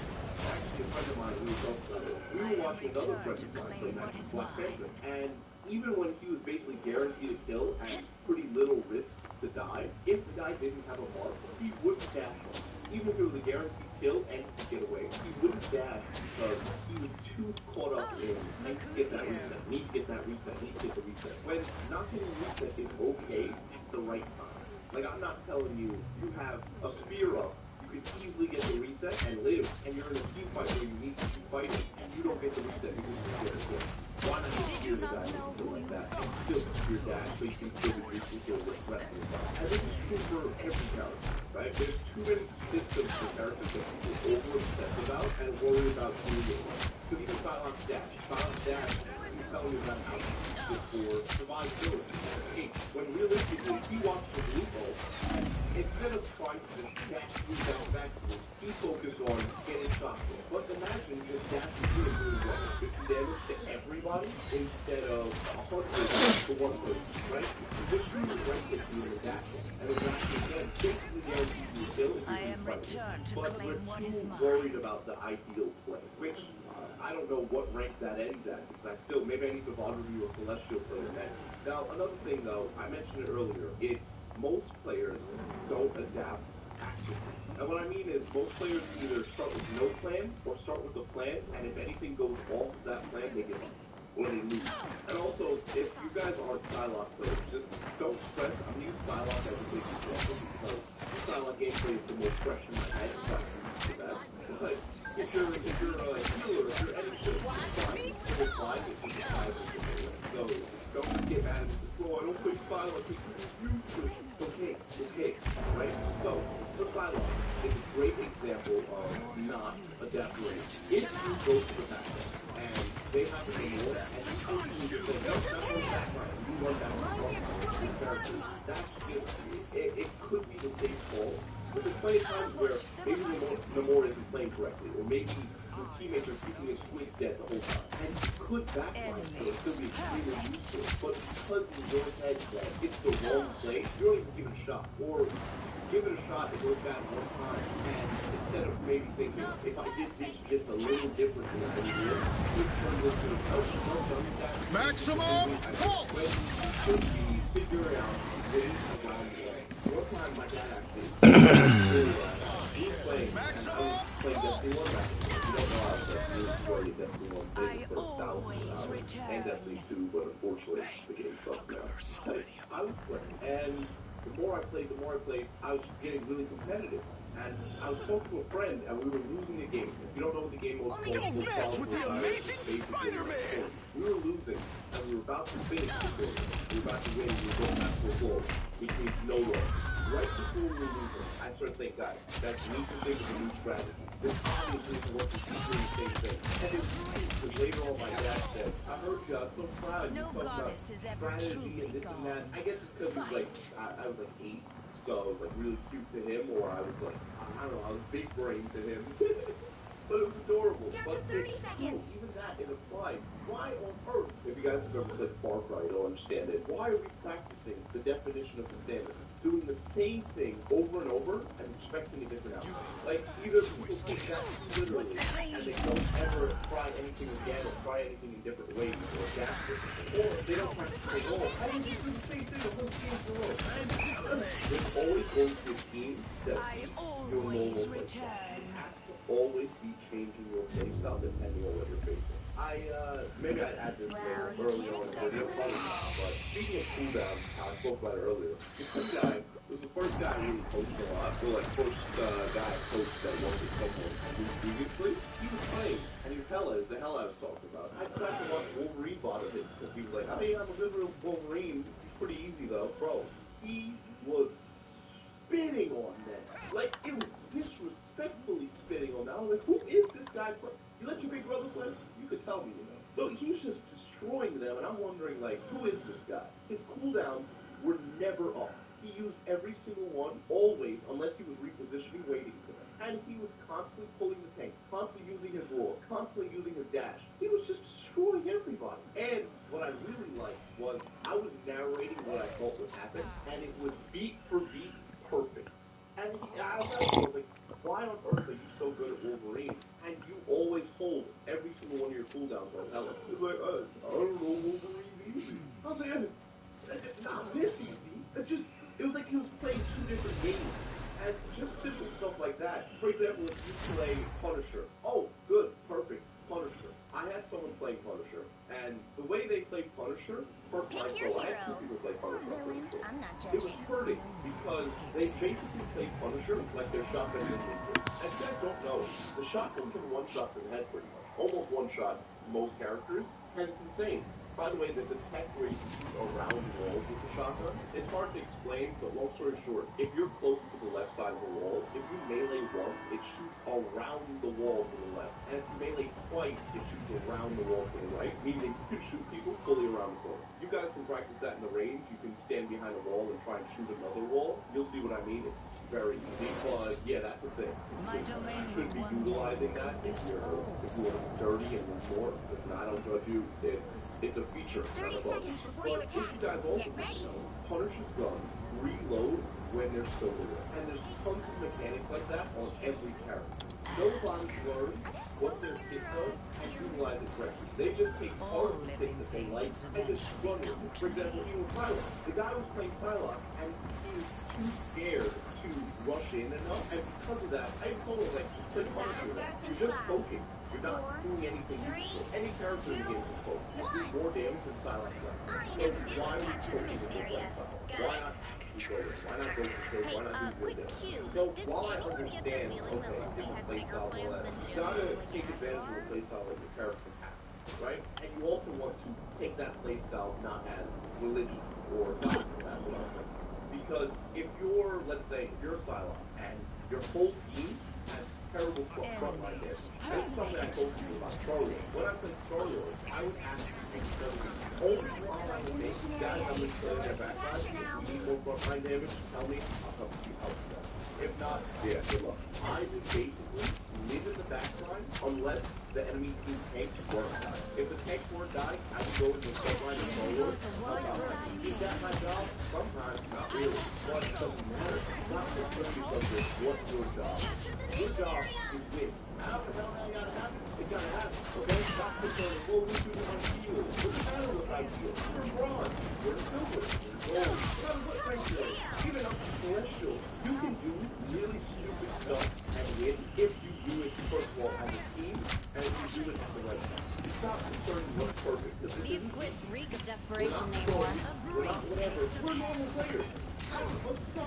I just think doesn't matter. And there's plenty that you'll do that doesn't go over the school. You're going to be sitting in the back line, and you're going to be shooting people and all that, and you're going to have a huge impact because you're going to pull all their attention over to you, which I may show some of my students' gameplay. I'm going to ask them if I can use it instead of my same Star-Lord video that I've used 30 times. It'll probably be their gameplay every time for the app session. So if you want to watch it, yeah, one of the games, the Psylocke was tight to the back of the enemy. Now, they did something inefficiently and they didn't die to get behind them, but the general idea of what they did, they pulled 5 of the enemy team over to them, allowed their team to push for 3 bases and get space for 3, and even if they didn't push anyone, they had an unreasonably massive impact. And stuff like that can never change, right? So you're going to look at ideal plays, well, I'm going to be doing damage in this match, you're going to be so caught up in what's right, you don't actually look at what wins. Now, another one that every this was what I call damage down. Right? I think that's pretty self-explanatory,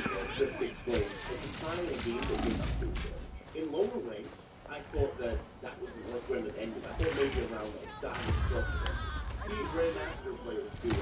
It's impressive, you know? Of course I do it, but I meant like very common. Right? I would expect like maybe one game here and there, not like 5 times a match. But it's actually what I saw. You know, a lot of games, almost every single player I watched would have insane damage downtime, or they would just be empty running into that enemy team. Like, guys, yes, please, shoot me! Now, for damage downtime, the whole goal is finding a way to position yourself near the action so that you can as much damage on the outside possible. A lot of people, what they would do is they would position themselves and run for it. Us against the world! Run away from their team Behold the god of things like that. The number one thing is, obviously, it ties into using your abilities, but shoot your gun. In my Namor or whatever Namor video, I talked about, well, not video, it was one of my Yap sessions I talked about it. I talked about how you need to shoot it always, because Namor has been and I really do instantly shoot. If I see a group of enemies, shoot. The issue with it is, and the only real issue is, you charge healer rolls. So doing too much damage can't be a problem. Because some people are like, oh, I have 70,000 damage. But you got 2 final blows. Who cares? You're useless. You were a health battery. So you could have been off the team and you probably would have been more impactful, right? But meaningful damage, for example, you're Punisher Curry, and the enemy team's pushing up. Curry with the hell out of their chain will win you the fight because he's horrified to go in. Or break his shield and nearly kill him and he has to run away. That's all for your team. That'll allow your other teammates, for example, your other DPS to get better positioning, maybe get a flank off and shoot people, do damage like that, stuff like that, right? Or you can think about doing damage as, or having damage uptime as pulling aggro, or attention. You stand to the left of somebody, to the right of somebody, and while they're pushing in the main choke, you're blasting. Yeah, you're charged healer roll, but if they turn to look at you, that's the range for your tanks to go in and keep them passive. And that's what you want to do. Your goal as a tank or a healer or whatever is make space, help your team, do something useful with all of your abilities and everything passive. I've had healers actually talk to me about it, or not talk to me, more like get angry in the comments. They talk about, oh, we're not healers, we're strategists, we can do damage. And I don't think I've ever really said it, but even strategists and healers, for example, magic, don't let go of your life. You are shooting constantly, and every second you have a lead, you're damaging it or you're healing, right? Too many times I've seen a magic player, especially lower end, they hold their two down. And they're just sitting there like, well, he's not low enough yet. He's only 75% HP. He could be red and black before. But instead, you're scared to do this at the wrong time. Imagine how much you're constantly shooting, you're constantly getting leads back, you're constantly We are undefeatable! It's hard to grow, right? You're running in that or you're not using any abilities, or you're not getting any kills, or you're just, in general, useless. It's much harder to be useless than using every single cooldown, doing your best not to die, and you're minimizing how much time you spend not doing it. Now, speaking of all that, one more thing I gotta mention. Ultimate uses, oh my god. First of all, I have never heard so many people talk about Psylocke with, oh, too many targets. I don't know about you, but it's kind of hard to have too many targets half the time unless they have like a Namor throwing squids in there or a Magneto throwing bubbles. Because let's say you have four squishies only inside the ocean. I'm pretty sure every single one of them except for one guy. So, let's say you have two squishies and a tank. I'm pretty sure at least one squishy and the tank died or almost died, which is amazing. Then, Punisher roll, you can basically kill you with a ton of stuff. This is so many ultimate uses. Your powers are mine! Now, ultimates are just like abilities. People either are too scared to use them or they use them at the wrong time. With your ultimate, you want to think about a few things. When you've played in the past, how have you been countered? What made you lose? In what way did you throw with your ultimate? Or did the enemy team completely destroy you? For example, if you're Invincible there, they use Moon Knight. Or if you're Punisher, they hit behind the wall. Or if you're Psylocke, they use Magneto Orb. Or maybe if you're Moon Knight, you used it and they had escape ability. Or they had a Loki with this little rock that makes them invisible. All those questions are what you should be asking when you play. I always use it, so I lost my train of thought. But to sum up, a few things.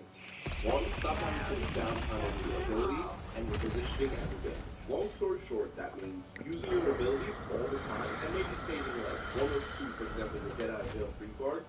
Saving them for the right time. If you don't use them incorrectly, you won't know how to use them correctly. So use them all the time. Practice a ton, waste everything, throw, do what you gotta do. As for damage downtime, try to position yourselves in ways that you can not throw for your team as much as possible. Meaning that if there's a health pack right next to you, not going for the one in China is the correct play. Because if you go for one in China, you have to make use the ability to get there. Then you waddle back, and by the time you waddle back, accuracy is and then ultimate usage. Think about ultimate usage, think about how to use it correctly, and what ways you should be using it, and what ways that other people have countered you using it. Speaking of that, good. That's where my train of thought was. When you think about stuff like that, you can almost bottom use yourself. You can sit there and say, okay, when I just used my ultimate there, I threw because 3 of them got behind the wall. Maybe if I position myself in ways that they can't get behind the wall, or they're so far in that I'll kill them before they get to a wall. And stuff like that saves you time because who on earth wants to go bother with you, right? Unless you're sweating like crazy, why do you want to go bother with yourself? That's so much work. And the same thing goes for team comps and everything. If you think about, okay, I'm Black Panther. I only lose when there's Invisible Girl and Namor. But when there's only Namor, all I have to do is comp my EPS to shoot the squids for me, and then I can easily play Black Panther.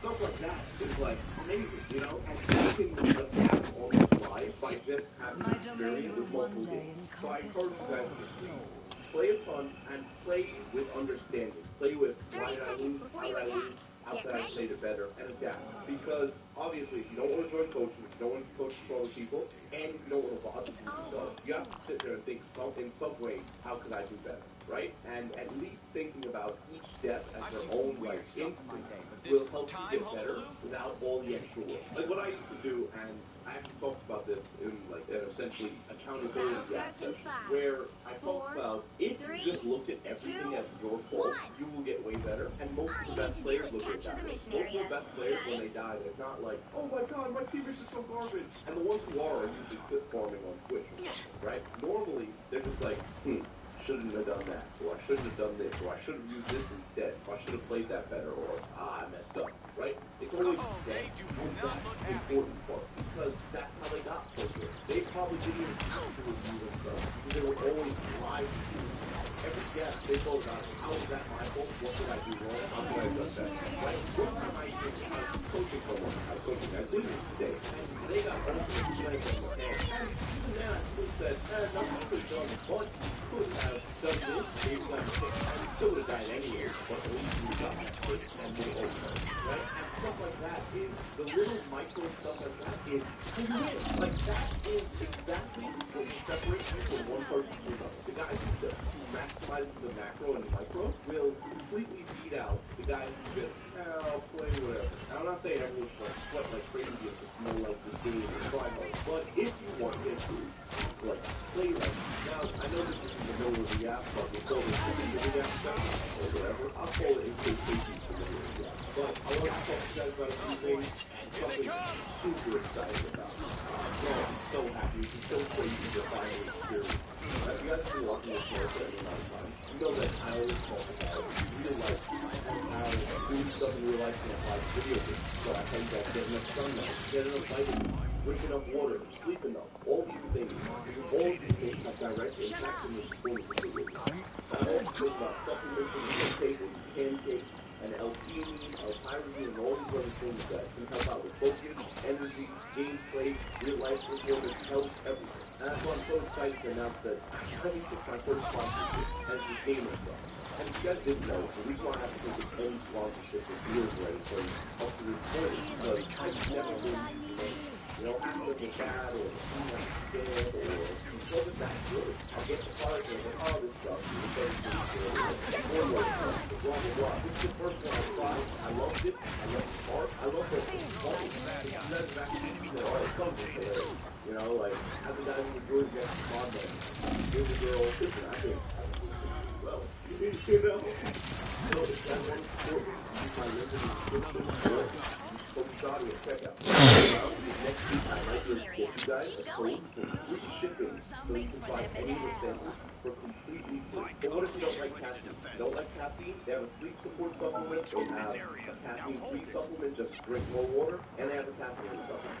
What do you know? I actually have a caffeine-free one sitting right here next to me. I haven't drank this much water in ages, too. Supernova! I feel like, this is more than I do normally. Even with the same amount of caffeine and everything. I realized that I have a giant bottle sitting here that I think it's twice the length of the that's only 1/3. That's all the photos. Normally, I don't drink a full bottle of water in a whole day. Anyway, love you guys. Good work.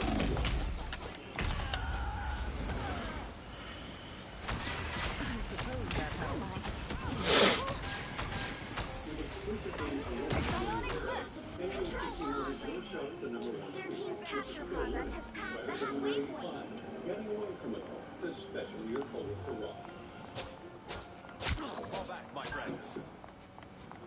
It feels so good to know that I was right about Marvel Rivals being rigged. And in this episode of Johnny Gap Session, we're going to talk about how it's rigged, why it's rigged, and how you the series where I got about the topic, and you guys can throw me out and want to do something else, or if you really want to, just watch YouTube. Get right into it. So first of all, before we get started, I'm going to tell you guys about the video. So if you're interested, make sure you click around, but in my past videos, I talked about losers few, winners few, and I even mentioned, in my eyes, it makes sense for a company to set up ranks and matchmaking in a way that will make them more money, or in a way that will make them more money. So, I told you guys, from my experience, obviously, it's just my experience, and one other person I play with, the way we would play ranks is, you would go on 2 or until you use like 2 in a row. If you lose 2 in a row, you get off the game. You go play Minecraft. Usually Minecraft is awesome, you know? But you would stop, and we would be steady to the day after 2 balls. You would always end on a wall or twice. That's what you guys do. When you go and just leave that for a little bit, get off.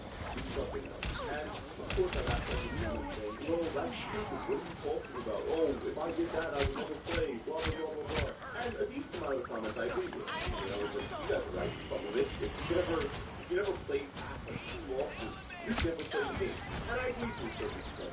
Sometimes I feel like that's the player's fault though, because a lot of times, if you're using it on, to a certain extent, what did I do wrong? You know what I mean? But a few people have done research. And I'm going to list you guys a video description so you guys can go show what you want, but this guy made a video on how multi-drivers is doing. And it's all set up for retention. And in the video, he went through, if you guys don't know, NetEase, the company that does NetEase has documents out there about AI learning for matchmaking, using machine learning for matchmaking. This is ways to use matchmaking to improve player results. And not only that, once you do every single matchmaking in a video game, it's set up in a way that hopefully it isn't rank against their rank. For example, when it gets first to, it puts your team in the place of playing and takes everything about you and says, well, this guy totally doesn't belong here, and it will try to pair you in, so it also doesn't belong there. And that's how first you happen. But with first year, I would assume that for most people, it'd be reasonable to say that the other kind of team, for example, winners and losers do. Now, most people that was sacrilege, that was insane, that was blasphemy, but I really believe it's true, because if you guys have ever experienced it, when you the games in a row, or like 3 or whatever, some of the games, you're like, you have to say, I don't know how to read it, chimpanzees or motorcycles. I don't really have to say it. That's what I'm talking about. There are people that if you had them play with all the sports, they would play that. Now I learned that not only multiplying with your teammates, it also can put AI on your teammates. And I believe this is also in rank. I know we knew about this for quick play, but I believe this is also true for rank. And they do it as a way to balance some of the matches. Now, I don't know how it goes. I don't know at what rank it stops or if it even happens. That's the part that I can't prove. However, in the other guy's video, let me go look at his name real quick. Okay, their name is Corby or Corby Nam. Their video, they talked about certain other things with proof about it. The publications that they showed were from NetEase, or from people that work at NetEase, talking about things like matchmaking or AI matchmaking and all that. And in those documents, it shows that matchmaking is determined by your win pattern, your churn rate, which if you guys don't know what churn rate is, it's how many people get off the game or how likely they are to get off the game and stop playing based on certain things, right? So churn for a video game is people that log off and never come back. That's your churn. And churn rate is, let's say 20% of people get off the game and never play again. They'll take the statistics that caused them or that happened before they got off and never got back on into account when they're setting a match. Now they also account for skill gaps, the beat streaks, wait time, queue time, things like that, and much more. So you guys hear all that and then you realize, so they know what win patterns, skill gaps, lose streaks and win streaks that happen that cause you to get off the game and never get back on. So if we were to be reasonable, if you show them you're getting off the game for a full day in the match, it would make sense for them to say, well, they would get back on and play longer when they won 5 in a row, so let's give them more 5 in a row wins. Now, this week's matchmaking is matchmaking very so much of you know, they're unpredictable. So somebody could be a terrible player, but one game they pop off, and that'll go off the algorithm. You know, they might have set it up so that it's hopefully go through the insane and stuff like that is always Bro, where's my help? Adam, you're sitting there watching it, like... And you give a weak ass revive, like. They give you more wins. Or they give you games where it's like a 55% chance of you winning. Second chance is over. While on top of this, now this was, when I heard this, so cool to hear.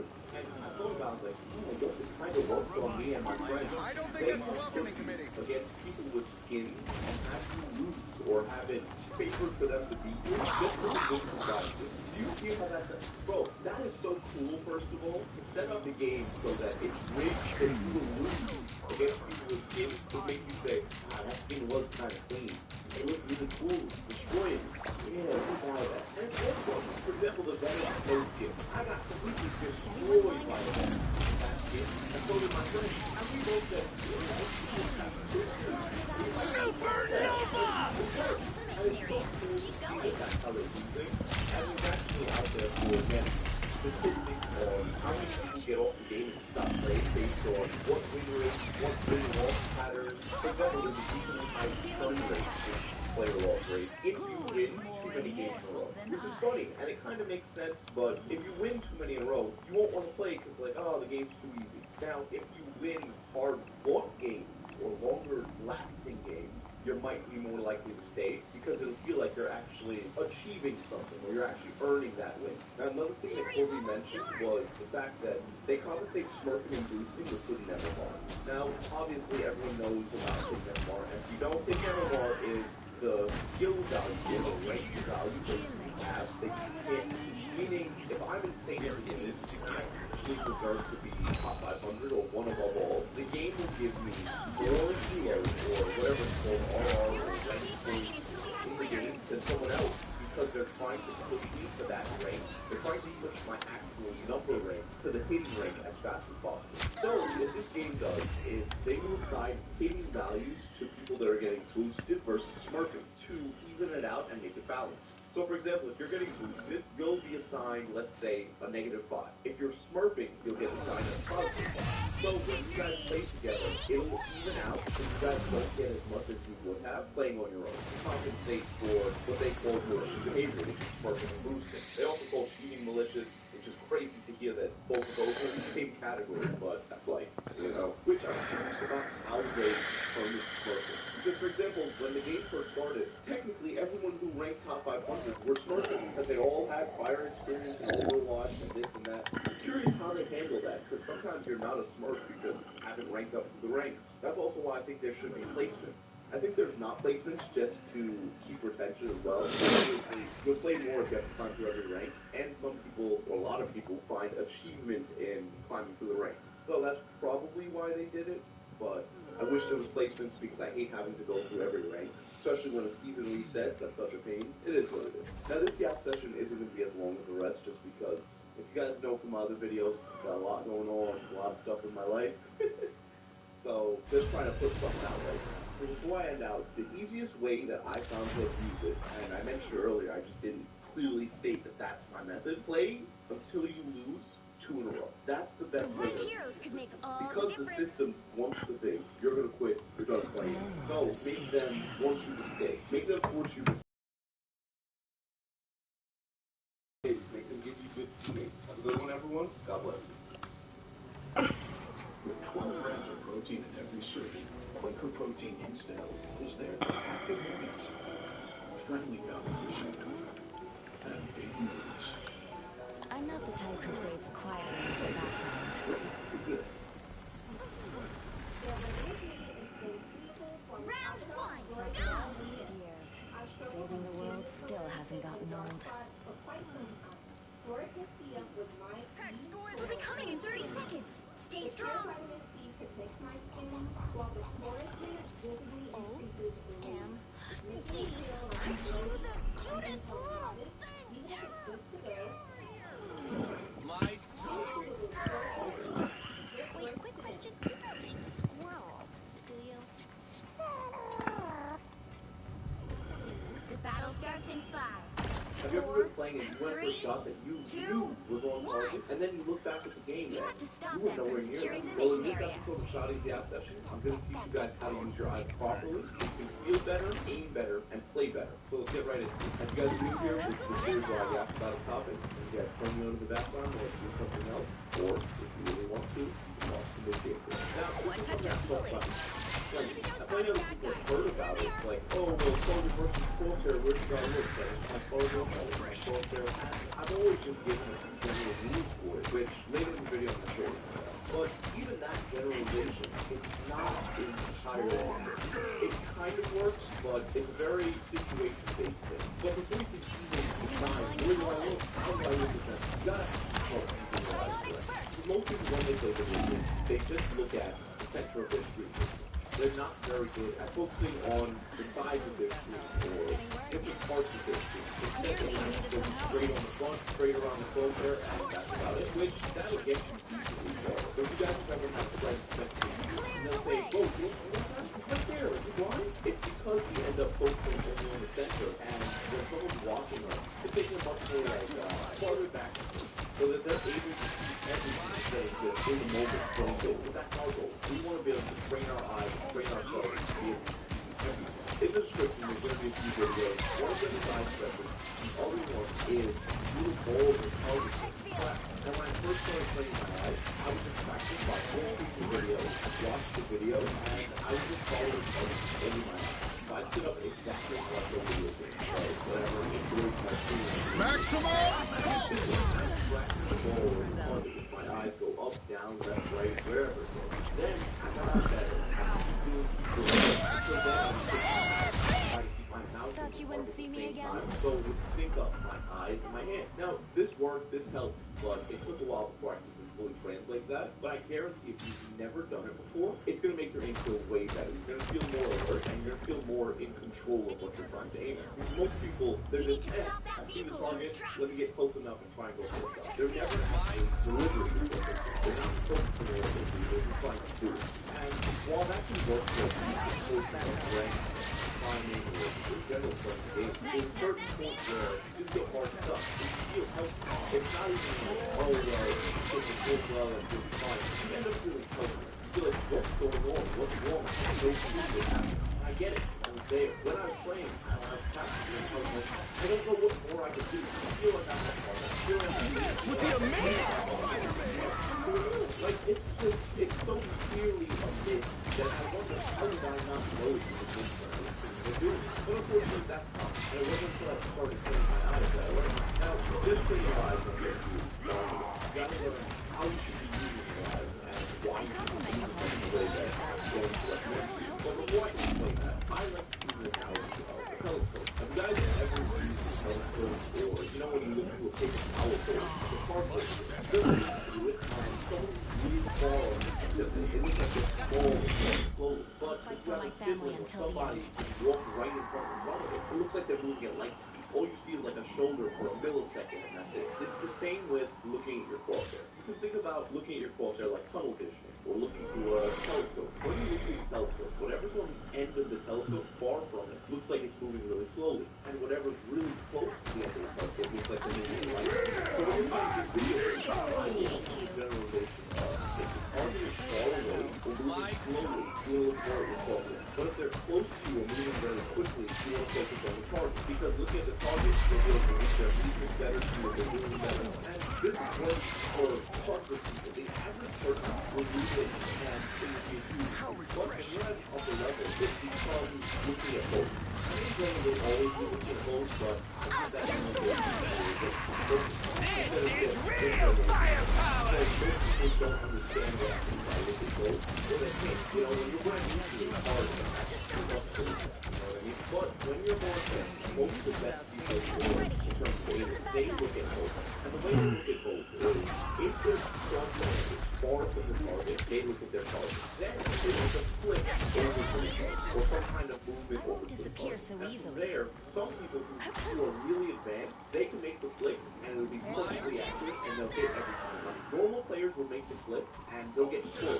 Then, instead of looking at one or the other, you look at the target and your crosshair.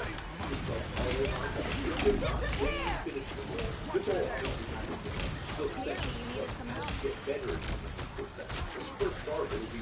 your brain buffers, right?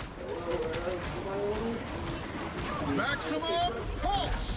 Something that will improve over time. That's not something that's the goal. And this generalization can help me and people that I coach a ton. I didn't know I was able to coach it. If you want to get it, there's a link in the description for the video, but that's not the point. Now, to master this generalization, I like to do this X-ray, generalization of targets. Don't mess with the amazing Spider-Man! For those targets, you want to try to focus on them. You want to go at them, look at them, and you want to focus on not just what towards them, but the finishing of it. Meaning that if you get your closer an inch away from them, you're going to practice reducing that inch to a millimeter or whatever. You want to just shrink the distance that it takes you to get to the target. Then you also want to shrink how long it takes you to click on the target. You want to shrink how long it takes you to micro-adjust to the target. And you want to focus on all the little things. And eventually, when you put them all together, you'll realize you're improving. You've gotten way better. Now, speaking of eye health, another important thing for eye health is fun. So before we get to how to do sunlight strategy, I think right here we'll have a video of the app. Now, to do my video, around the middle of the video, or wherever I feel like it, I usually add a point where I talk to the audience. And it's not really clear what I have to say. Just want to get the information again. I have a time stamp right now, so you guys don't have to. It's clear I'm still Now, out to all keep I'm fighting going to do until we have a is, winner. first of all, if you didn't hear in my last video, This is real firepower! if you didn't know, I've been living with my Nana and I've been taking Us care against of the her. world. She passed away just a few days ago. We're actually having a funeral in 2 days. So, yeah, that's the thing. But I mentioned it, and I'm saying how I don't know how I'm making these videos. Right now we have a free guy that has been kicked out real fast. But I don't know where I live because my Nana, I was living with her. She let me stay here while I got all my videos. I'm trying to make money to help her with bills. Unfortunately, as soon as I started getting any money, she went and passed away. I was so happy. I was finally going to say, don't worry, Nana, I'll get the bills for you. But she left me this month, unfortunately. But that's besides the point. I talked about this already. I want to say thank you so much to all of you. I think you guys convinced me to make a GoFundMe. I got so many comments saying, oh, get GoFundMe, get GoFundMe. I love GoFundMe. So eventually I came to go, I don't want to have that. I don't want to I made one. You guys just donated. Then you guys joined the members of the channel. I got a super thanks in the comments. Tons of them. Thank you all so much. It was amazing. It was really amazing. I don't give up so easily. I don't know. I like being able to use my platform to talk. Don't mess with the amazing Spider-Man! So it was nice. This is real firepower! I don't care about your life. Everyone's on so bad. What's wrong with you? A lot of other people did that. But there was a bunch of people that were just so supportive and amazing.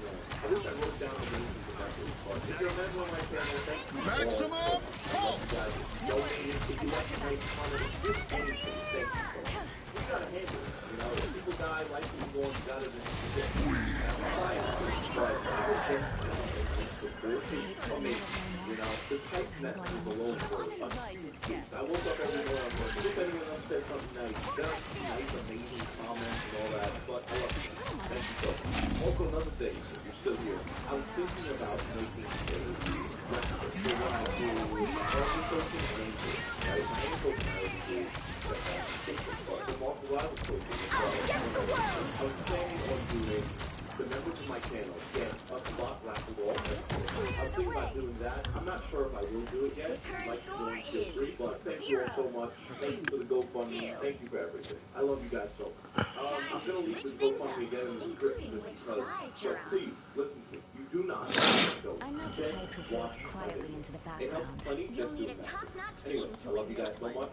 Get back to the video. Alright, so if you don't know, I've mentioned it in the past, but there's something called the circadian rhythm. It's basically the rhythm that we all operate on. It's what decides when we get sleepy, when we get hungry, our energy levels, everything. And the thing is, most people's rhythm is completely ruined because We have screens, we have computers, we have TVs, we have lights inside. Circadian rhythms were basically originally set up for us because, I guess, I don't know, we live like cavemen, we live outside, so our bodies would react accordingly based on the sun rising and its setting. Now, what I try to do every single morning, and I actually learned this from Andrew Huberman, I would go outside every single morning just to get some sunlight in my eyes for 10 minutes, 5 minutes, every single morning. If you have never done this, trust me, you sleep better, you're more awake, and if you've ever gone outside and your eyes almost like hurt a little bit to get sunlight, really, it's all the time with me. I used to have it, especially when I started working more. Bro, when I would go outside, it felt like I was like a rat getting out of a cage. But I realized how important it is because I've starved myself for sunlight for so long, and then it feels like I'm dying. It's important to make sure you get that sunlight. Now, just to not go super nerdy, it'll help your sleep, it'll help your alertness, it'll help your aim, it'll make you feel more in line with your eyes, meaning that what you try to do with your eyes will actually be fun. If you've ever played and it feels like, I don't know, your eyes have motion for it, that extent has visualized, my eyes feel like I have motion. Every time I play TV for a while, I feel like my eyes are delayed when I play. A little bit of eye pressure, a little bit of eye pain, and hopefully getting sunlight every day has greatly helped. In the future, I'm actually going to make a video about how driving and playing video games is exactly stay tuned for that. Anyway, that's what mentality change that made me wake up way faster. Check out this video right here. And if you guys want to get my own courses, check out this thing right here. Until then, everyone, God bless you. And I love you guys.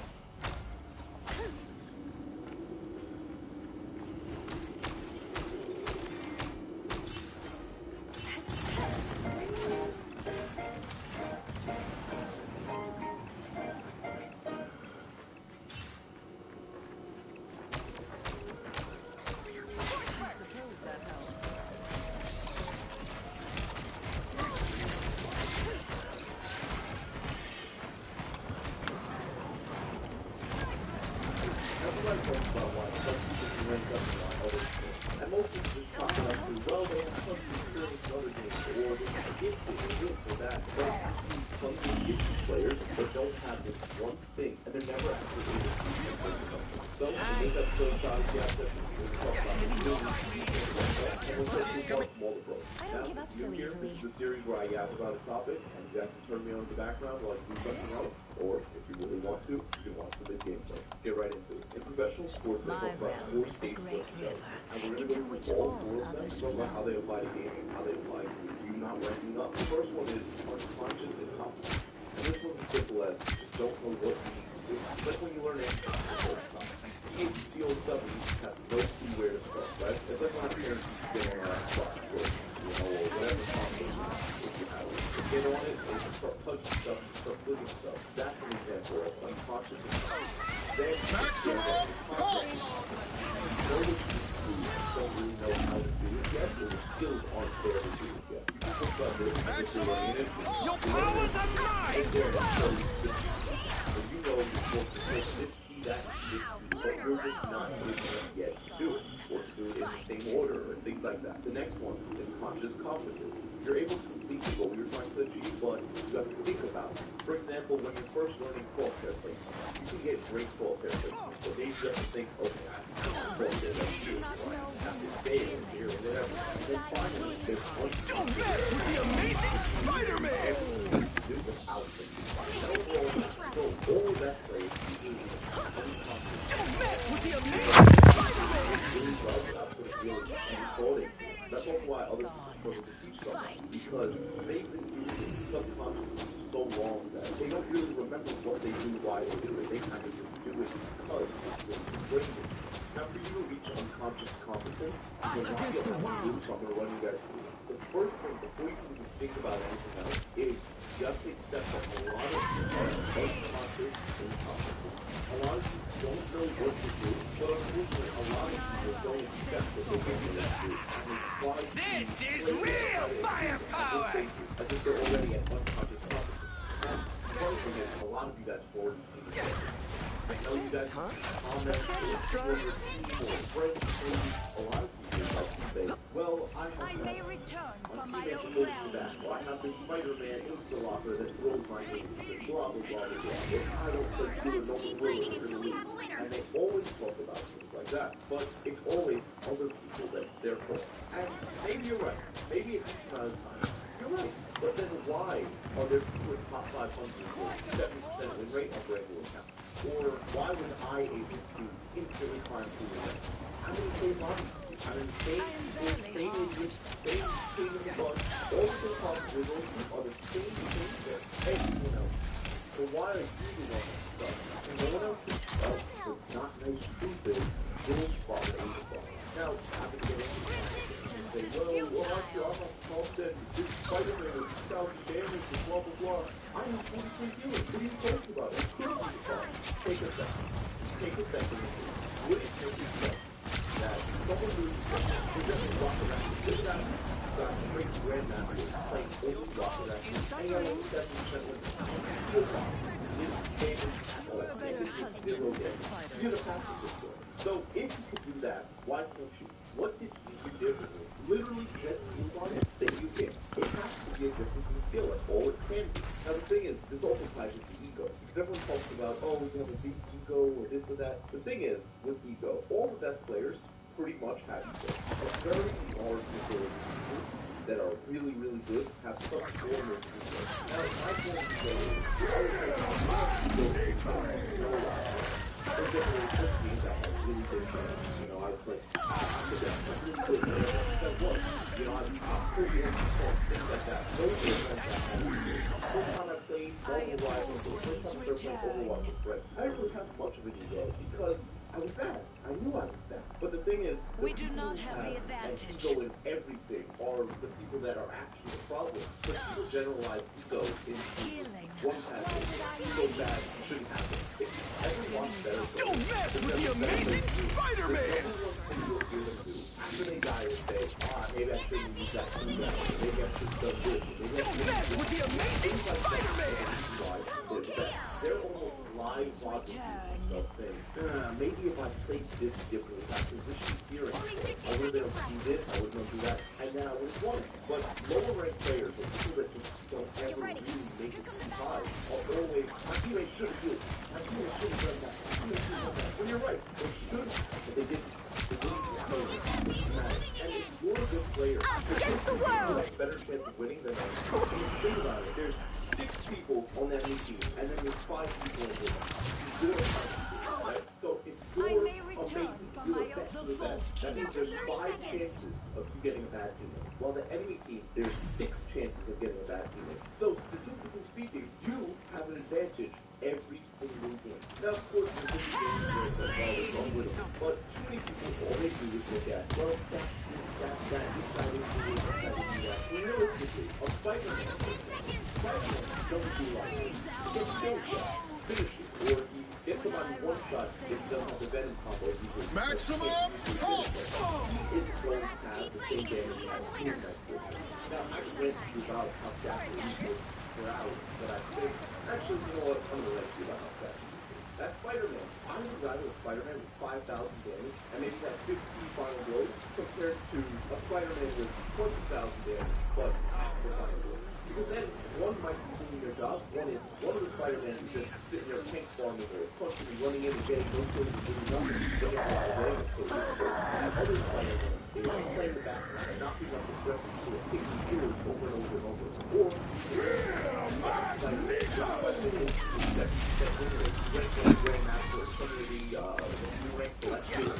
bro.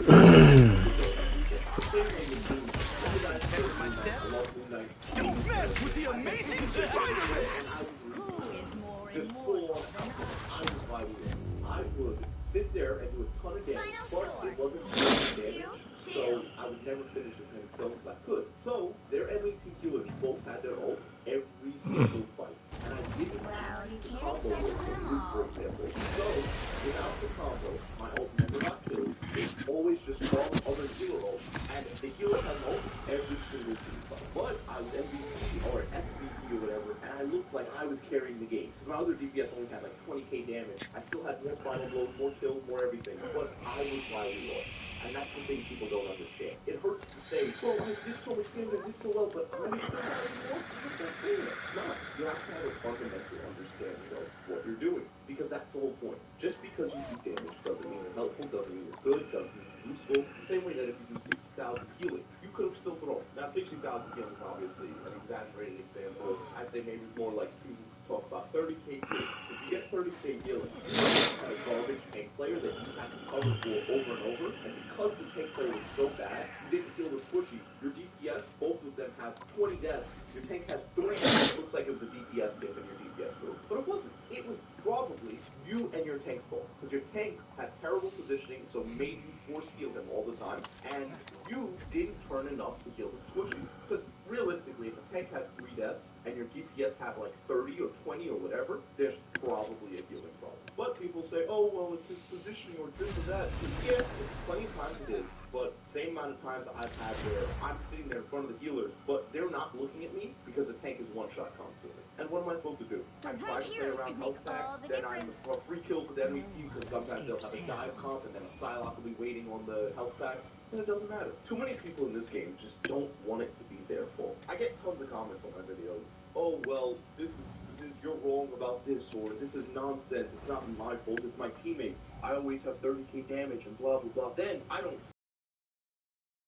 and it serves me no benefit, right? But sometimes I want to ask them, what's your rank? Because most times people who say that are bronze and silver. Most of the people who say, oh well, it's always my team's fault, they're hard stuck bronze. If you're hard stuck bronze, you are part of the problem.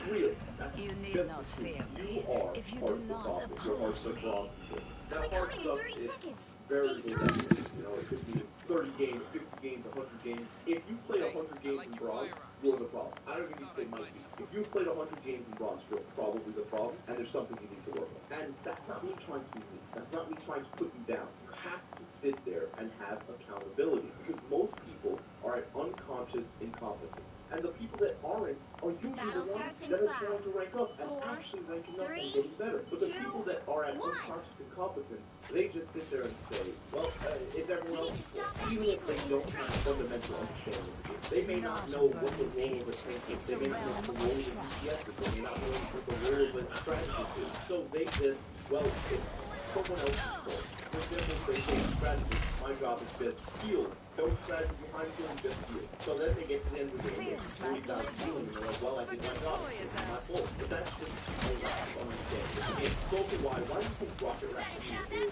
in higher level play, such a good healer? He has a revive station that turns this game into 76.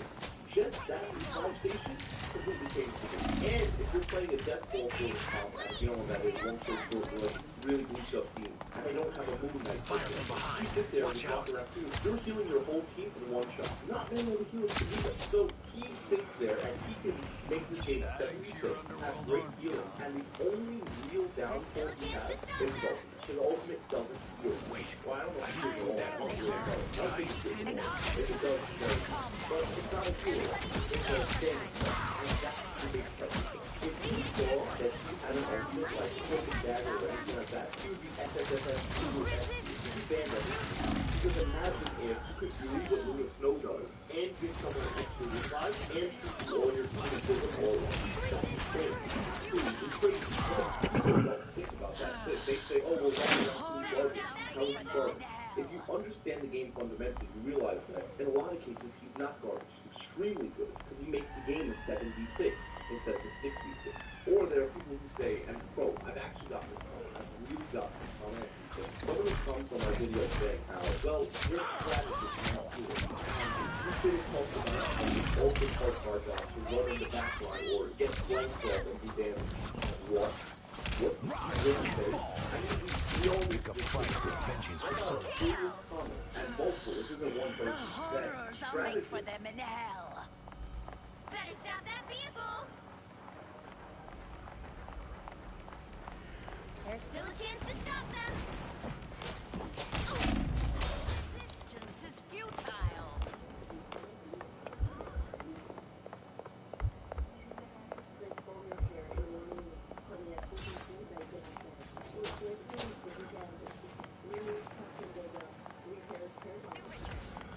They hit a checkpoint. Now might be a good time to stop them.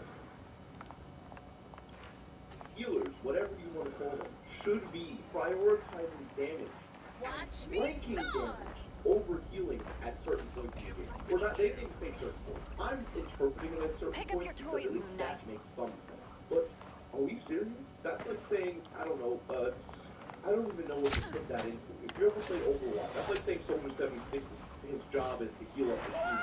Actually, the funny thing is, we do actually have a story about that. My friend and I, we were playing Overwatch, and while we were playing, we had a Soldier 76 on us. It was really bad. And I was playing Reaper, and he asked me, like, bro, you gotta shoot the Pharaoh for us. You gotta shoot the Pharaoh. If you don't know Pharaoh flies, it's similar to like, he was playing against Punisher, and I was playing, like, what's the closer range? I'm playing, like, Black Panther, alright? Well, I'm playing with Punisher shotgun. This guy told me, you shoot it. It's your job. My job is to jump up in the sky and shoot the flying arrow. Okay. Now every time I kill like an Iron Man with a Cylon, I would say, "Hey guys, it's my job. No, I did my job, guys." But this is what I mean. And there's nothing wrong with it if you're flying to it. But if you're just so stubborn and angry and like, no, it's not possible. I feel 30,000. I feel 40,000 there. I've watched 50,000 on Dr. Strange. It can't be my fault. There's nothing you can do. You're going to stay. Because once you reach conscious incompetence, at least you know what to do. If you're still stuck, but you know what to do, you will run up. Because knowing what to do is half the battle. 70% I shall claim my victory eventually. Fundamental level, everything else comes and follows it. Because what more is there? If I understand that this game is 66, getting a healer pick is basically one of the most valuable things, you should be killing people when they die, etc., etc., etc. If you understand that, you can, even if I miss, even if I suck, if I fundamentally understand, kill them more than they kill me, position here, do this, target these characters, you will eventually, and you will get that. But the first step is set where you lie. When this process happens, you have to kill, but just set it. This is ideally where you want to be. Because everything afterwards is tough. It happens. You know? You won't have to say, oh, against the world! Not really. Bro, what type of ult was that, bro? I hear the man who practiced one kick 1,000 times instead of 1,000 kicks, or whatever. You guys get the idea. You know what I'm talking about. But that's true. Because they master it subconsciously. Perfection. That's what it's about. You just have to get out of unconscious incompetence. You have to accept your part of the problem. You have to accept that you're only in each game, and you have to do something about it. Now, we can call this video gap, it might be called the gap, but I want to talk about this. This is going to be a little deeper than normal, but yesterday my mom passed away. Normally I don't really talk about stuff like this, but I didn't really want to talk about it, but I was like, it's my YouTube channel, who cares, you know? At least I should be able to use it to express how I feel. I don't even really know what I want to talk about. It was sad, you know? She had cancer, she had a whole bunch of stuff. It was really sad. I don't want to go into too many details because, you know... But now, I don't know how the videos will be going for the next few weeks, months, because I don't really know where I'm going to live. If you guys didn't know, I've been living with her for a year now, taking care of her every night, every weekend, all that, and now that she's gone, I'm basically going to get kicked out.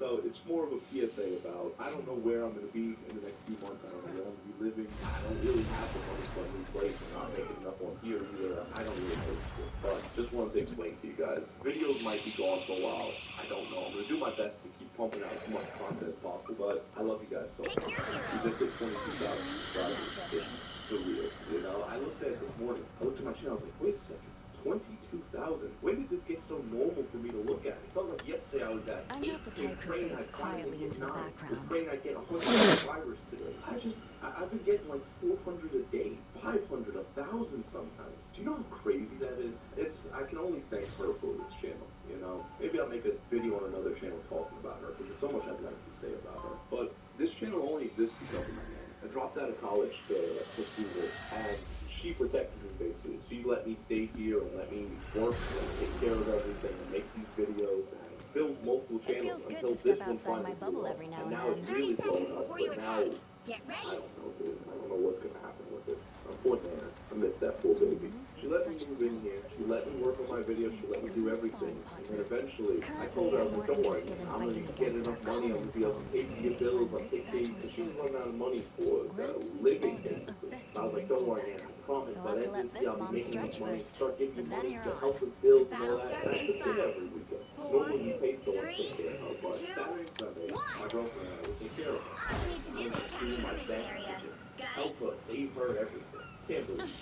Sometimes it's so weird to look at someone. I go upstairs now, I'm like, hey man, help me make them blow up, I don't know.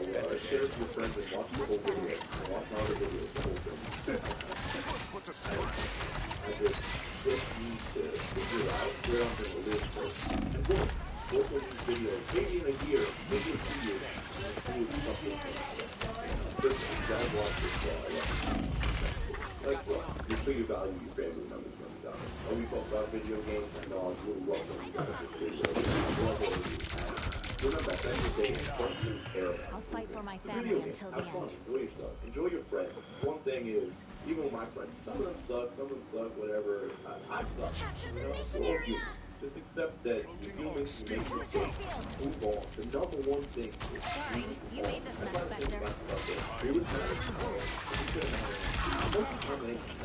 Stop ruining your own life for something that doesn't matter. Love who you with. Talk to who you with. Enjoy your family. Spend more time with the world. Because you never know. She was decently healthy a month ago. Just turned 95 on the moon haunts you! So, 21 days? 21 days later. I love you guys. You want to support me? Watch my video. On it one night. I love you guys so much. Share a video with your friends. It helps. I don't know how many more videos I'll upload in the near future, so I need you guys to take care of me. I'm playing. Don't do that. I love you guys so much. Have a good one, everyone. God bless.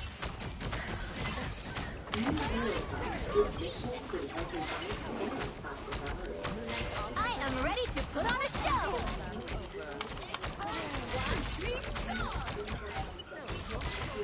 Bionic Surge!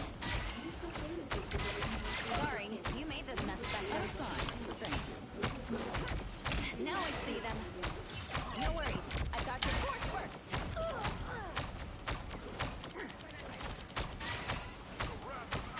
Ever since shooter games, you just wanted to do things you don't know where to start. This will be a full compilation of all my best yak sessions. As a new year, you sincerely glad to talk about a topic, and you put me on in the background while you do something else. I'm understanding what I talk about in this episode are how to get pain in, mentality in games, how to improve faster games, how to improve faster anything, how you can enter a flow state easier, how you can focus better, how working out can actually play video games better, ways to take care of your eyes, ways to take care of your wrist, and a lot more. So maybe you're studying, maybe you're working on something else, all you have to do is let the video play in the background, and you have to do it. And this video is going to have timestamps to what episode of my access in your lesson. So you can skip around and learn exactly what you're doing. Anyway, I love you guys so much. Hope you enjoy. After solo queuing is season 0 of the Grandmaster 2, constantly stay solo queuing is fantastic. Now, the first thing I have to tell you is solo queuing, stop expecting anything. Too many people in solo queue, they just think, well, you know what, they should do this, they should do that, our teammates shouldn't be taking space, our teammates shouldn't be doing that. Realistically, some people take their job, they'll teammates, and throw it. Some people find like fun in the solo queue. Some people find fun in playing the character roles, or some people just don't care. At the end of the day, it's a video game for them, and here's the deal. No one in life, and especially no one in a video game, owes you anything. That's the world! Anything that you get from the team, okay, you can make that too good. But realistically, if it's bad idea to go into a match, this guy should be doing that. But yeah, you're right, but it doesn't mean they're going to. They might have just got off work and they just don't care. They're doing their own thing.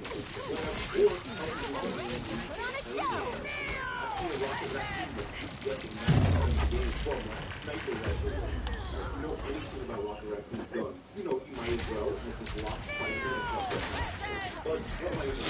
Oh, what are you doing? And then she said, you know what, your mother. And then Luke's car. I'll fight for my family until the end. Nothing I can do. Now, of course, that won't stop me, you know, but it happens all the time. So there's no point in thinking that your teammates can be of any help.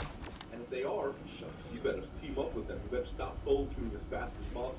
Another thing is, one thing I always said in my other videos, and still believe, is 1 plus 1 plus 1 is still higher ranks. And the reason why I said that is because most great stuff is there. And just learning your roles will do more good for your team than learning 30 different roles and stuff in your life. Right? This stuff is right. Well, I can tell you all that skills, mediocre skills, Clearly,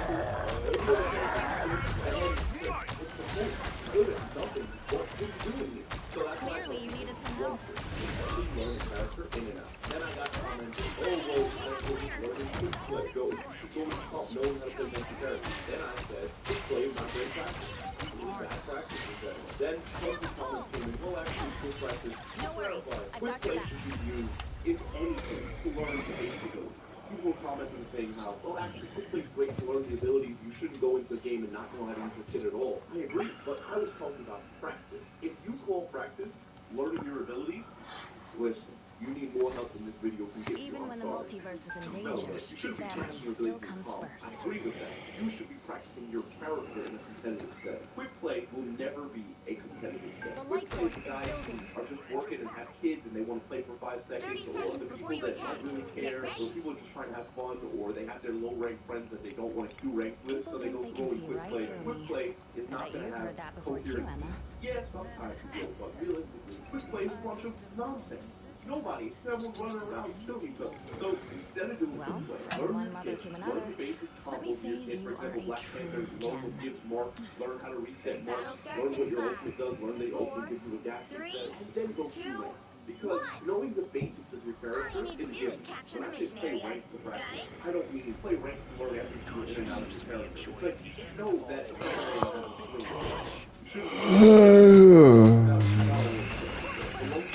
you should be one clicking to master a character, and then, especially for solo queue, learn at least one other way. For example, I can't tell you how many times climbing solo queue helps me just knowing Dr. Strange, and then, yeah, I play Federal and DPS, but I play that Google Strange. I would carry it, because I had 4 characters that I was using. So I took the time to learn Dr. Strange, and yeah, of course, it's fun, it's easy to match, but people also commented, bro, why are you running away? It's gonna throw people zero. Let's be so real. How many times have you dealt with people playing? At the end of the day, nobody cares about you, okay? No one in this team cares about you. So, I'm not saying you tell the person to play the game, but if you know that you play the game, your character, play your character and keep learning. Because everyone's gonna throw games. Everyone's gonna have bad games. It's part of Clearly, you needed some help. you should make yourself worrying about it. At the end of the day, if someone else wants to class, they're going to throw your games and learn what they want to learn. And then you put so much time thinking, I don't want to throw their games, I don't want to throw their games. Then the people that did throw your games, practice their characters, learn them. And then you look at their rank again. And they're master, eternity, what's the rank? Celestial. Then they need to know if they didn't care. They took the time to learn. They accepted that. Losing is part of learning. Other people gotta lose with me. That's my fault. It's my fault. There you go. Now people are not be able to trust people. You should basically play around your back. Give me an example. When I was playing one, I had this person, this is Valorant, but it applies. I had this person in Valorant who was just completely throwing. They kept running it down. I am ready to put on a You show. know what? I'm throwing. We started losing around.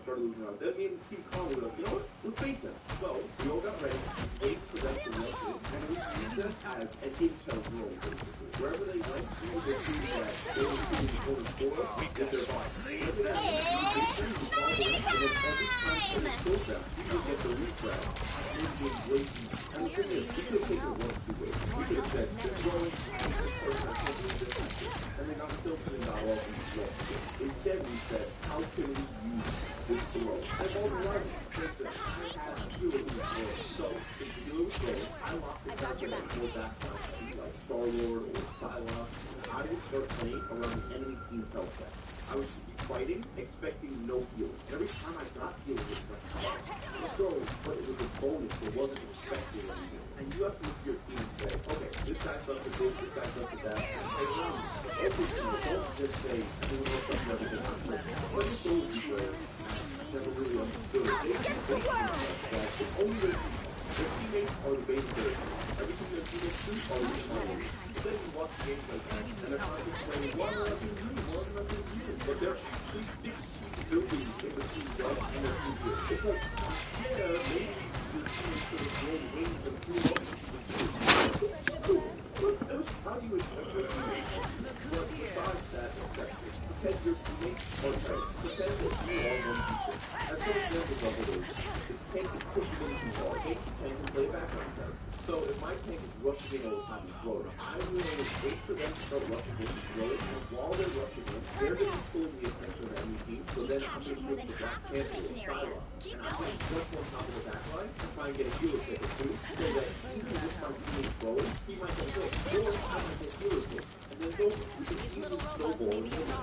Or if you have a defense, lock in Doctor Strange, lock in Mantis. If you have a friend, lock in the Hulk combo. Do certain stuff like that and play around. Okay, this guy sucks at this, how can I cover for it? Because too many people just say, well, whatever. But if you sold me, you don't have to love the you just play with you. This is kind of turned into like an accountability thing. You okay, baby? Because you're not going to like that. If you're not willing to accept like new stuff, and it's not your fault, it's your fault, you're not going to rank up. You're not going to win. Because solo queue. Hey, what's up, buddy? How you feeling? Now, another tip, and honestly, most people apply this to it. Sometimes my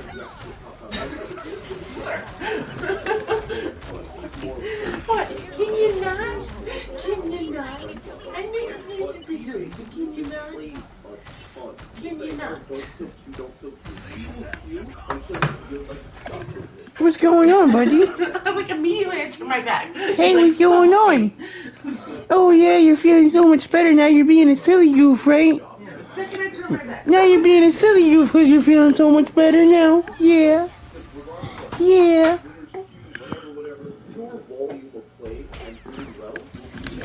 Yeah, you're being a silly goof. Yeah. Yeah. Oh yes, I do. I love you so much. You're being so silly. I like seeing you like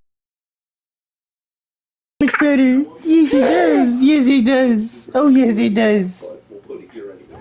Once again, thank you guys so much. If you didn't see my last Yap session, I love you so much. I love you so much.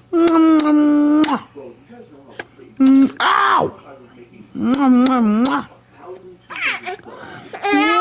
Yeah, you're being a silly goof. Yeah. Yeah. Yeah, you're being so silly. Yeah, you feel so better now. Is that what it is? You feel better now, so now you're just gonna be all silly willy. Yeah. Yeah. Ow. Yeah.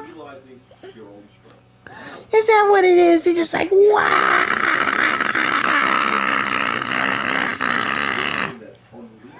You're like, wow.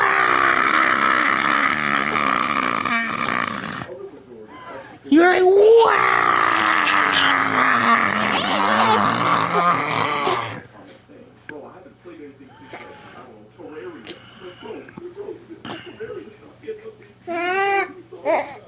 Yeah.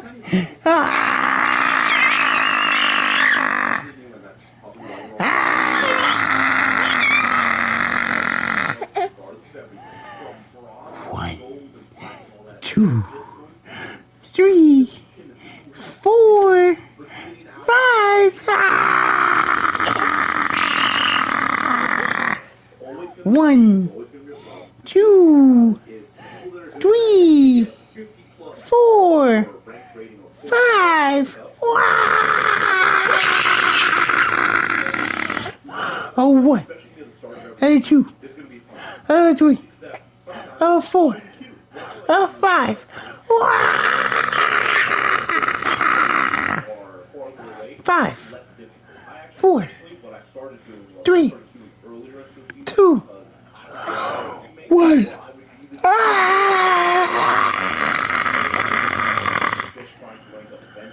Skip the first week of a new season. Just chill. Just relax. If you're trying to rank up as fast as possible, I would make sure you play the first week of the season. Because the first week is the streamers, the YouTubers, all that. And if you want to either try to play your luck and see if you get lucky and get on their team and get carried up, or what's going on? What's going on? Yeah. And sometimes it works. Some people get boosted straight up to top 500 and close to it because what? What? you just realize that this practices. Whether you're playing Valorant, Overwatch, Fortnite, any game, it's all the same. At 2 a.m., we're going to be the best. We're going to improve at this. I want to go. Yeah. I want to practice. I want to be better than my friends. And then the next day, you say, let's go play something else. I'm going to play with Someone seems so excited. Oh, yes, they do. Someone seems so excited. Someone seems like they're feeling so much better. I'm going to be jacked. I'm going to be brawling. And then by the next day, we're getting Dunkin' Donuts. But it's been overcomplicated. It's not as crazy as people think. And in this Yap session, I'm going to talk about... Wow. I was looking back and I was a struggle it was for me to practice anything for a while. And if you don't know what I look like, this is what I used to look like, and this is what I look like now. And just doing this transformation helped me realize a lot of things Wow. myself, 5, well, I have to do this, 4, do this correctly, 3, correctly. No, you don't. 2, Most times you just have to 1.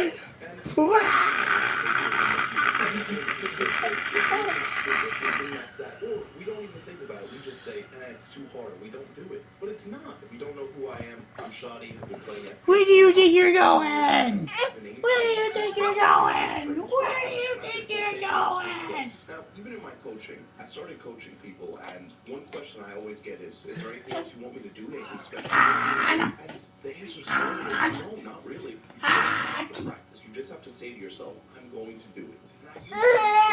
Yeah, go ahead. Go for it, buddy. Go for it. Go for it, buddy. Go. Go. Go. Go. Go. Oh, there you go. There you go. Then I quit again. And even in real life, every other thing I do, I started and I go to stop. And most of the things that I've actually had success in, I just got over that feeling of wanting to stop. Everyone sits there and wants to know, how do I improve? What's this? What's this? How do you stay so consistent? How do you do this? It's a choice.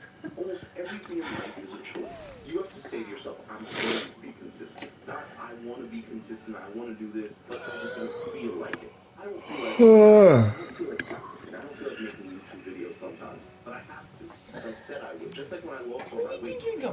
You can't go that way. You can't go that way. It wasn't, I don't want to. I never wanted to. He wakes up and says, I want to go for a jog, and I want to go do all this, and I want to do this. Instead of playing video games and having fun. Most people don't say that. Most people would rather play video games and just have fun. I get it. I don't blame you. I'd rather it all the time. But you have to say to yourself, does this align with my goals? And you can still have your fun and get to your goals. In training, you only have to do 30 minutes a day, if that, and do it 4 times a week. 3 times a week. That's a burp. To lose weight. When I lost all my weight, I went to the gym maybe 3 times a week for 30 minutes, 40 minutes. It's not a lot of time. That was so thirsty. I had 7 whole ounces. What? And anything is just do it. Get up and decide, I'm going to do it, I'm going to get it done. Do it for yourself, because in life, no one's going to save you. No one's here to help you. If you get someone that will help you, you should think of it as a blessing. That's life. So, if you really want something, make the decision to get it yourself and drive towards it. Most things are easy if you decide to do it. You know, climbing all the way up to GM1 and now climbing again in this new season, there's one thing that's always true about this game. And honestly, most games. And that's that Yeah? What's going on? Someone's going to inslot something. But I don't actually think that's the problem. And that's what we're going to talk about. This episode of Yap Session. As you guys do here, it's the series where I yap about a topic. You guys turn me on the background. Sometimes I wish I could go back into the deep freeze for a few more decades. Honestly, I spoke to my last session. A lot of people commented, I can't believe you're promoting Yeah. I can't believe you're promoting this, or I can't believe you're promoting not learning other roles. And it had me thinking a lot. It's like, is that really such a bad thing? Because in a lot of my games, I do insta. Yes, sometimes I flex, but most of the games I win, I insta. So installing is this horrible thing. Why does it work so well for people? Why does it work so well for some people? And it got me thinking, curious, like, what's All you need to do is capture the mission area. when I inslot, I've heard plenty of games with This looks like a game of Guardians of the Galaxy. So why did I win those? But if I had the perfect More bad guys. Just and what I we flex, need. lose. Where it comes from for you to a little bit. Lower ranks in general. When I was playing, I didn't have the game. I totally inslot the goals. Looks like the mission area is complete to capture now. But see, that's the important part. A to B.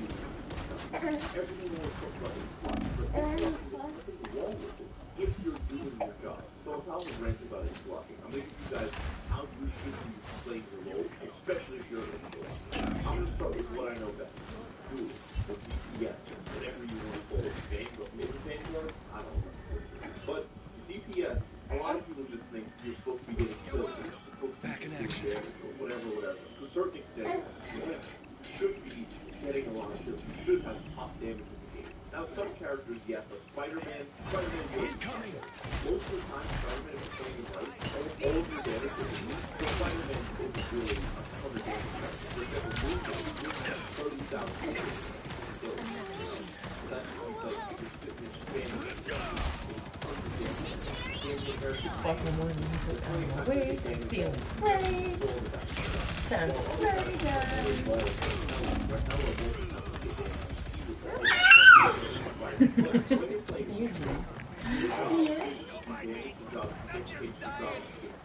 Now, depending on who you're playing, how you'll do that. So, for example, on Punisher, my job might be different than it would be on Psylocke or Star-Lord. With Punisher, I'm getting set up on my turret, or I'm rushing through with a shotgun with my tank, or I'm setting up on high ground, getting an auto rifle in it, or launching my raccoon to give them high ground. Something along those lines will work, right? But in general, I'm trying to figure out how can I use my best skills to either pull the enemy defense, kill it, or set it up so that I can kill them. Or even just throw my ultimate so I can do it. While with Star-Lord, my job is I'm going in the back line, trying to get a one-hand up on the field, trying to kill them. Or if I can't, I'm calling an ultimate, or I'm going to do a healer guard, and kill like that.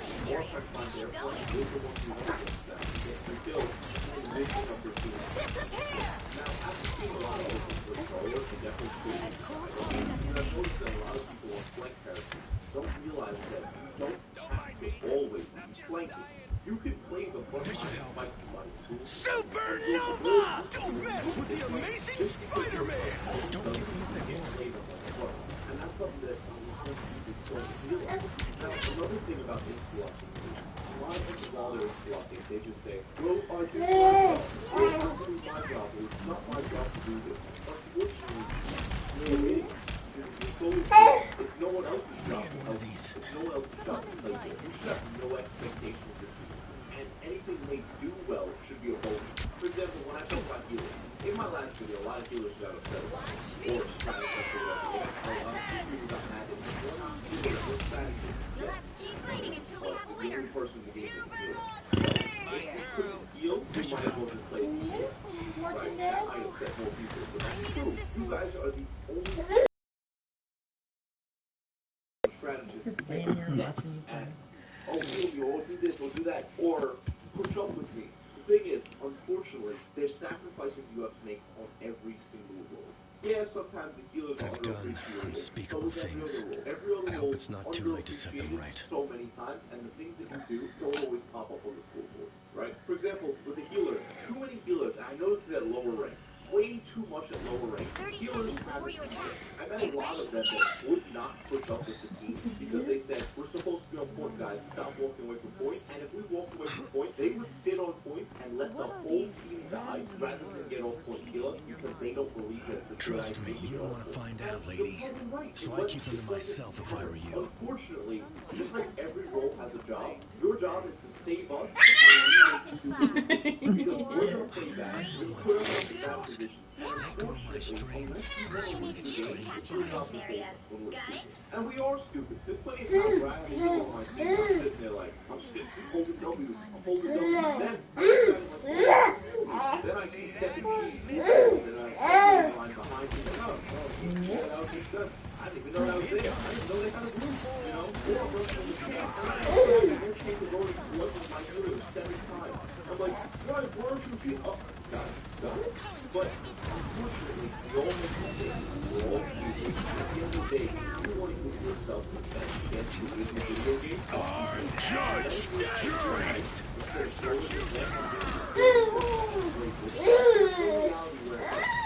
Purely an ego thing or a team not winning. You're gonna say hell with that. you have to say, for my team, because I that's what you're trying. You know, just like, yeah, you guys are garbage, I carry you, haha. Listen, once the game's over, avoid them, doesn't matter. But win the game. Stop worrying about other people and win the game. Anyways, as per usual of Yap Session fashion, completely side railed off of talking about DPS.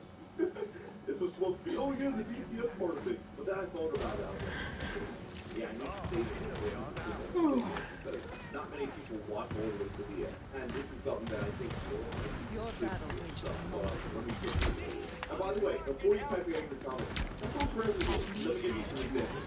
DPS. Too many times DPS complain about, oh well, our ship's not open up over here, or take something space, or take something that. You gotta do yourself sometimes. Sometimes you have to play the all thing. Sometimes you have to push up. Sometimes you have to walk past everyone to get that healer. Or when the tank is ignoring you, not helping you, and there's a panic on your back.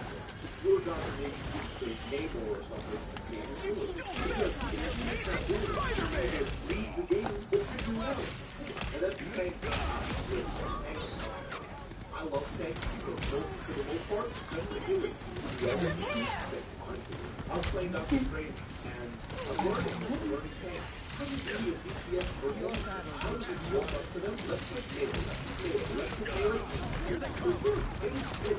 I would walk past their tanks because my DPS is doing nothing. And I would just walk to their field, go on forward their unit, and just change the fight by myself.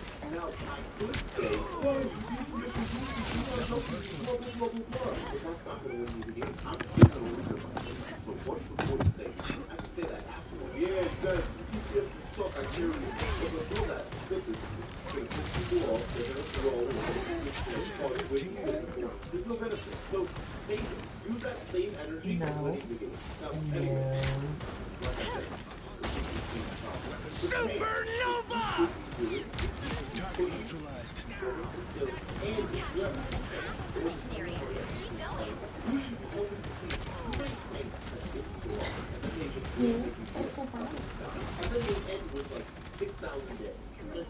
Judge, jury, executioner!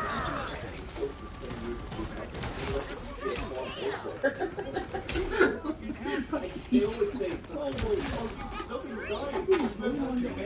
But you tanks in this game do too much damage. You don't believe me? Go use doors like Thunder God.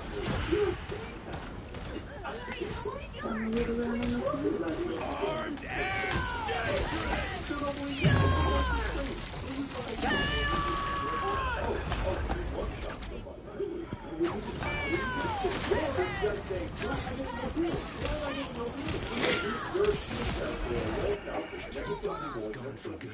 You're taking 10 million damage. And you're just like, my healers got this. Yeah, they got this. Or you're not turning around and your healers are getting beat to death by a Black Panther or a Cylon. And they've gotten to a point where they have to start fighting for themselves. If you don't turn around and help them out, there's nothing wrong with it. But if you're never doing the road, it's not just to stuck with the roll. Then yeah, I agree with you. There's one thing to talk. But it's not that players think so on there. That's what bad is the ball. The person was complaining, oh, no, you know,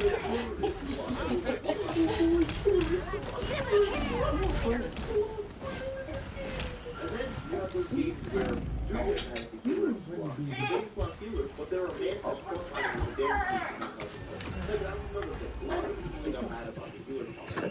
He was here. He rolled over, grabbed the washcloth, and rolled back over and looked at me and smiled. Very proud of yourself there, buddy? Real proud of yourself there?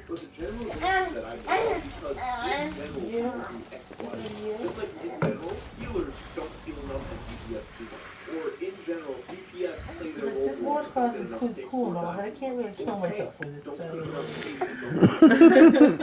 those are generalizations, and all of them are true for a large amount of players. But once again, that was a tangent. The point of what I'm trying to say is, pay attention to your team, play around them, help them, and everyone needs to do their role. Healers can't heal if you as the tank rush up and let their tank beat them to death. The same way, when DPS can't save you from a dive if you're fighting the dive instead of healing them when they're one-shot. You need to focus on doing your job. In this game, if you just do your job, you're going to rank up. Especially because 50% win rate is all you need to rank up. Not today. Which, in my opinion, is stupid. But, you know, but that's all you need. So just do your job. And the reason why I said insta-lock and one-trick until a certain rank is because you can't do your job if you don't even know how to do your job. The only way to learn how to do your job is play, lose, and then win. You're never Just going watching, to get buddy. the experience of having to climb, having to deal with people, having to deal with everything, unless you play rank. And climbing, the things that work change at every few ranks. And I mentioned this before, but like bronze to silver, purely mechanics is carrying on. Gold to plat, learning the mechanics and then learning basic team play. Diamond to probably Grandmaster Plus is just purely getting better at your role, You can't learning have how to any play of those together as things. a team, learning basic ult combos, and learning how not to stagger and things like that. The complete basics of the game, just at a higher level, is all He did it from a better angle. and that's it. And that's what you don't hear me complain about, oh no, this Insta-Lock had 50 kills and 3 deaths. You do hear me complain about, why on earth did I let you play Hela when I'm a great Hela and you have 5 kills? What are we doing here? But it's all perspective. It's not, everyone thinks, oh, you should stop insta-locking. It's not the problem. Bad players are the problem. All of you that have insta-locked and thrown your job are the problem. And that's also why Widowmaker in Overwatch was such a problem. Because everyone said, oh, Widowmaker's a terrible pick, Widowmaker's horrible. Then, you know, Widowmaker on your team that is constantly keeping 3 people dead the whole game. And you're like, I love you Widow, too. please don't quit. Stay on Widow. And it's like, yeah, duh. The character isn't the problem. Good time going around on my bed The here, greatest Mom. character ever. A one-shot headshot at any range? Yes, sign me up. But that's not the problem. The problem is the person playing. Anyways, this video kind of turned into brutally honest advice, I guess. Have you guys ever been on YouTube and you see all these people that say, aim science, this is scientifically the fastest way to improve your aim? And the most scientific thing they say is, sleep is important. If you sleep, you get better. Well, if you're as sick as that as I am, here's some real aim science and bro science to getting the best aim in the shortest amount of time. Now, we're mostly going to talk on 3 topics. The first one will be focus, the second one will be diet and supplementation, and the third one will be all about aim training. So welcome to episode 5 of Shotty's Yap Session, also known as the greatest background noise. First up, focus. When someone says focus, it's a really hot topic. We always talk about, oh, I can't focus, I can't do this, oh, I have ADHD, I have ADD. So as the Andrew Huberman fanatic I am, I decided, let me look up why, let me see how it...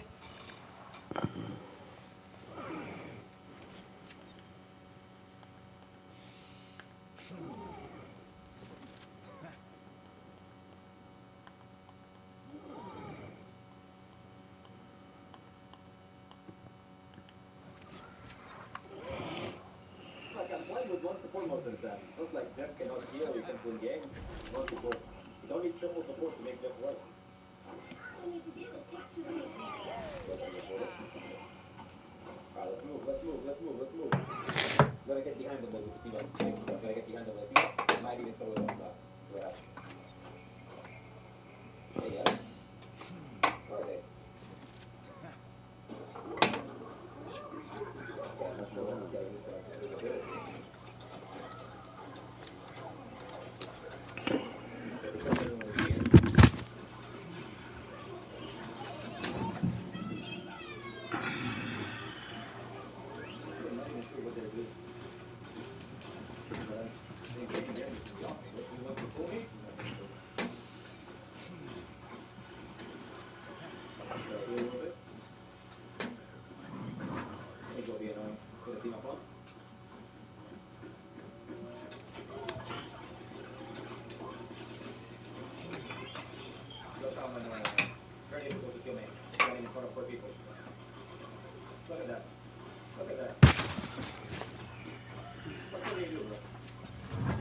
Because I have my ulti and they're coming up, gotta do my thing.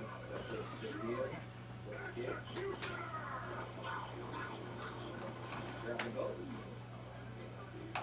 1, 2, style point. Boom, dunk. That was pretty tough.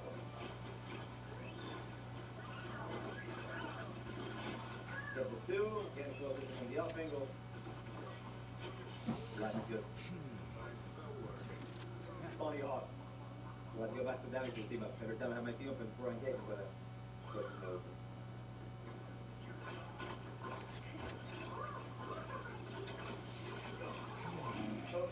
Okay. Hello. Oh my goodness.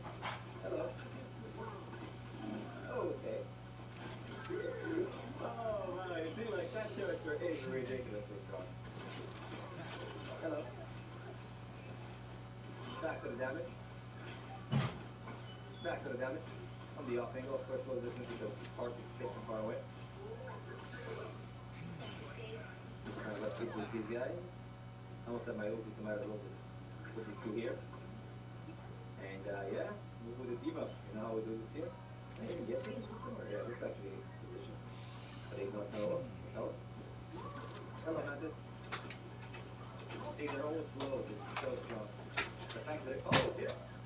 What are you doing, Jay? What are you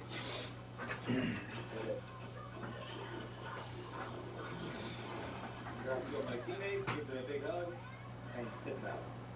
For a thing out. Oh, wait. Still touching Floyd. Somebody's touching Floyd. My hope is a little struggling. But it's okay.